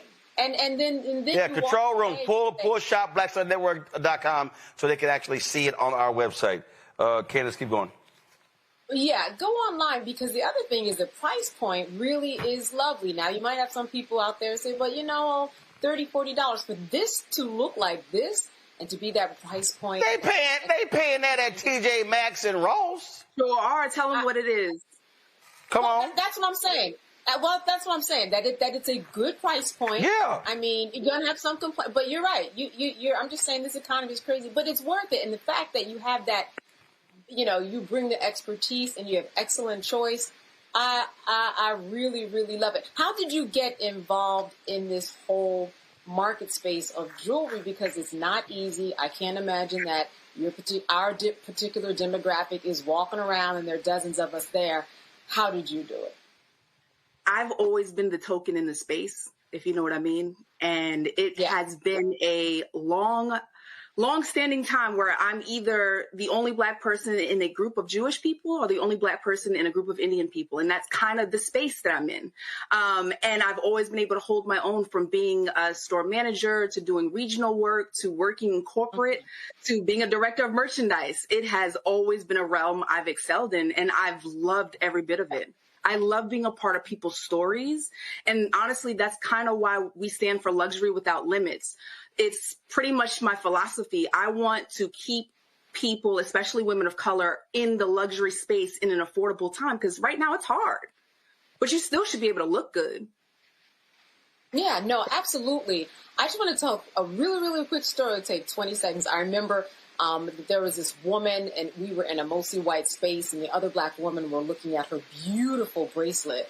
And that bracelet, they talked about it so much that this statement piece, it said a lot about her that they bought into immediately. People really do notice jewelry. I have seen it, and if you have that one statement piece that you get or two or three off your website, trust me, people respond. I've seen people go crazy and think just beautiful things about a person just because of the statement piece that they have. Absolutely. And you know how we are. It's like, ooh, girl, earrings. Ooh, girl, necklace. Right. So those statement pieces definitely capture the eye. And if there's no reason we can't own a few nice pieces, if not more. So why can't we make it affordable, and why can't we make it something that it can be to the masses and still look good and still be quality? Exactly. Beautiful. Michael? All right. Yeah. Okay, Allie, I'm on your website, and under new arrivals, I see your Prestige Poodle necklace and Prestige Poodle earrings, and that looks like it's in blue and gold. It's like something for a sister of Sigma Gamma Rho sorority incorporated. All day long. So my girlfriend's an AKA. Do you have anything in pink and green? I do not. Okay. So what she's saying is, what she's saying is, buy the damn gold, alpha gold, buy the silver, you good. AKAs don't only wear pink and green, Michael. That part. But believe it or not, Michael, the reason I have that Prestige Poodle collection was actually a fundraiser. So I'm all about giving community service, giving back to the community. So we did the Prestige Poodle fundraiser for a chapter of Sigma Gamma Rho sorority incorporated that was able to pour back into the community. So they actually were able to earn $1,022 actually from that fundraiser. Okay, good. Matt. Without Roland's input. First of all, ain't no segment if I ain't got no input. Let's just be real clear. So, Matt sitting here wearing a shirt with a quite a handsome gentleman on it. And so you damn right I'm King Petty. Go ahead with your little question. Wow. Is you finished or is you done, Roland? Here's the question I had. Is what have you found to be the response to partnering with the other entrepreneurs through Shop Red Bag? I thought that was really like a dope partnership. And I'm assuming what's happening is you have a lot of cross-pollination where people are buying from you, then they're buying from a sister who's selling clothing, and then buying, maybe skincare products or whatever else. But what does that partnership look like? What was the genesis of that? And, what is it looking like these days? Sure. So Adrian from Sisters Media reached out to me and was like, hey, I think your brand would look really good on Shop Red Bag. And I was like, thank you. We had a great dialogue and we started there. And from the cross-pollination of like the I Am Enough necklace to match up with, a dope top or a nice blazer has been a really good combo. So I'm seeing really good feedback when it comes to getting pieces that are simplistic and elegant and speaks to that person as an individual. Can I just jump in right quick? Yeah, go ahead. Real quick. I just wanted, because I know you got some, Jones and all that stuff to do with Mac. But quickly, I know that, I just want to make sure that people understood that before when I was making reference to the price, I was trying to say it was a good price. Yeah. Overall. Yeah, but first of all, listen, it's okay to say affordable. I mean, the bottom line is, as Allie made, you got high-end jewelry, you have less expensive jewelry. The bottom line is it's affordable. At the end of the day, if you want to move product, listen, you're either going to have very expensive, small customer base, but they're going to, but a high profit margin, or you want to move product to have affordable jewelry. And the key, Allie, I want you to talk about that is affordable quality jewelry, because again, listen, I mean, I don't do jewelry, but I've dealt with enough women in jewelry, and so, I got 3 sisters, a mama, I got 9 nieces. Absolutely right. So hell, I got a wife. I kind of know about jewelry, and so quality jewelry is important. It's not cheap. That is well crafted. That good materials that last. That's it. That is it. That is a summation of it. A quick story. My mother-in-law went to Dubai with some pieces, and she was like, I swim in the water, and I did the salt and the blah blah blah. And she came back and she's like, it didn't turn green, and I'm like, that's the point. Right? Like, that is the point, to be able to have pieces that you could wear that is of high quality that you didn't have to. Now, Allie, that ain't what you said. You were like, hell yeah, my shit didn't turn green. I'm like, how okay. Now, come on. I don't know how you speak to your mother-in-law, but I don't speak to my mother-in-law like that. If I had a jewelry business and said, oh, this didn't turn green, I'm like, what the hell you think it didn't turn? You damn right, my shit didn't turn green. And it better not. Because we test too many things for it to turn green. I work too hard to make sure that this product is worth putting it on the site. And if it doesn't work, then I won't work with it. My daddy always texted me during the show, so he's like, what she got for men? That's literally the text. I have a few pieces for men. So I have some chains, some bracelets. Tell him to try out the Dragon Cuban. I think he might enjoy that. Gotcha. Well, see, I normally don't wear any jewelry except rings, as I'm sure Michael can see this alpha ring right here. I'm sure. Yeah, a little alpha ring. No, I don't think this little, son. I don't think this little. Now, if that was a little Sigma up here, yeah, that would be a little ring. But yeah, matter of fact, you can see this all the way from Detroit without the camera. Right, and more than likely, when my Texas Aggies handle their business, we're gonna probably have rings larger than this. Matt team won't, but it's all good. All right, Allie. So here's the deal. So I'm texting the folks, and so that was a glitch. And so the items from Jazelle, Stella Jewelry, will be on shopblackstarnetwork.com. So there was a slight glitch with the upload. And so I'm texting them right now. So check back on the site in about 10 minutes. You'll see the products on there. Again, it's Jazelle Stella Jewelry. Fantastic items. Allie, we appreciate you being on the show. Thanks a lot. Thank you, everybody. Have a blessed rest of your day. Absolutely. That's right. Non-green jewelry. That's right. Appreciate it. Thank you so very much. Folks, you're looking for that perfect fragrance. Well, we have it for you. Dojo Fragrances are handcrafted in Los Angeles, inspired by the founder, Antoine Jones's grandmother, Doris Jones.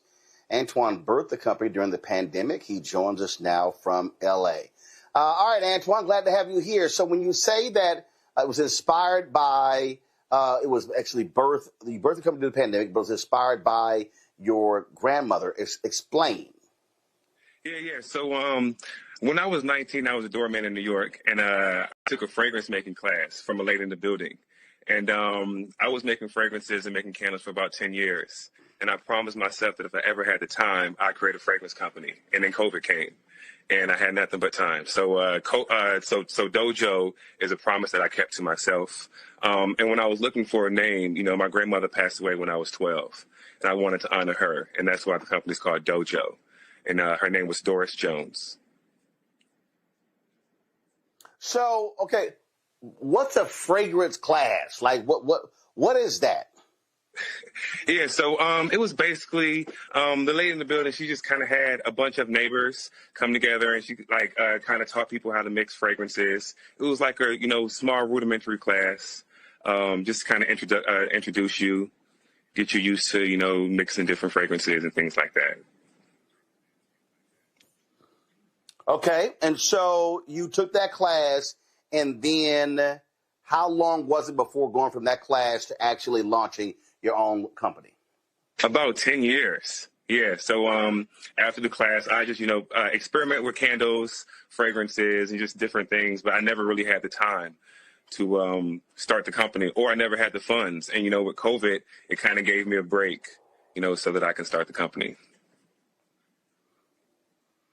Gotcha. And so when you're creating a fragrance, what are you looking for? What smell? I mean, is with some too strong, some too soft? What are you actually looking for?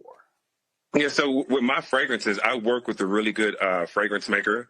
And so we work together, and we just kind of play around with things. Sometimes we get inspired by things that are already out there. So one of the fragrances that you actually have is very rich, which is inspired by Baccarat Rouge. So I get inspired by things that are already out there. So so you get inspired by these different things that are out there. Yes. And so your fragrances, are they for men and women, or only for women? Yeah, everything is unisex. Everything is unisex. Okay, so now explain that, because there are some fragrances and perfumes that are targeted to men, others targeted to women. And so how did you come up with this? Frankly neutral, if you will, that can be used and worn. Yeah, so I just chose scents that men and women would feel comfortable using. So that's kind of what I wanted to make sure when I had all my fragrances. Okay, all right. Questions from the panel. Let's see, who probably wears the most cologne or perfume? It's probably going to be Cameron. Here we go, bro. Here we go. I mean, I do wear good cologne. I like to smell good. Congratulations on. Well, I don't know why that's funny. I don't know why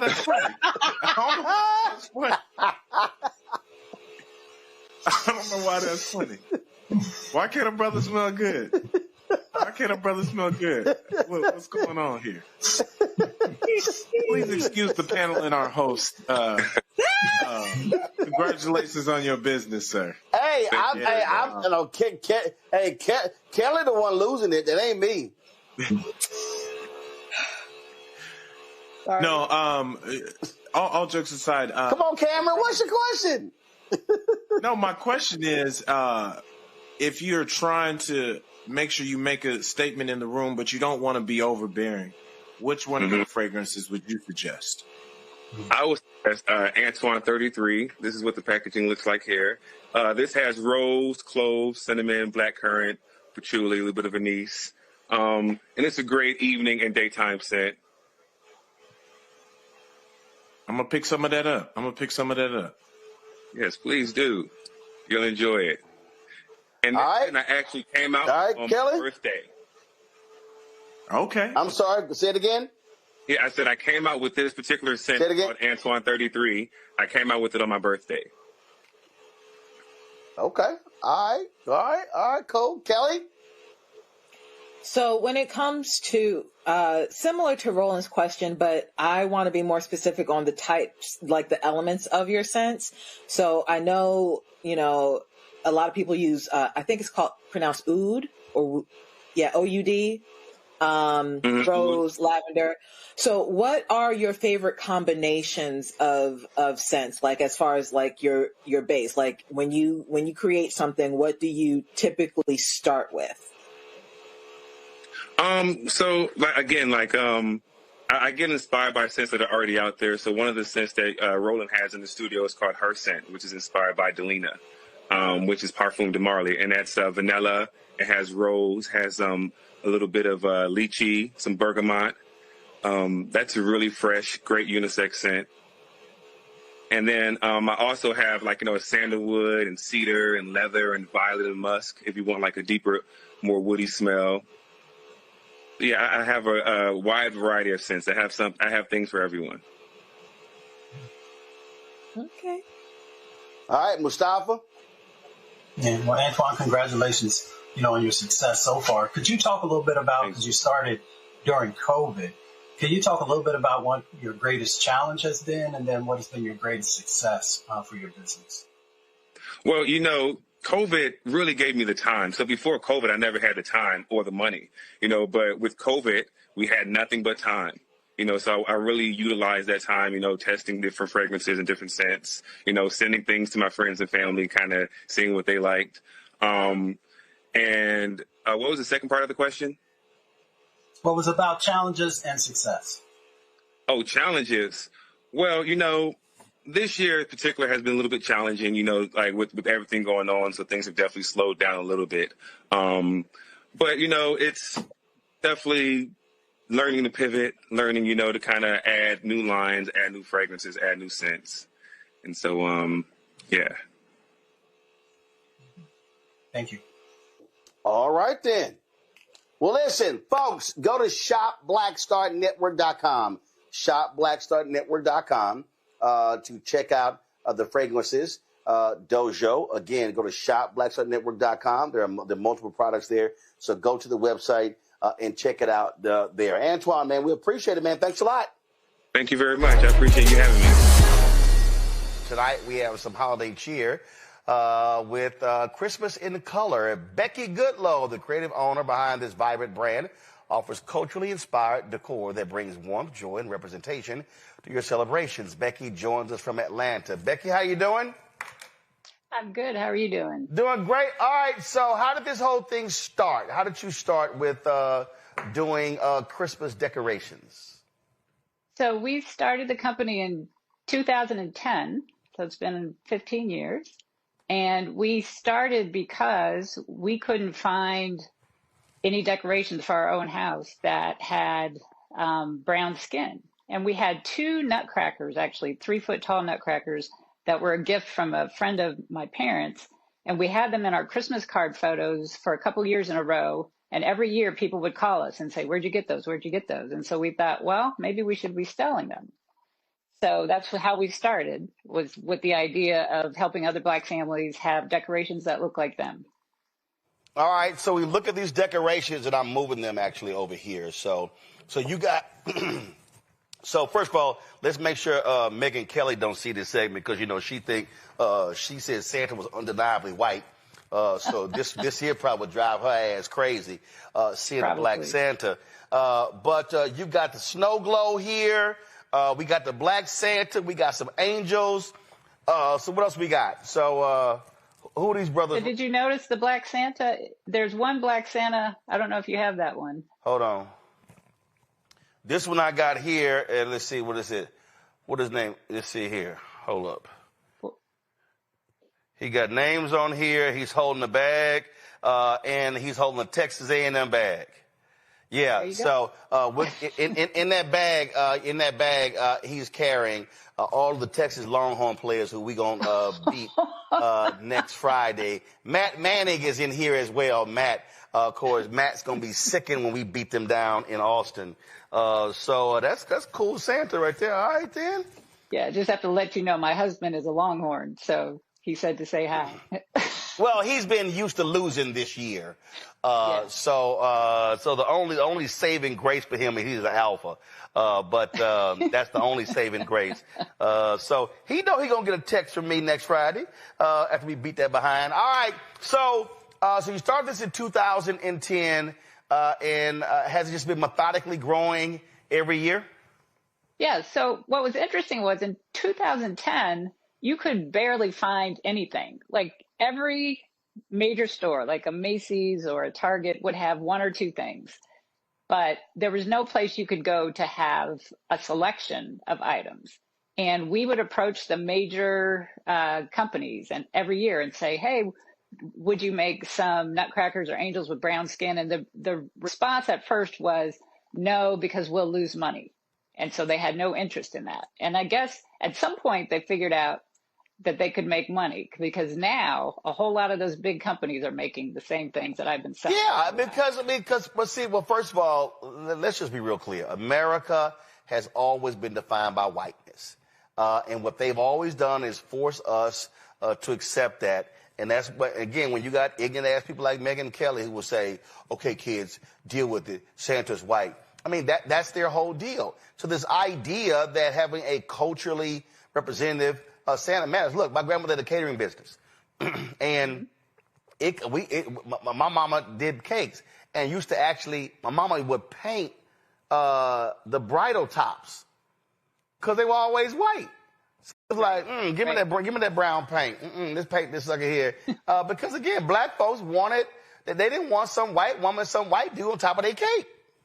Right. So here's a great story. The first year that we ordered nutcrackers from a company that was willing to work with us and make ones with brown skin, we picked the white ones that they had on display, and we said, make these with brown skin. And, we figured out the hair color, all of that. And then when we got them in the mail, and these are boxes and boxes, Roland, all of them had blue eyes. Oh, hell no. And didn't even occur to us that they wouldn't change the eye color. Wow. Right? So they were like, y'all ain't mentioned eyes. Right. Well, there are black folks with blue eyes, but the majority of us are not. Ain't that many. Right. So I had to learn how to paint eyes for that first batch, because I thought I can't, at first we were like, oh, we could sell these and then the next order, but there's no way. So I had to learn how to sit there and paint the eyes. How many did you have to paint? Oh, I would say that first order, which wasn't huge, but it was still, I would say, probably over 500. I bet you were sitting there like, God, every time you had to paint one, but you were cussing every little bit. Like, damn it, I got to paint each one of these. Yeah, I understand. Yeah, it was a lot. It was a lot. Questions? But, then we got it together, and the vendor was great. I mean, it was great to find a vendor who didn't want me to buy thousands at first, so I could just get a few hundred at a time and, and grow that way. So it's been great. I'm sure Greg Carr is looking for one of the nutcracker with a dashiki. You're not too far off, Rat. You're not too far off. But I must say, Sister Goodlaw, I was very happy looking at the website to see Tuskegee, Tennessee State, Alma Mater, Howard, FAM, Jackson State, Southern, Grambling. Can I ask you a quick question on licensing? I know it's very popular now, particularly among young people like my students now. They're all going into business. Our good brother, Lanny Smith, at Actively Black, was able to get the licensing agreement to do a lot of the hoodies from HBCUs. But to see that many HBCUs represented in the ornaments, did you have to work some kind of licensing agreement out, not just with the HBCUs, obviously, but with the other schools as well to use the logos? No, so I worked with Santa's Workshop, which is the company that got the licenses. So that allowed me not, because it's, they're expensive. Yeah. So what you did is you went with a company that already had those very licenses. You did a deal with them. Right. And then I did a deal with them. Yep. Makes sense. Makes sense. Reese. These ornaments are beautiful. I didn't know that Nutcrackers had blue eyes because I only buy black stuff for my house. So I'm curious, what kind of stuff do you have for girls and for the ladies in terms of your products?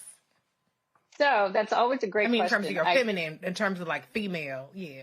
Yes. So we have a couple of female Nutcrackers. What you looking for, Miss Santa? You looking for? I do have a Miss Santa. I'm trying to figure out I have a Mrs. Claus. I have a Mrs. Claus, and I have a couple of female Nutcrackers. I also have a lot of ornaments for little girls, especially ballerinas. So I have, because of the Nutcracker, the ballet, you have a lot of the dancers from the ballet. So I have lots of sets of ornaments of little girls. Perfect. Thank you. All right. Joy. I love this. And, I want to know a couple of things. One, just be safe for us where we can buy all of your products and we can see some of those products with women and all the diversity on there. The other thing is, are there any major stores that have offered to put you on their shelves? I know that I remember, Anthropologie sometimes has some things with, African-American products for Christmas. I don't see any yet. They need to be calling you. Well, thank you. You can find everything that I carry on my website, which is christmasincolor.com. And that shows I have, I think, over 140 products. So that way you can see all of them. It's hard to show all of them at once, but I went with just a sample so that you could see the different kinds. And then in terms of going into stores, it's tough. I've done some local things, but it's to do sort of a major thing at this point, because there are so many companies now that are doing it themselves. I'm not sure they need me at this point. And I know that sounds odd, but the product is out there for an Anthropologie to get. They just have to know it exists.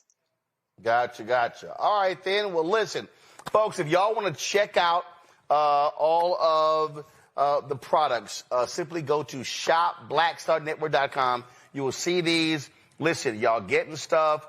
Look, you got angels and claws and Miss Claus. You got the lantern right here. You got the Nutcracker.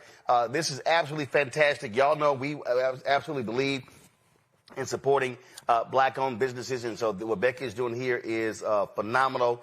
And so again, go to shopblackstarnetwork.com, shopblackstarnetwork.com to check it all out. We have them right there on the website. Christmas in color. And so, and in fact, y'all get gifts. Y'all can actually make this actually a Christmas gift for somebody else.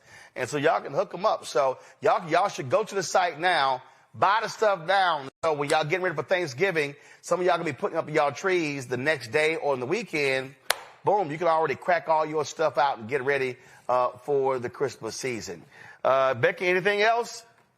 I just wanted to say thank you for having me, and also thank you for doing this segment, because there's so many people who do want to shop with Black businesses. So it's nice to have a place to go to have actually a huge list of companies that are owned by Black folks. Well, that's why we started this from the beginning.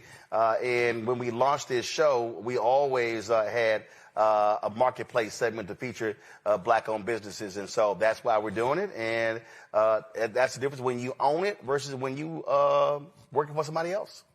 That's right. All right. That's right. Thank you so much. I appreciate it. Thanks a lot. And tell your husband saw horns off.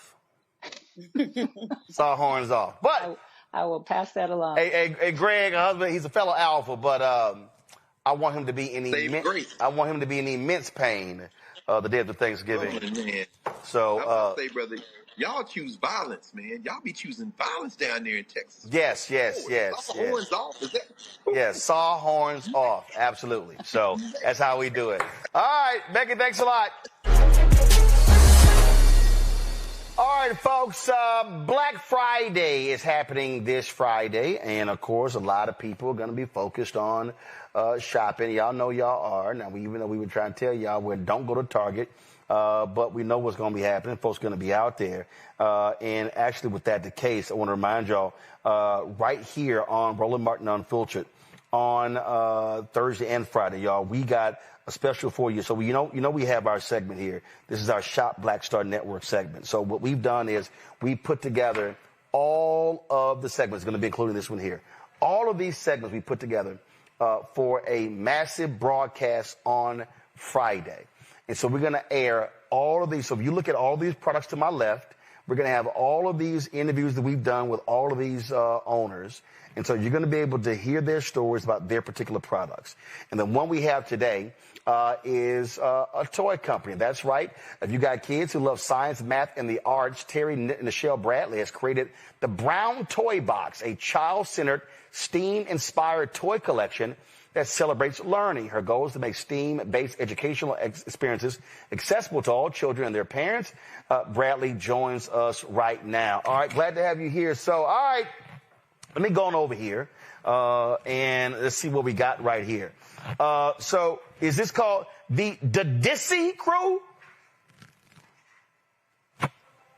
I can't hear you. There we go. Now I can hear you. Go ahead. Oh, you can hear me now? Now I hear you. Okay, it's Dadisi. Dadisi means curious in Swahili, and we say we're always trying to cultivate curiosity for our children. Black folks love having Swahili names. I'm just messing with you. Yeah, we love it. All right, so Dadisi. Okay, so right here, so on the back here, it says meet the Dadisi crew. So you got. So are these all different characters? Yeah, so we represent that line that you're looking at represents 14 different STEAM themes. Alex so, and Ava, Amara, Dre, Everett, Haley, Jalen, Justin, Kenny, Michaela, my niece named Michaela, Maya, Oscar, Sebastian, my middle name, that's a great name, Sky, Willow, and Zoe. Yes, Zoe. So they all represent different STEAM themes, various interests, because what we say is you never know what's going to cultivate or capture a kid's imagination, right? So we want to expose them to all those different themes that each of those characters represent. So I was just talking about money, and so this here says investing in finance. We see we got some money in here, a market, a calculator, and a safe. Yeah, so in that kit, that's the Kenny Finance and Investing Kit. So in that kit, they've got a chore chart. We want kids to really actually understand and respect money, right? So they need to understand how you earn money, how you save money, how you invest money, and how you share, right? And right. So that's being charitable, right? So really understanding money, but making it really, really fun, right? So that's the point for all of our STEAM kits, our puzzles, our games. It's really about making learning really accessible, representative, and fun. All right, I got aviation. Yes. Yeah, so that's Sky. So what you'll notice with each of our kits, they come from a different part of the Black diaspora, right? So Sky she represents Brazil, and she represents aviation. And so they're building a tower in there. They've got little planes in there that they put together. So what we like to do is make sure everything is equal parts learning, equal parts fun. So in that kit, there's always like a DIY activity where they're putting something together. All right, hold up. Using acronyms. What's DIY? Oh, do it yourself. There we go. Self-activity. Okay. So they'll put something together, but then they actually get to play with it because we want it to be really valuable to the parents. There's a book in each of those STEM kits with activities, but then they also get introduced to Black trailblazers in those specific STEAM themes. So we try to make it, again, a lot of learning and a lot of fun. Museum arts is the next one. Tell me about this one. So that is Michaela. So that kid is actually named after my daughter. And that one is really fun because the kids all get a canvas, they get frames, they get to curate their own art exhibit. So they can either do stickers or paint, and they can make their own, create their own canvases, and they have adhesives to the wall. And so it's so funny. One of the parents that bought that particular STEAM kit told me that not only did her daughter do all of the different canvases, but then she sold her pieces to her, so she made some money. So I was like, well, I love that because she's learning entrepreneurship. So I love that she created her own art, and then she let them come to her art exhibit, and she sold the pieces. So I love that story. All right, we got astronomy here. Yep, that's Dre. So Dre, what I love about the characters too is we were so intentional about not only the theme and where they come from. Dre is from Ocho Rios, Jamaica, right? But also what they look like. I wanted Black children to be able to walk into a store or go onto our site and see characters that look like them. So one of my favorite things is that parents will say, I wish I had this when I was a kid, right? And that's really where this whole thing came from is, I was a little Black girl raised in St. Paul, Minnesota in the 70s, right? There wasn't a whole lot of representation, but my mother made sure that we had things that look like us. So if it was an Ebony magazine up on the wall or a Barbie that she colored brown, she made sure we could see ourselves. So Dre represents astronomy. So they put together a telescope. They've got a glow-in-the-dark constellations for their wall. It's just a really, really fun kit. Questions from the panel. Tyler, you're first. Yeah, I love how you talked about your childhood experience being the vision behind this right here. I'm just curious, when did you realize that this just wasn't a business idea, but really a cultural intervention for children to be able to really tap into the STEAM and also, the historical concepts behind this? So the funny thing is it was the reverse, right? I didn't see it as a business venture at first. I really thought about, so at the time I was leaving corporate. My background is corpcom at corporate communications, and I hated my job. I hated all the things that were going on. I was like, at the same time, I kept reading and like TechCrunch and Mashable about this leaky pipeline to STEM. And I always knew it was not an intelligence issue. It wasn't a capability issue. It was an access issue, right? It was an exposure issue. And so I was at a point in my career, I was really trying to find purpose. And I wanted to do something like when my mom used to color my Barbies brown, I thought she was crazy, right? When I was a little kid. But when I had children myself, I remember going on those quests to different stores looking for, ornaments with my children's names or brown things, and I could never find it. So for me, it was a little bit of the reverse. It was like, how can I create something, one, that exposes children to STEAM in a way that's really, really fun, and that's also makes STEAM accessible to the parents, so science, technology, engineering, arts, and math, accessible to the parents as well. And so I really started it less as a business, but more as a altruistic kind of mission. I thought I was starting it as a business, but what I realized was I didn't have a lot of business acumen when I first started, but I got that together. Larry.